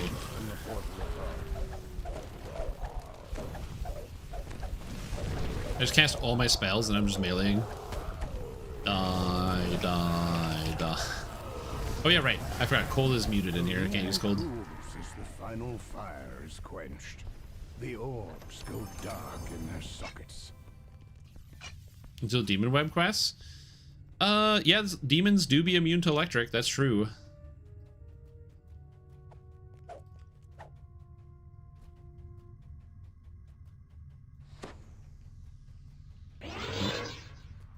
Nice Reaper impression from that game Overwatch 2, which is now Overwatch 1, but not really.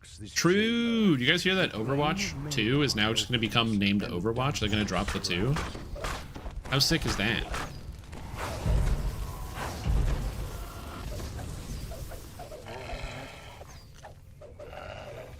again, from my understanding, from actually talking to people who are concurrently playing Overwatch, what they have told me is that Overwatch is actually very fun right now, and they've actually enjoyed playing it quite a bit. But it is still funny to me that they dropped the 2 from Overwatch 2.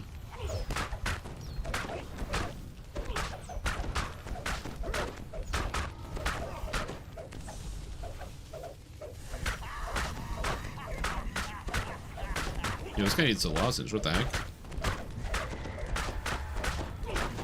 Light quickly returns, and the shadows recede as the endless night is banished. The orbs in the room are free for the taking. Center? Okay. I requested to play Marvel Rivals recently. I declined. A friend of mine, who's a big Marvel guy, he was like, yo, do you want to play some Marvel Rivals? So I did install Marvel Rivals, which is just Overwatch, but with Marvel characters, and I don't care. The final orb lights in its reception. The switch it's fine. I'm sure people like it. I just don't really care. Voice comes from above. There's increased chance for named augments as well. I believe they also are on the drop list, so yes, it should. It's just Overwatch, just Gunnar.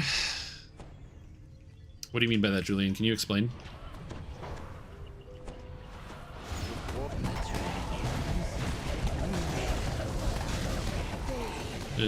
I instead played League of Legends. Ah, yes, of course, the gentleman's game. Lego Legends.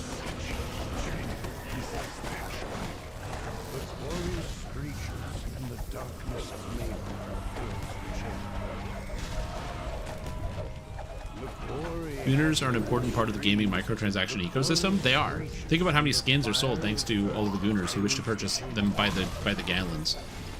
Are you implying that there is a lot of Gunnar bait skins in the video game Marvel Rivals? A dark psychic energy. I haven't seen any of the skins in Marvel Rivals. It would be safer to let or really most of the characters, because I just kind of assumed it's the characters that I know. Never heard Gunnar term? You got to talk to people that are under the age of 35. Actually, 25? If you talk to anybody under the age of 25, they will fill you in this term.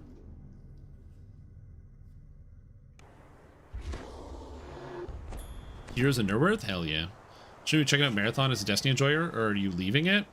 I'm just gonna leave it. Like, the problem with Marathon is that Marathon's cool, but it's it's not Destiny at all. It's an extraction shooter, so it's just Tarkov, but with a Bungie spin. And to be fair, Bungie has never made of all the shooters that Bungie has ever made, all of them have felt good to play. Every single one feels good. Like when you keyboard and mouse, when you get that controller going and you're playing a game, Halo 1, Halo 2, Halo 3, Halo Reach, Destiny 1, Destiny 2. I didn't play the original Marathon. Those games just feel good. That's it. They just feel amazing. It's got a good game feel. So I'm assuming that if they can pull that off and make the game actually feel incredible to the touch, it will probably be a pretty fun experience and a pretty good game overall. That being said, it's not a free video game. You have to buy it. And I'm unemployed right now. And it's Escape from Tarkov, which I currently don't have a deep desire to I just play bought a games pen like that can write underwater. Oh, cool. That's kind of neat. It can write other words too, but that's the first one I tried. Well, you know, you never know. You always want to check with like underwater, in space, underground. Those are good words to start with as well. So, you made a good choice on your choice of words. So yeah. So as I said, like, in terms of Marathon, I'm sure Marathon will probably be fun. Will it be good? I don't know. But I'm certain like the moment-to-moment feel of like shooting a guy with your gun is going to feel good because it's a Bungie product, and that is like nobody's more dialed in on making the gun gameplay feel better than Bungie. They just get it done. They get it done, man. But that being said, I just don't really care much for that style of game. I am not a extraction shooter type player. The closest thing I came to playing an extraction shooter was Dark and Darker, when they had like their first like early access kind of alpha sort of testing, and I enjoyed that element of it because I'd basically like play with my friends, and then we would go in and we're all trying to survive and make it to the next layer, because you can like go in as like a team or go in as a solo, and it was just a neat concept. I don't know what happened to that game. I've followed it since they got taken off of Steam, and then there's a whole controversy about they stole things, they didn't steal things, or something. I don't know. I didn't pay. I kind of lost interest, so I didn't pay attention. All it was is, don't use Steam, go to this other third-party website you've never heard of, and then give them your credit card information to be able to pay to be able to play this video game. And I was like, I'm not going to do that. So I didn't. So I didn't think about it anymore. So yeah, so that's just my personal opinion about like whether I will play Marathon or not. The answer is it's not free, and I don't have much of an interest in the style of game. So unless it becomes like a generational hit, like a year from now, if it turns out people love Marathon and they're all still playing it, yeah, I mean, I'll probably like, you know, it'll be on sale on Steam, and I'll buy Marathon. You know, I'll play it. But I have no intention of playing like right now. And then who's with me? There's a bard. There's a bard. So yeah, Onward Marathon will affect the development of Diablo 2 or Diablo 2. I'm so cooked. Destiny 2, it already has. Because Destiny 2, they delayed the update Shadow and Order. They announced it yesterday that they're actually delaying this like update. They didn't say directly because of Marathon, but it is very, very obvious when they started scaling back the content in Destiny 2. They're doing it specifically because they had to all hands on deck Marathon to get it out the door. So 100% it affected the development in a negative way. And basically, Bungie kind of put all their chips in on Marathon being successful, and that's where the big gamble comes in. If Marathon's not successful, it might cause Bungie to go under as a company.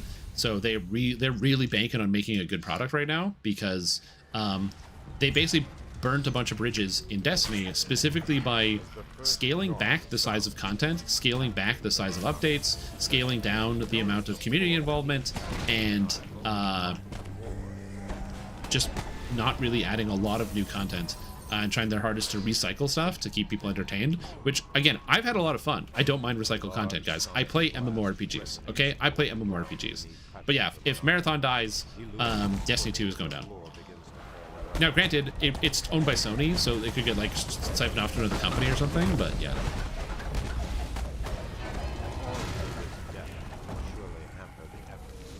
Yeah, looks like PB stream is Mark and Octavian. This is a good time for 1-2 dev cycles. Yeah, maybe.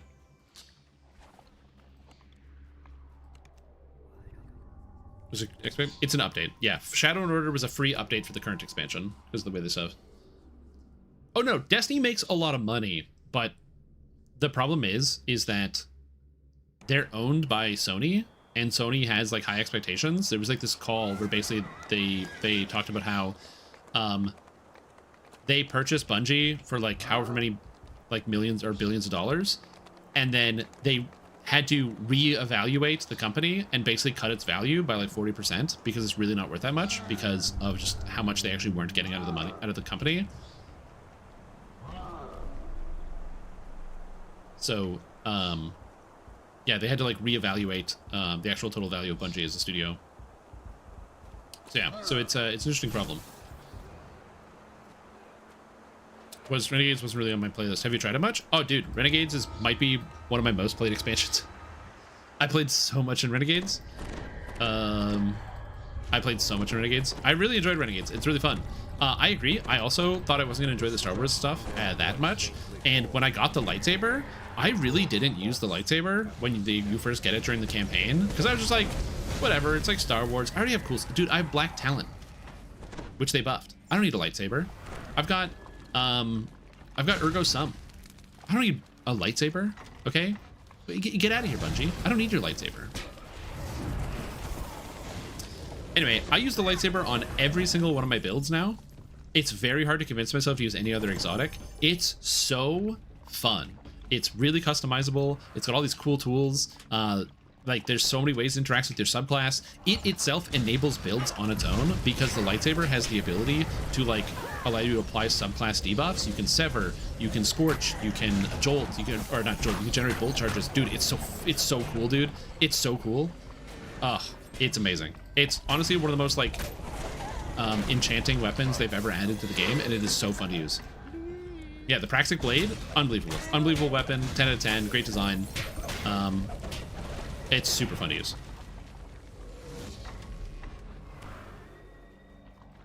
So that's a good thing. Yeah, expect Marathon to fail, to be honest. There's not much room for paid PvP FPS games. Well, the thing is, if the game is really good, it's not going to fail. It just has to be really good. If it's really good, people will buy it and people will play it. But it has to be really good. Is it going to be really good? We'll find out. I'm not going to play it, so I will let other people make that determination. Plus, also, it's not like a full price. My understanding is it's going to be $40, so it's not like a $100 video game or anything. Like it's got a door fee. But yeah. Also, as far as my opinion on a bit after Desert Perpetual, that's fair. Desert Perpetual is a raid. I didn't do the epic raid for Desert Perpetual, so I didn't play it as much. But yeah, I played a ton of Shadow and Order. Really enjoyed, or not Shadow and Order, Renegades. Really enjoyed Renegades. For me, even though Final Shape was an amazing expansion, what was the one called? Fate? Edge of Fate? No. Edge of Eternities? No, that's Magic the Gathering. Anyway, the one with Desert Perpetual, the in Kepler. That might be one of my most played expansions. Bear in mind, I played Destiny 2 for the entire history of the game. I'm a Destiny 1 player who played the entire game. My Destiny 2 character is my Destiny 1 character. I pulled it forward. I've been playing for the whole time. Edge of Fate came with a stat rework system that allowed you to customize your character builds so much more, and they went really hard on like the MMO style character building and character customization, and it's so fun. There's so many cool builds you can make. Literally, I'm just constantly making new builds all the time. I have probably like 10 builds that I will swap between. I'll do like one activity with one and then another activity with another, and then it's like, oh, it's raid time. Okay, crack out. Like I have all these different DPS sets, and I don't like watch YouTube videos and just take somebody else's. I have so much fun just like testing and prodding and poking and being like, does this work? Does this work? Does this work? Does this work? It's oh my god, it's so cool. That's so cool. So for me as a systems guy, it's the same reason why, as some of you might be aware, Destiny 2 announced that their update Shadow and Order is being delayed until June. Apparently they're also making it bigger, but it is being delayed till June. And some people are quite upset about this because they want to play Destiny now, which is fair. They pay for it. They want to play it. I totally get that. I'm with you. But for me, you know what a 3-month delay is, where they promise they're going to be adding a whole bunch of quality of life. They're going to be adding tiered gear. They're replacing all the gear in every dungeon and raid in the game with tiered gear.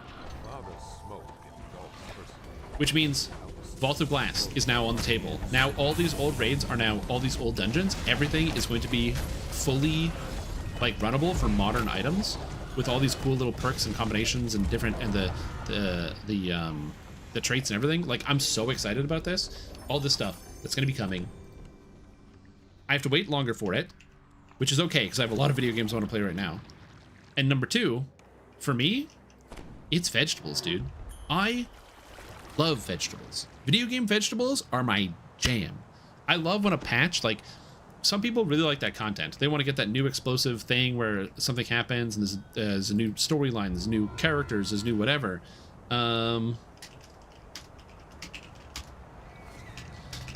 So they want to know what's like all that other stuff. For me, dude, my favorite patches are balance patches. No content, just some numbers go up and some numbers go down, and they give you the game back. Oh, I love that. I love balance patches. I love the little bit of vegetables, you know, to kind of clean things up a bit, that give you more options and more toys to play with in the toy box.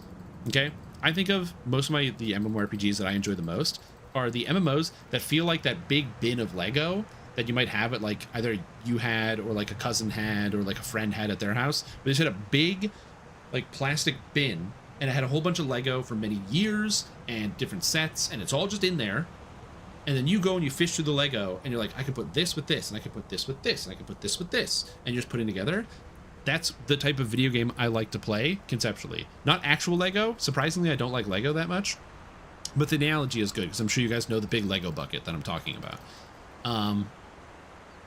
So yeah, that's kind of what I really enjoy about my games. I like when they have that sort of Lego type feel to them, where there's just like, again, it's just a million different toys in the toy box, and I get to go play with them all whenever I feel like it. It's very satisfying. I agree. The art is incredible. Well, Desert Perpetual, I don't know if you've seen the epic version deployable lever of Desert Perpetual, but the final boss, Gorgos, but the epic version, the area to get to him is amazing.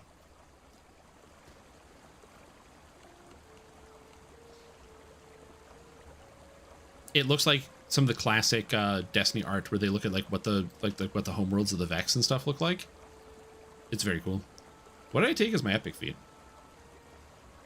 I took Wellspring. That makes sense. Bagua is super good here.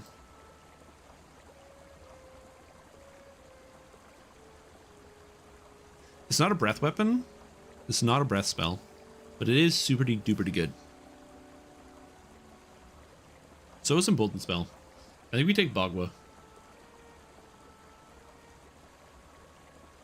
I think Bagua's too good. I think it's literally too good. I think I have to take it. Yep, Bagua. I call it Bagua because it's Burst of Glacial Wrath, and it's a freeze, and allowing me to freeze entire groups of enemies is kind of just too good. Alright, so I have this. I have this. So now I want to get up here so I can take DCs. So we grab Core. We grab plus to skills, and then we grab spell DCs. Nope. Spell DCs? There we go. Evocation, please. Do I want evocation? Hold on. So I could do evocation here, and then get enchantment there. Because I do evocation here, plus this, then I'm 1 point behind. I take a 1-pointer anywhere, and then I get up here.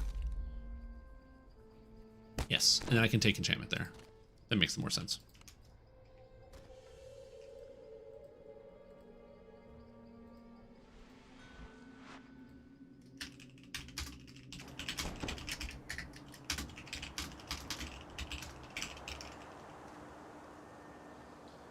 It's the day I got my PS4 and played D1 with all my buddies all week. Yeah. I too wish I could travel back in time.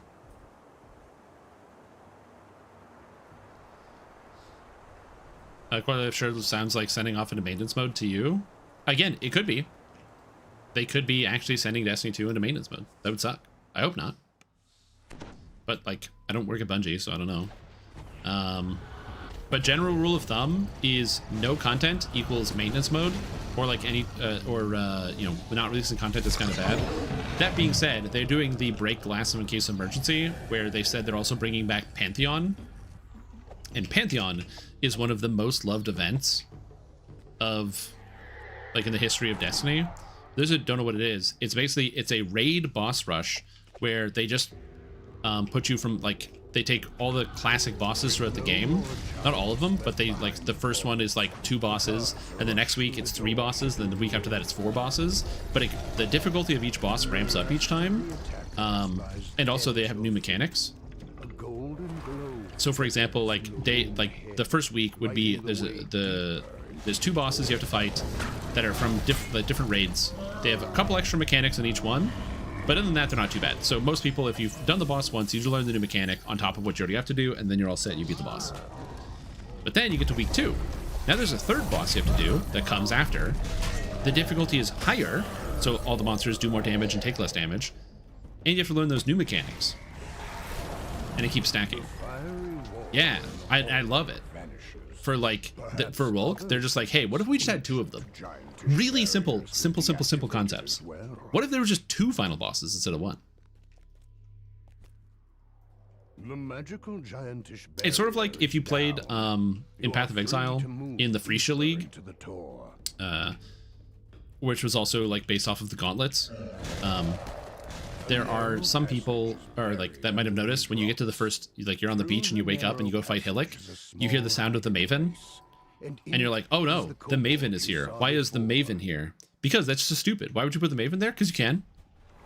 Why not put the Maven there? Who cares? It was fun. And so that's kind of like the same kind of concept. Not all of it is like that complicated, but yeah, it's a really simple thing. What if there was 2 of the final boss at the same time?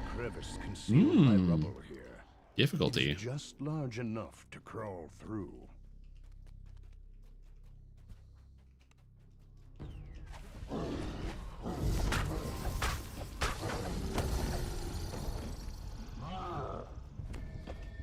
Yeah. Anyways, I, like many people who are very upset about Destiny 2 being delayed, I understand that. Because I have too many video games I want to play right now, I wish I was like more upset about it than I currently am, which is not very upset, because I'm like, oh, thank God I have time to play PoE and to do the new Lord of the Rings raid and to play with Arcane Trickster and also this stuff. Because if the new Destiny update was coming in March, I'd be boned. I'd be boned, dude. When am I going to find time to play all my video games? But I don't have to worry about it. Because nothing's coming in June. I can't think of any updates for any of the games that I play other than like maybe PoE 2 that has anything coming out in June. The Portal Master stands with maddened eyes. So it makes it really easy for me to make that delineation of like, oh, actually, you know what? Not bad. Downside to being an MMO gamer is that there's a lot of good MMOs coming out, a lot of good things coming out, and sometimes you get lost in the sauce, man.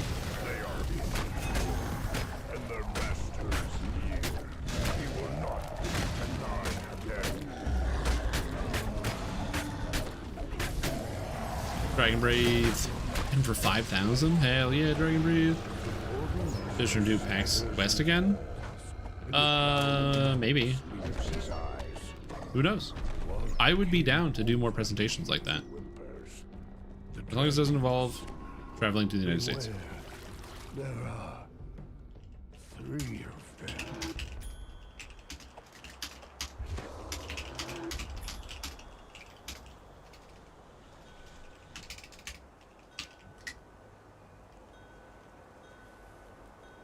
That's Prime part?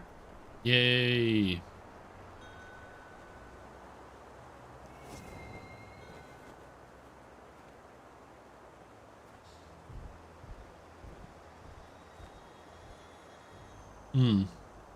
The group died.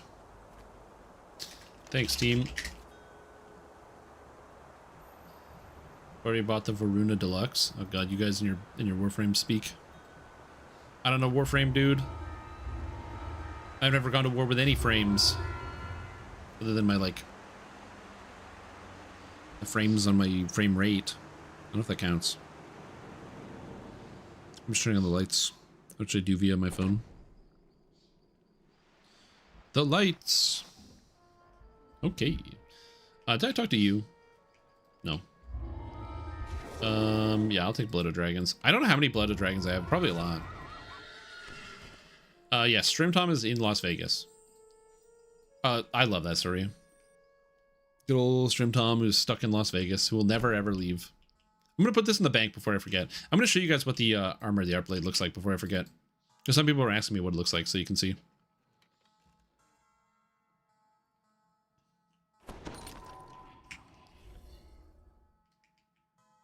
This is not a well-lit place. But like, it's pretty good. Again, it's got a lot of like the smaller details, the leaves and stuff, kind of covering the shoulders. This kind of like really mesh chain. It's got that Red Wizard vibe going on, which is pretty sick.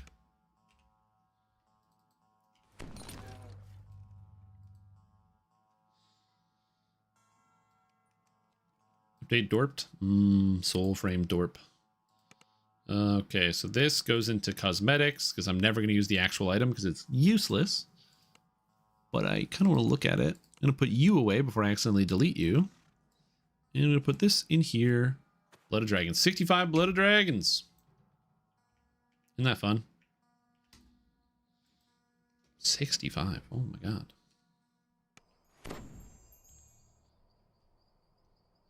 Check out Mission Barbecue in Henderson. Finished the build a couple of months ago. I don't know what you mean.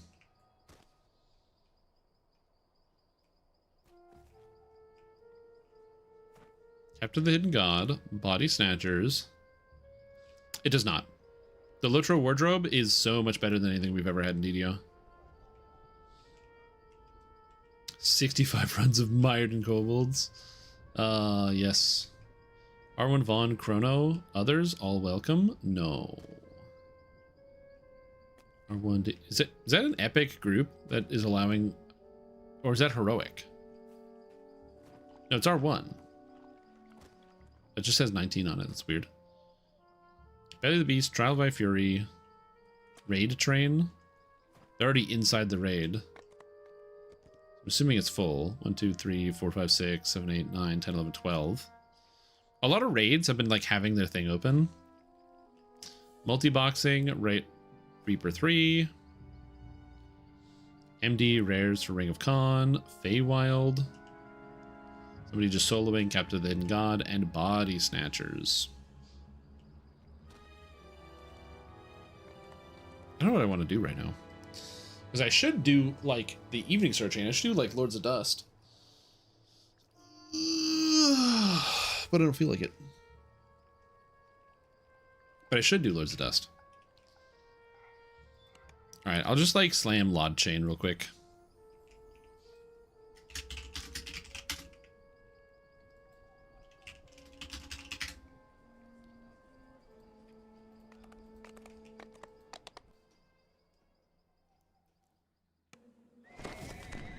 No, it's under the harbor.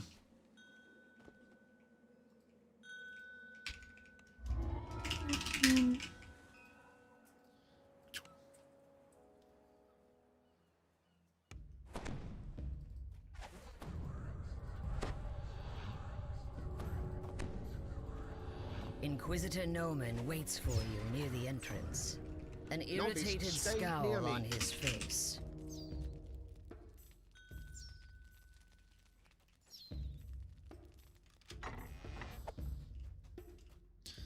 Handcrafted levels. There were handcrafted levels in the game like Warframe would be longer than 3 to 4 minutes. Yeah, so handcrafted levels are one of those things. One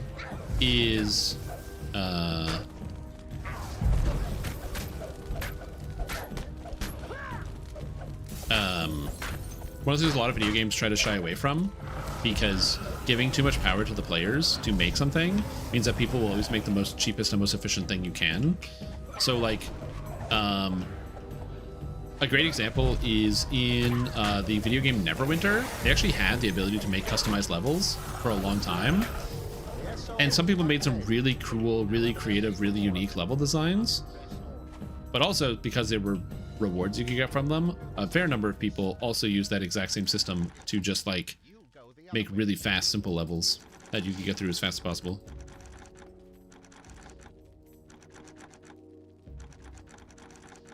Yeah, I don't know what Mission... Oh, but Mission Barbecue is a restaurant? I don't know. Are they in Canada? Because I've never heard of it. Is this on Reaper 4? Was I not paying attention? I was not paying attention.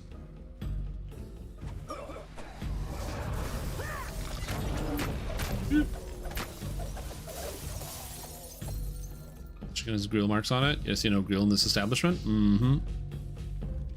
It's pre-grilled grill marks. Lies on the ground in the hallway ahead. Yeah, I don't know anything about Warframe.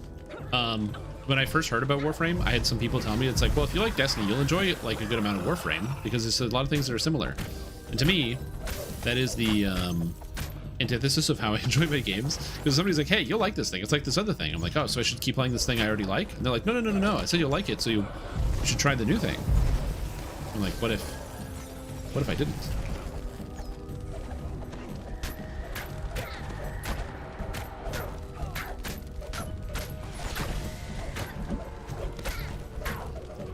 Look, we're accidentally on R4 because I'm on autopilot. This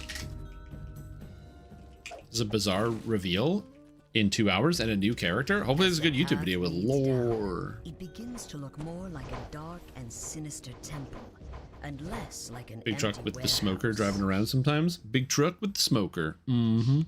A dank chill pervades the lower level. The clink and creak go hard. Unfortunately, these guys are immune to both cold and electric damage, which makes them really annoying to deal with. Favorite raid in Lord of the Rings? Favorite Lord of the Rings raid? And the Inquisitor himself replies, Ooh. The Silver Flame has caused enough trouble. Soon nothing I can say will throw them off the scent. So for nostalgia reasons, I really like the Rift, And see that no one gets by. but it's not the best raid. They've gotten more complex and much more interesting as the game has been continued to be developed. So as much as I do enjoy the Rift, and I think it's a really cool raid, it just doesn't hold up compared to a lot of the more modern raids, to be honest with you. So even though I like it, it's gonna be fun. Center of this room stands a bloodstained altar. Darn Arbogud, also very, very, very cool raid. Again, I don't think it holds up either. Because not that it's a bad raid, it's just most of the raid bosses have like one mechanic and that's all you get. Which is fine for some players, but not for like a giga raider like myself. I need more than that. What raid really holds up? Throne of the Dread Terror is a very cool raid. Throne of the Dread Terror is basically you have to carve your way on the battle at Pelennor Fields, where you're like fighting in front of Minas Tirith. You carve your way into enemy lines, and you have to fight through a whole bunch of stuff. It's a really, really cool raid. That one's pretty fun. Actually enjoy that one quite a bit.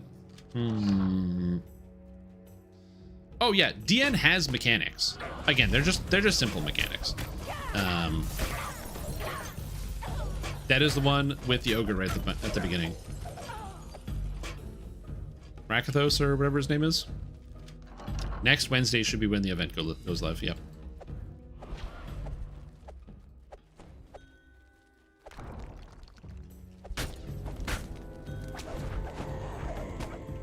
And then what else is there that like really stands out? I enjoyed Remerchant, the raid with Shelob. It's cool.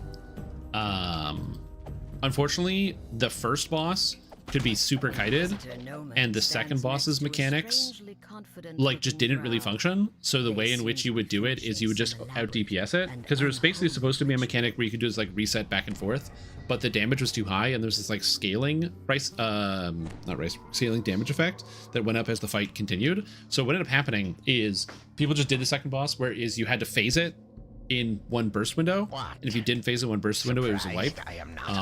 Because again, like literally the mechanics just didn't work properly, so you couldn't actually do the resets, which was annoying. The third boss, was it Luculos the Pale Herald or something? Luculos or something? I can't remember his name. That boss fight was really cool. I really liked it. I liked how there was like the kind of balance. You could choose how you wanted to deal with it by killing or not killing certain monsters to have more or less time. That was really cool. And then the actual Shelob fight was great. Big fan of the Shelob fight. They did an excellent job with that one. It's hard son of a bitch. And I remember the screaming that, because we took so many tries to beat it on the higher difficulties. And so I remember the first time we cleared it on tier 3, the screams, and the first time we did it on tier 4. Dude, the screams coming through the mic. You can't replace that. Amdandabul was also a good raid. It was just a short raid. Really enjoyed that one, but it was a little short. Then we had the raid with Remil. I didn't really play a lot of Anvil, so I don't have a lot of experience with it, personally. I should raise this guy. Yeah, so I just don't really have a lot of experience with the Anvil of Winterstith. Oh my god, I failed. I'm so washed up. I rolled a 2. Do I need a 3? I need a 4.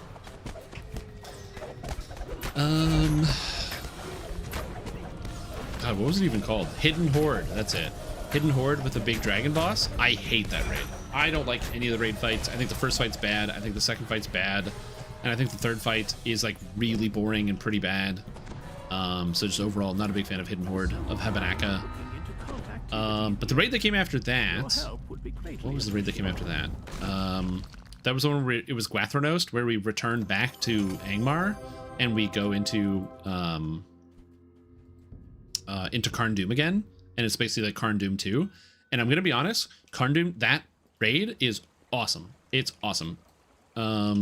Excellent job. Everything about that raid was great. I'm a big fan. Yeah, they did a great job. Welcome. We're on servants now. So if you wanted to do any raid in the game, oh, not just Gwathronost, I completely forgot. Before Hidden Horde came out, there was also Fall of Khazad-dûm, which was a one-room raid, so it was a single boss fight with 5 phases. And Fall of Khazad-dûm was basically a magical barrier by the silver flame. You are with the dwarves as they're leaving Khazad-dûm the first time during the Second Age after they unearth the Balrog, and the Balrog is now chasing everybody out of the mine. And basically, to secure the last exits of the dwarves, we stand as like, it's basically like you're a stand-in character. So it's, you know, historical fiction. Our characters are designed to be like stand-ins for the dwarves that held the line, that slowed the Balrog's progress long enough so the dwarves could get across the bridge, and actually make it out.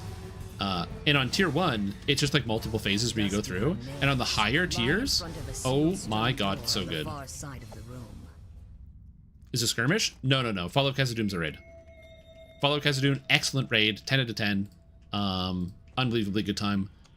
So many mechanics, dude. So many mechanics in Fall of Khazad-dûm, but that was a really good one. Fall of Khazad-dûm and Gwathrenos definitely stand out as like some of the better raids. The final boss fight of Gwathrenos is really, really, really good. If you missed it, unlucky. That was great content. They did a good job with that one. And then after that, we had Makta Corbo, and the first boss fight of Makta Corbo is like one of the best boss fights of any video game I've ever done. Or I've ever played. The way that the boss fight works is that depending on the tier, there's a certain number of guys. So basically there's the final boss, Azagath, who's there, and then there are his minions. You have to kill all the minions before you can kill Azagath. He can't even take any damage. But he just has dangerous effects and different mechanics depending on the tier. So you have to like have somebody basically watching him all the time. You gotta tank him, you gotta do whatever.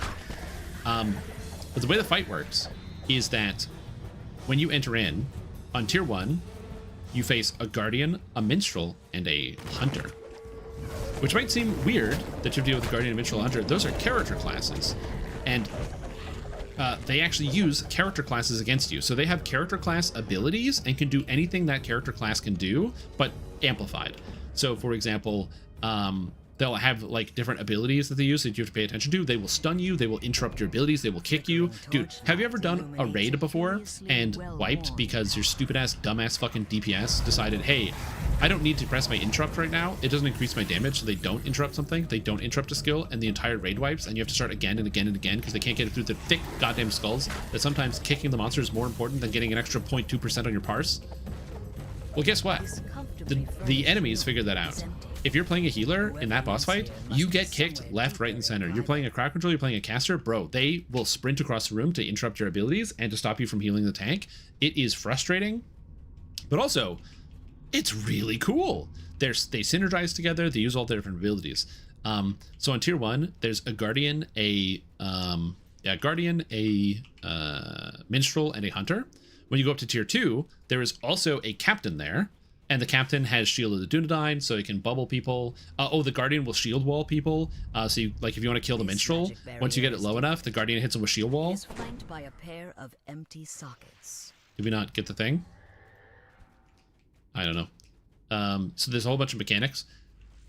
And then once you get to tier 3, you get to deal with the Mariner, where they add a Mariner to the mix. And the Mariner has a whole bunch of dangerous things. That was the new class they added for the expansion, so it's kind of cool that you actually had to face off against one. And it's a motherfucker. It's got crazy AoE. It can call targets, so it'll be like, hey, kill that guy. And then all of a sudden, all the ads ignore taunts and immediately go for whoever they're attacking. Like whoever they're told to attack. So they like actually coordinate better than you. It's basically like you're going against a PvP group. But there's 5 tiers of content in Lord of the Rings Online.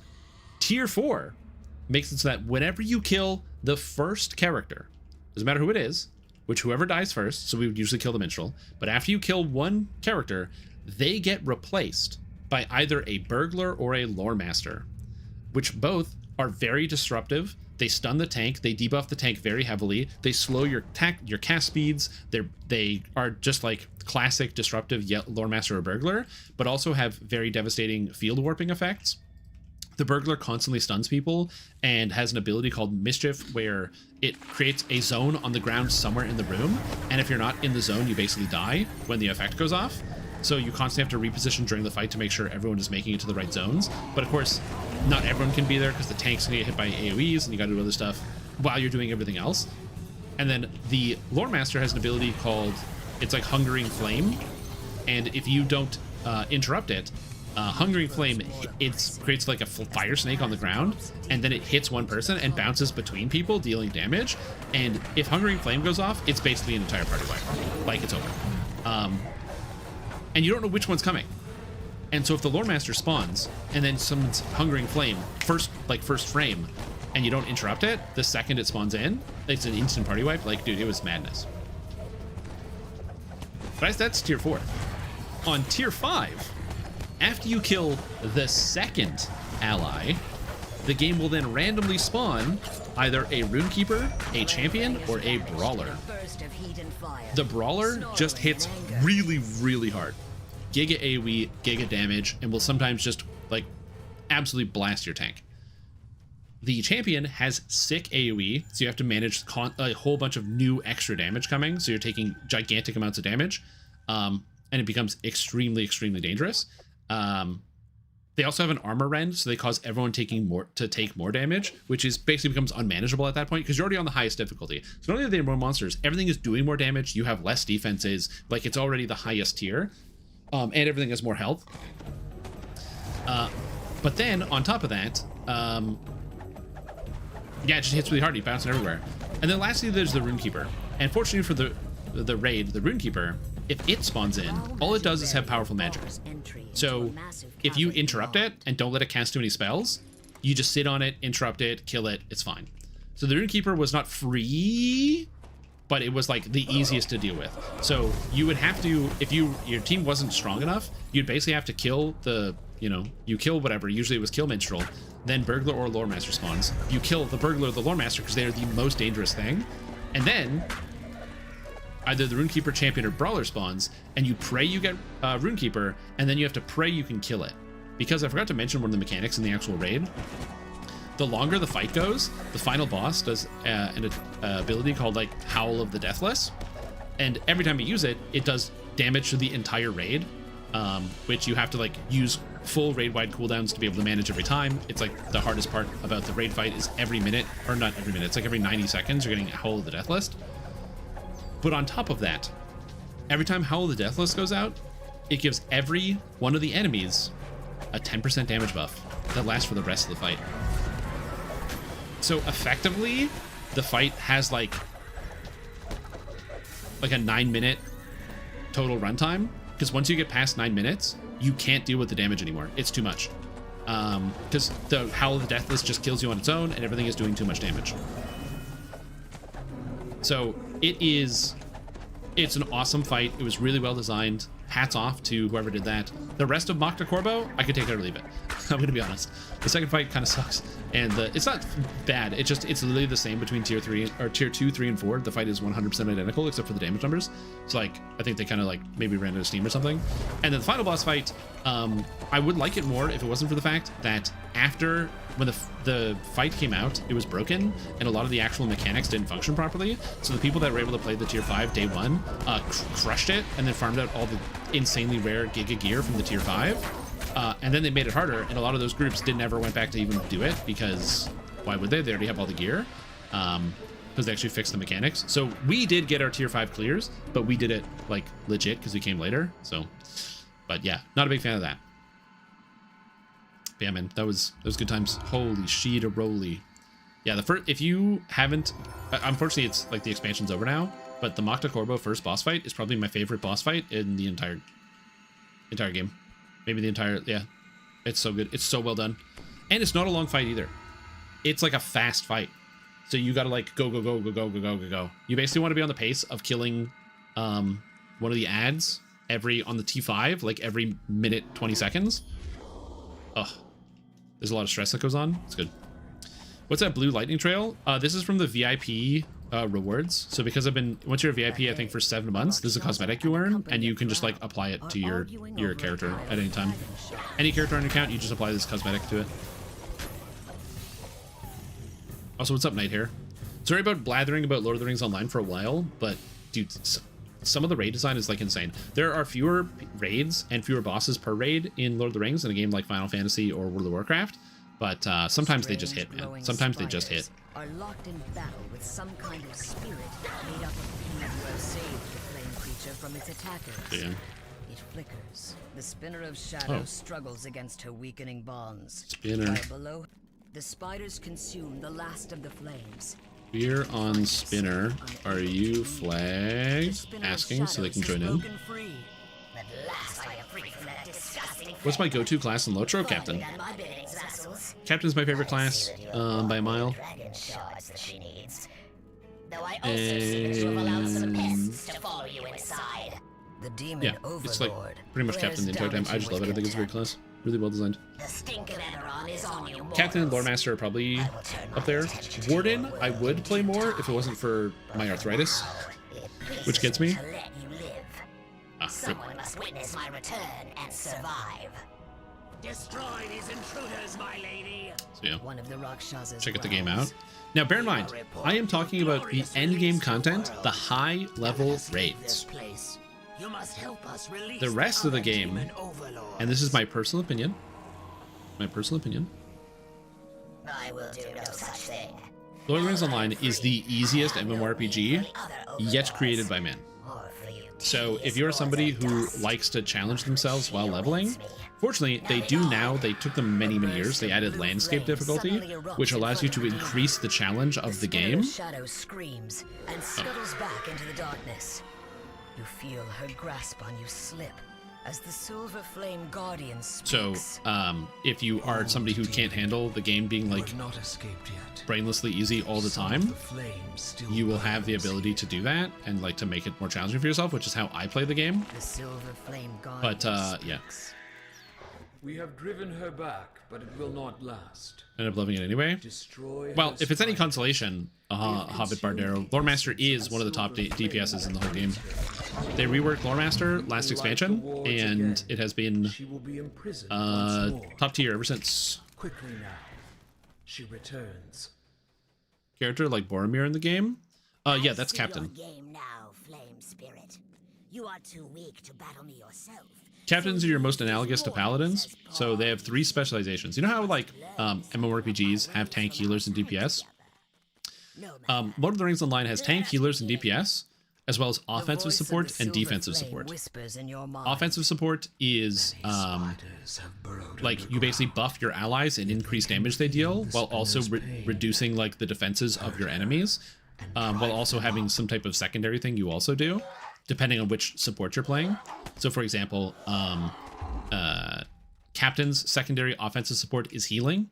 Lore Master's secondary offensive support is their pet synergy skills, where they can summon pets to do unique abilities.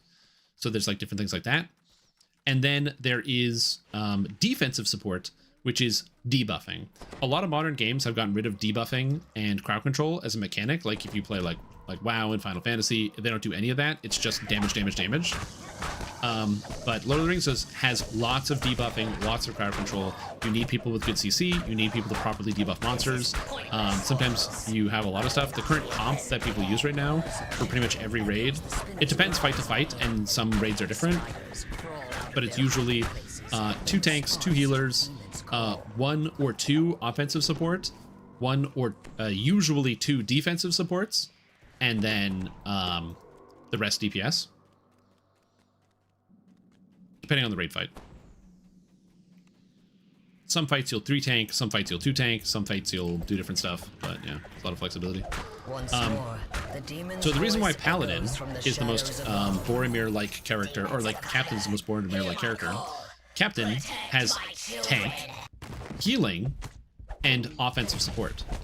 The way that health works in Lord of the Rings is you can't heal people because healing magic doesn't exist because it's the Lord of the Rings. Did you watch the movie? Dude, Frodo got stabbed, and you know what they fixed with Frodo? They let him rest in Rivendell for like 6 months. Okay? So like that's how you heal in Lord of the Rings. You wait until your wounds heal. There's no magic. I'm sure they had like elf magic. I'm sure, you know, Glorfindel came in and was like elf magic, but that's all you got. And so it's not nearly as good. So instead, the healing works on morale. You don't have a health bar, you have a morale bar. When your morale gets to 0, you've run out of the will to fight, and you retreat. So that's how they get around with dying. You don't actually die, you run out of the will to fight, and you retreat because you're out of morale. So the Captain, as a healer, raises morale. So the way that you do that is they fight on the front lines. They're a melee healer. All of your healing skills are melee attacks. So you have like Inspire, where you stab an enemy and you inspire your allies, healing them and granting them mana back. You have Valiant Strike, where you slam your weapon down, healing people. You have Gallant Display, which is like a frontal cleave that also heals people that are like in the area. So you have to be melee attacking enemies to also apply your heals at the same time. Also, you need to, when you critically hit enemies, you have some like just castable heals, but your castable heals get empowered by critically hitting enemies in melee combat. So you have to stack crit to hit enemies to deal damage, and then that gives you the ability to like heal them through that. And they now have an ability that's sort of like Disc Priest from WoW, where dealing damage to enemies also heals. You get to mark one ally in your raid. So usually that you mark the tank, you make them your shield brother. And then whoever your shield brother is, when you deal physical damage, you heal your shield brother.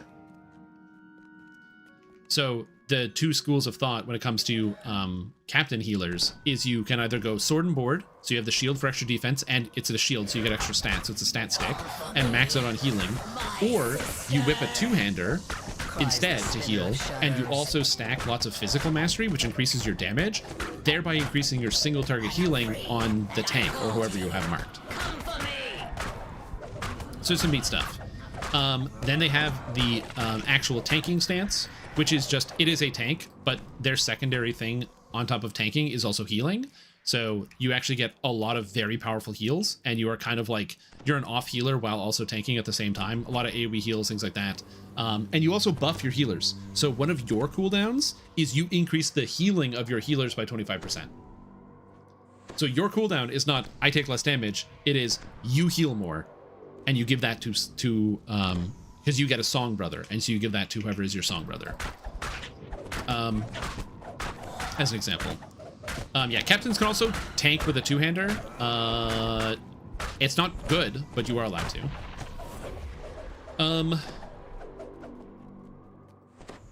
Captains are the only ones that can summon other players. That is correct as well. Yeah, captains can summon players to a location. They get a horn. You get a horn. You get Boromir's horn, and you can, because you have to talk to Boromir about it, and you can use it to blow it, and then you can summon players to your location. So they're basically like warlocks. They summon people from WoW. And then lastly, their third spec is their support DPS spec, where you have a Blade Brother, and whoever your Blade Brother is gets giga juiced attacks. So like when you critically strike, your Blade Brother's next attack is a crit. So you force them to auto crit all the time. You give them huge stats. You debuff enemies to make them take more damage. You have a whole bunch of attack buffs, and you deal some damage yourself. You're a damage dealer. You have a little bit of healing, but they really downplayed the healing. Instead, you're a mana healer, so they raise the mana of everybody in the party to keep mana up, which is cool. Yeah, and then that's Red Captains. They did add a thing to the Red Captain, which is now it's called Standalone, which is really good on the landscape, and some people have tried to do real DPS with it, and it basically takes all of your party buffs and juices them up, and also makes them single, like self-only. It is not good in a group. In a group, it is always better to be a buffing captain, but if you're in a small group, like a 3-man, because there's smaller instances, so it's either 3 or 6-mans. If you're in a 3-man, Standalone is usually the play, and if you're in a 6-man or a raid, you're pretty much always going with the group buffing thing. It's cool. Very, very, very cool. What do they quantify Mariner as? So Mariner is an offensive support with the blue. They are a DPS with the red, and then they are a defensive support with the yellow. So Mariners are comparable to Burglars and Lore Masters on the yellow, and I actually have seen some people do some cool and sick things with Yellow Mariner, which is kind of cool. They played as a debuffer? Yeah, so you still can be a powerful debuffer. Basically, what they've been trying to do is they've been trying to, for a long time in Lord of the Rings Online's history, they didn't do a lot of class balance or reworks. They kind of just like status quo'd it. The more recent systems team has put a lot of effort into making it so that the everything works. So as an example, right now, if you were to play Lord of the Rings Online, every single spec for every single class right now is viable in a raid, which has basically never been the case in the history of the game, which is pretty damning, to be honest with you. But yeah, right now, every single spec. So the Lore Master had a pet spec, which was basically only good for landscape, where you could just summon pets and they would like help fight for you and, you know, defend you and do whatever. And you get to have your friends, but like in a raid, dude, I ain't using the pet class. I'm gonna use whatever. And the DPS spec didn't really have like a cohesive like way you played it, so it just was never really that good because of that reason. Like there just wasn't like a good set of systems behind it. Whoops, I need one more. And so they reworked it, so now the pet spec is buffer like the captain. It doesn't buff in the same way, and depending on the pet that you bring, it actually changes what kind of buffs you give out and what else you do. I love Blue Lore Master, dude. It's so cool. It's so cool. Recently, they also reworked Hunter, and Hunter used to have 3 specs. It had the Trapper spec, which didn't do anything. It had the Huntsman spec, which was basically you meant to be able to attack and move at the same time. And then they had the just Legolas, use a bow, do damage spec.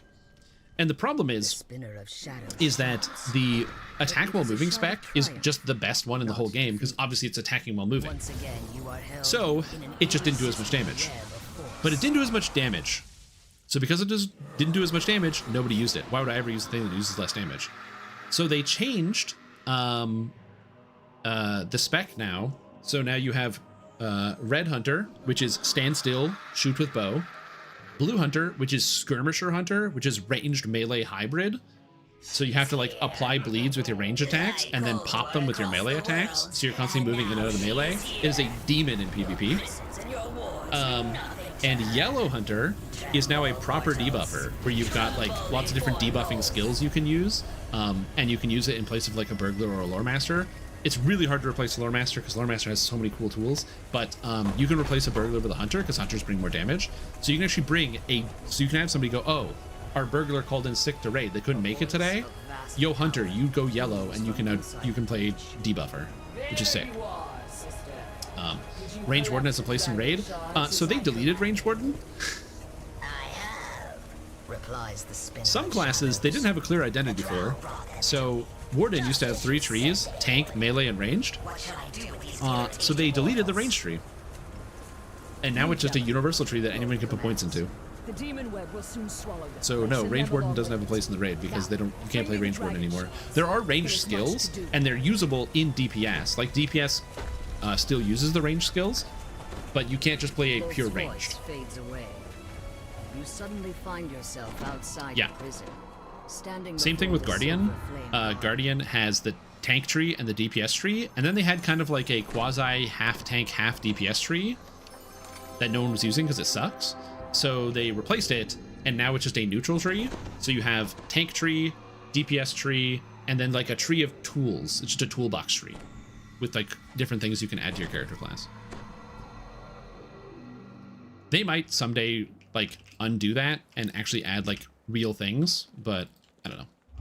At the very least, I will say this. They recently reworked the Guardian, the DPS, and it is killer.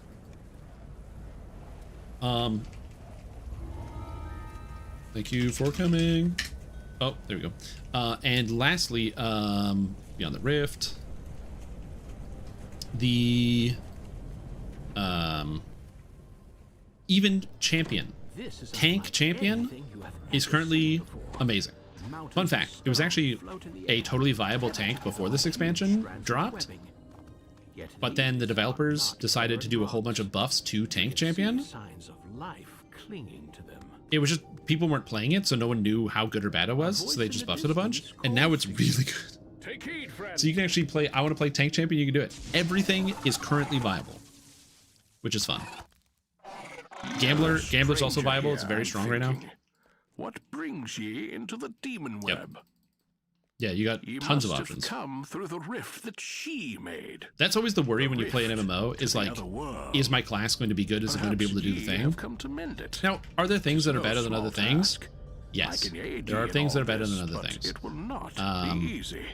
Like, again, I think like Mariner is probably the worst of the crowd controllers or the defensive supports. Elminster?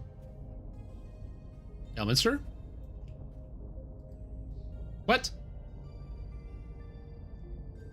What? He fell? Oh, good, he respawns. Oh my god. I've never seen that.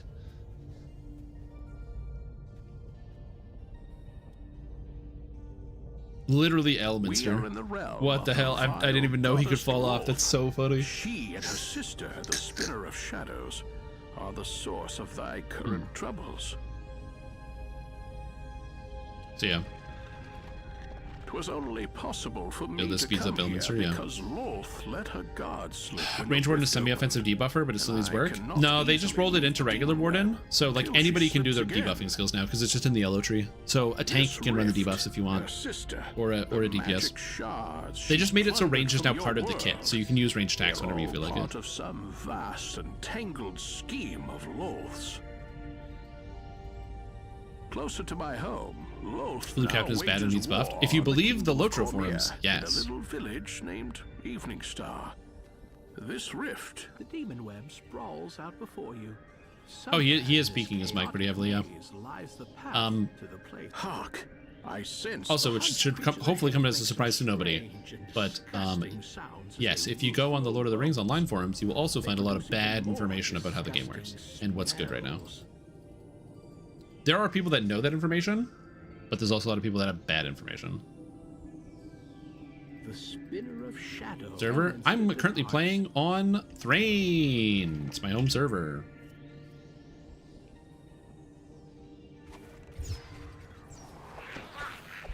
Yeah, overall fun game, also free. But bear in mind, Lord of the Rings Online is a WoW-like MMORPG. Came around to kind of fit the same style. So if you're like, damn, this feels like, or no, this looks like World of Warcraft. Yes. It won't feel like it. The physics of it is very different. And the way the animations work. WoW has a GCD. Lotro doesn't. Everything is based off of animations. So longer skills take longer to cast and shorter skills are faster to cast. That's it. That's just how it works. This might sound like a really, really stupid thing to say, but I've had some people who like play World of Warcraft try Lord of the Rings and get immediately bounced off because they're just like, what the heck? It feels so different. Only the strong survive in the and these treasures were not strong. It's a very different game. They don't have anything that's like off the GCD like you would in like WoW, or like you're trying to work around some global cooldown. Overall, it's a good game. They're also, the morale angle is really cool because like the healers, you have like the captain's the healer and he like raises your morale by like shouting and literally being on the front line of combat. You have minstrels who heal people by like singing songs and helping them like restore their morale. You have like lore masters who heal people by like giving them like beacons of hope and inspiring them with stories. Same with runekeepers, they inspire you with stories to keep you like motivated and going forward. You have bears who heal you by throwing honey at you. They do have an ability called Encouraging Roar, which is amazing.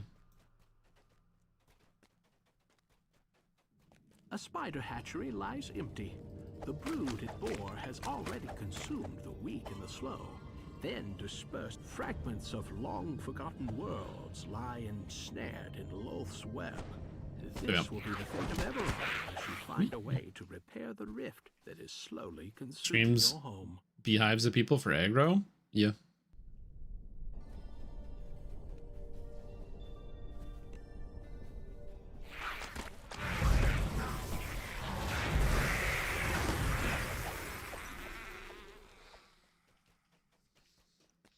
You send the dogs at me? Or the bees? Or the dogs that shoot bees out of their mouth? On a distant shard of the demon web, Loth greets the Spinner of Shadows. It is time, my sister. The dragon shards are in place. So let us begin the ritual. I promise you power beyond imagining. Now join me, sister. Let go of your physical form and join me. Become greater than you ever were. Are we talking about the real MVP, Sarah Oakert? No. But you could use the bow on a bear form and the arrow would come out of the mouth? Yeah, you can't do that anymore.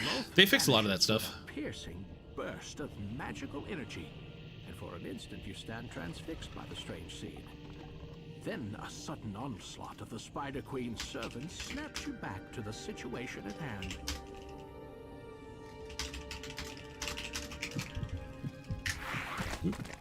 So I'm just planning some things. I am helping a friend move this weekend, so I'm going to plan that.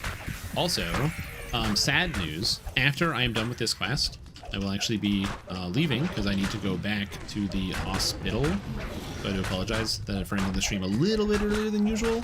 I'm going to try to get my stream, like, to make sure I'm streaming on as tight a schedule as possible, but just with the more recent things I've been having to deal with, I will be taking us a couple shortcuts. Hopefully I get some good news. I hope so. You have no way of knowing what we'll find out. New world you find yourself in. Friendship base is easy to get early. Is there any big disadvantage? No, not really.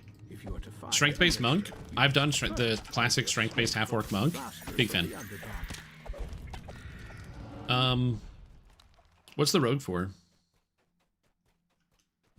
Like just doing traps, or?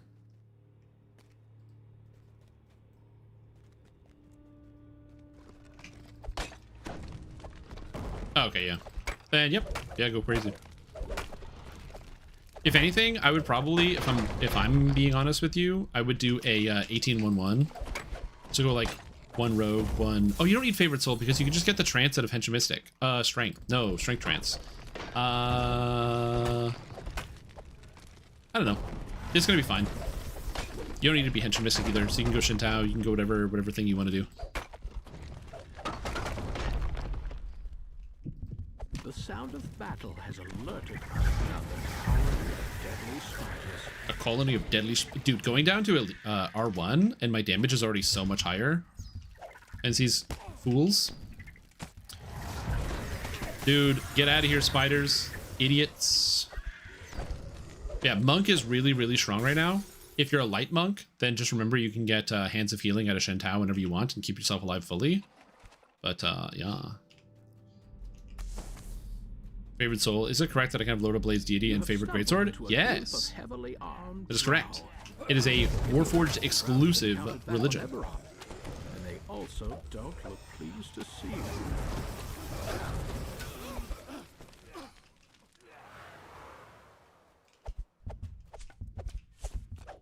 Oh god.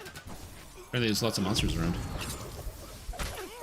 Hurry, there's monsters about. No, you don't have to be a Bladeforged. You just have to be a Warforged. People will usually choose Bladeforged because Warforged take a minus to Wisdom and Charisma, which makes it hard to be a favorite soul, whereas Bladeforged only take a minus to Wisdom. They don't take a minus to Charisma, so it makes it easier to play like Paladins, favorite souls, Sorcerers, etc., etc., etc. Also, if you do go Bladeforged, you have to choose Lord of Blades. You don't get to choose any other religion. It will take you closer to the it's the same thing with like a Cleric of a Monitor. If you are a Sun Elf, you have to pick a Monitor. That's the only option they get.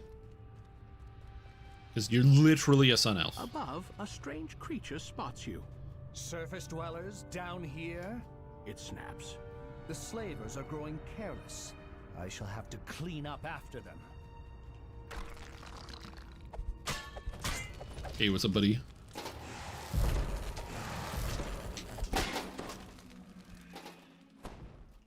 Yeah, you can pick any domain, but you're forced into a DD. Stand guard in front of the gate, almost as if they have been ordered to do. It's been fun doing two-handed melee. Oh, dude, I love just two-handed Bladeforged Paladin, big ass sword, big ass armor, literally made of metal. It's cool. A small but well-guarded drow outpost lies up ahead.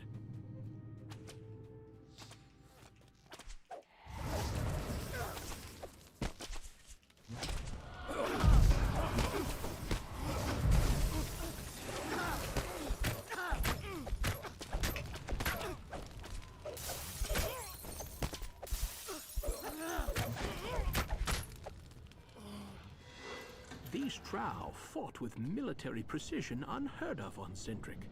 Even so, the defender of the outpost is finally dead. Wish weapon attachment didn't suck? Yes, I agree. I also wish weapon attachment didn't suck. The leader of the drow turns to confront you. More fodder for the slave pits. No, not fodder for the slave pits. They're talking about me! I'm not fodder.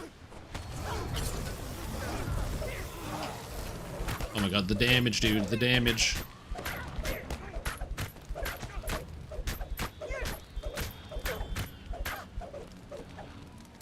6,500 damage. Whoa. Wowzers. Anxiously point to a large lever near the door. Thank the gods, I'd almost given up hope. Sword and board next life. Where did you come from? Well, the cool thing about bear is that in bear form, you can use the great axe and do giga damage. Or wolf form and do giga damage. Because it's good with both. The people here know the name of Elminster, the wizard who braved the demon web.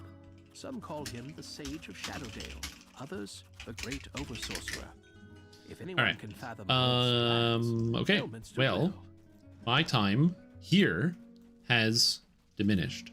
So this is where I'm going to have to end yonder live stream, as I must depart and make my return to ye old hospital. So I will be back tomorrow with some more fun content. We'll be doing some live stream. Hopefully it'll be a good time. But yeah, other than that, we are good. Tomorrow, I know some of you guys are missing some stuff. I was originally going to have the video out going over my thoughts about the Fae event, but due to recent unforeseen circumstances, I've had no time to work on that. So I don't have that up for you yet.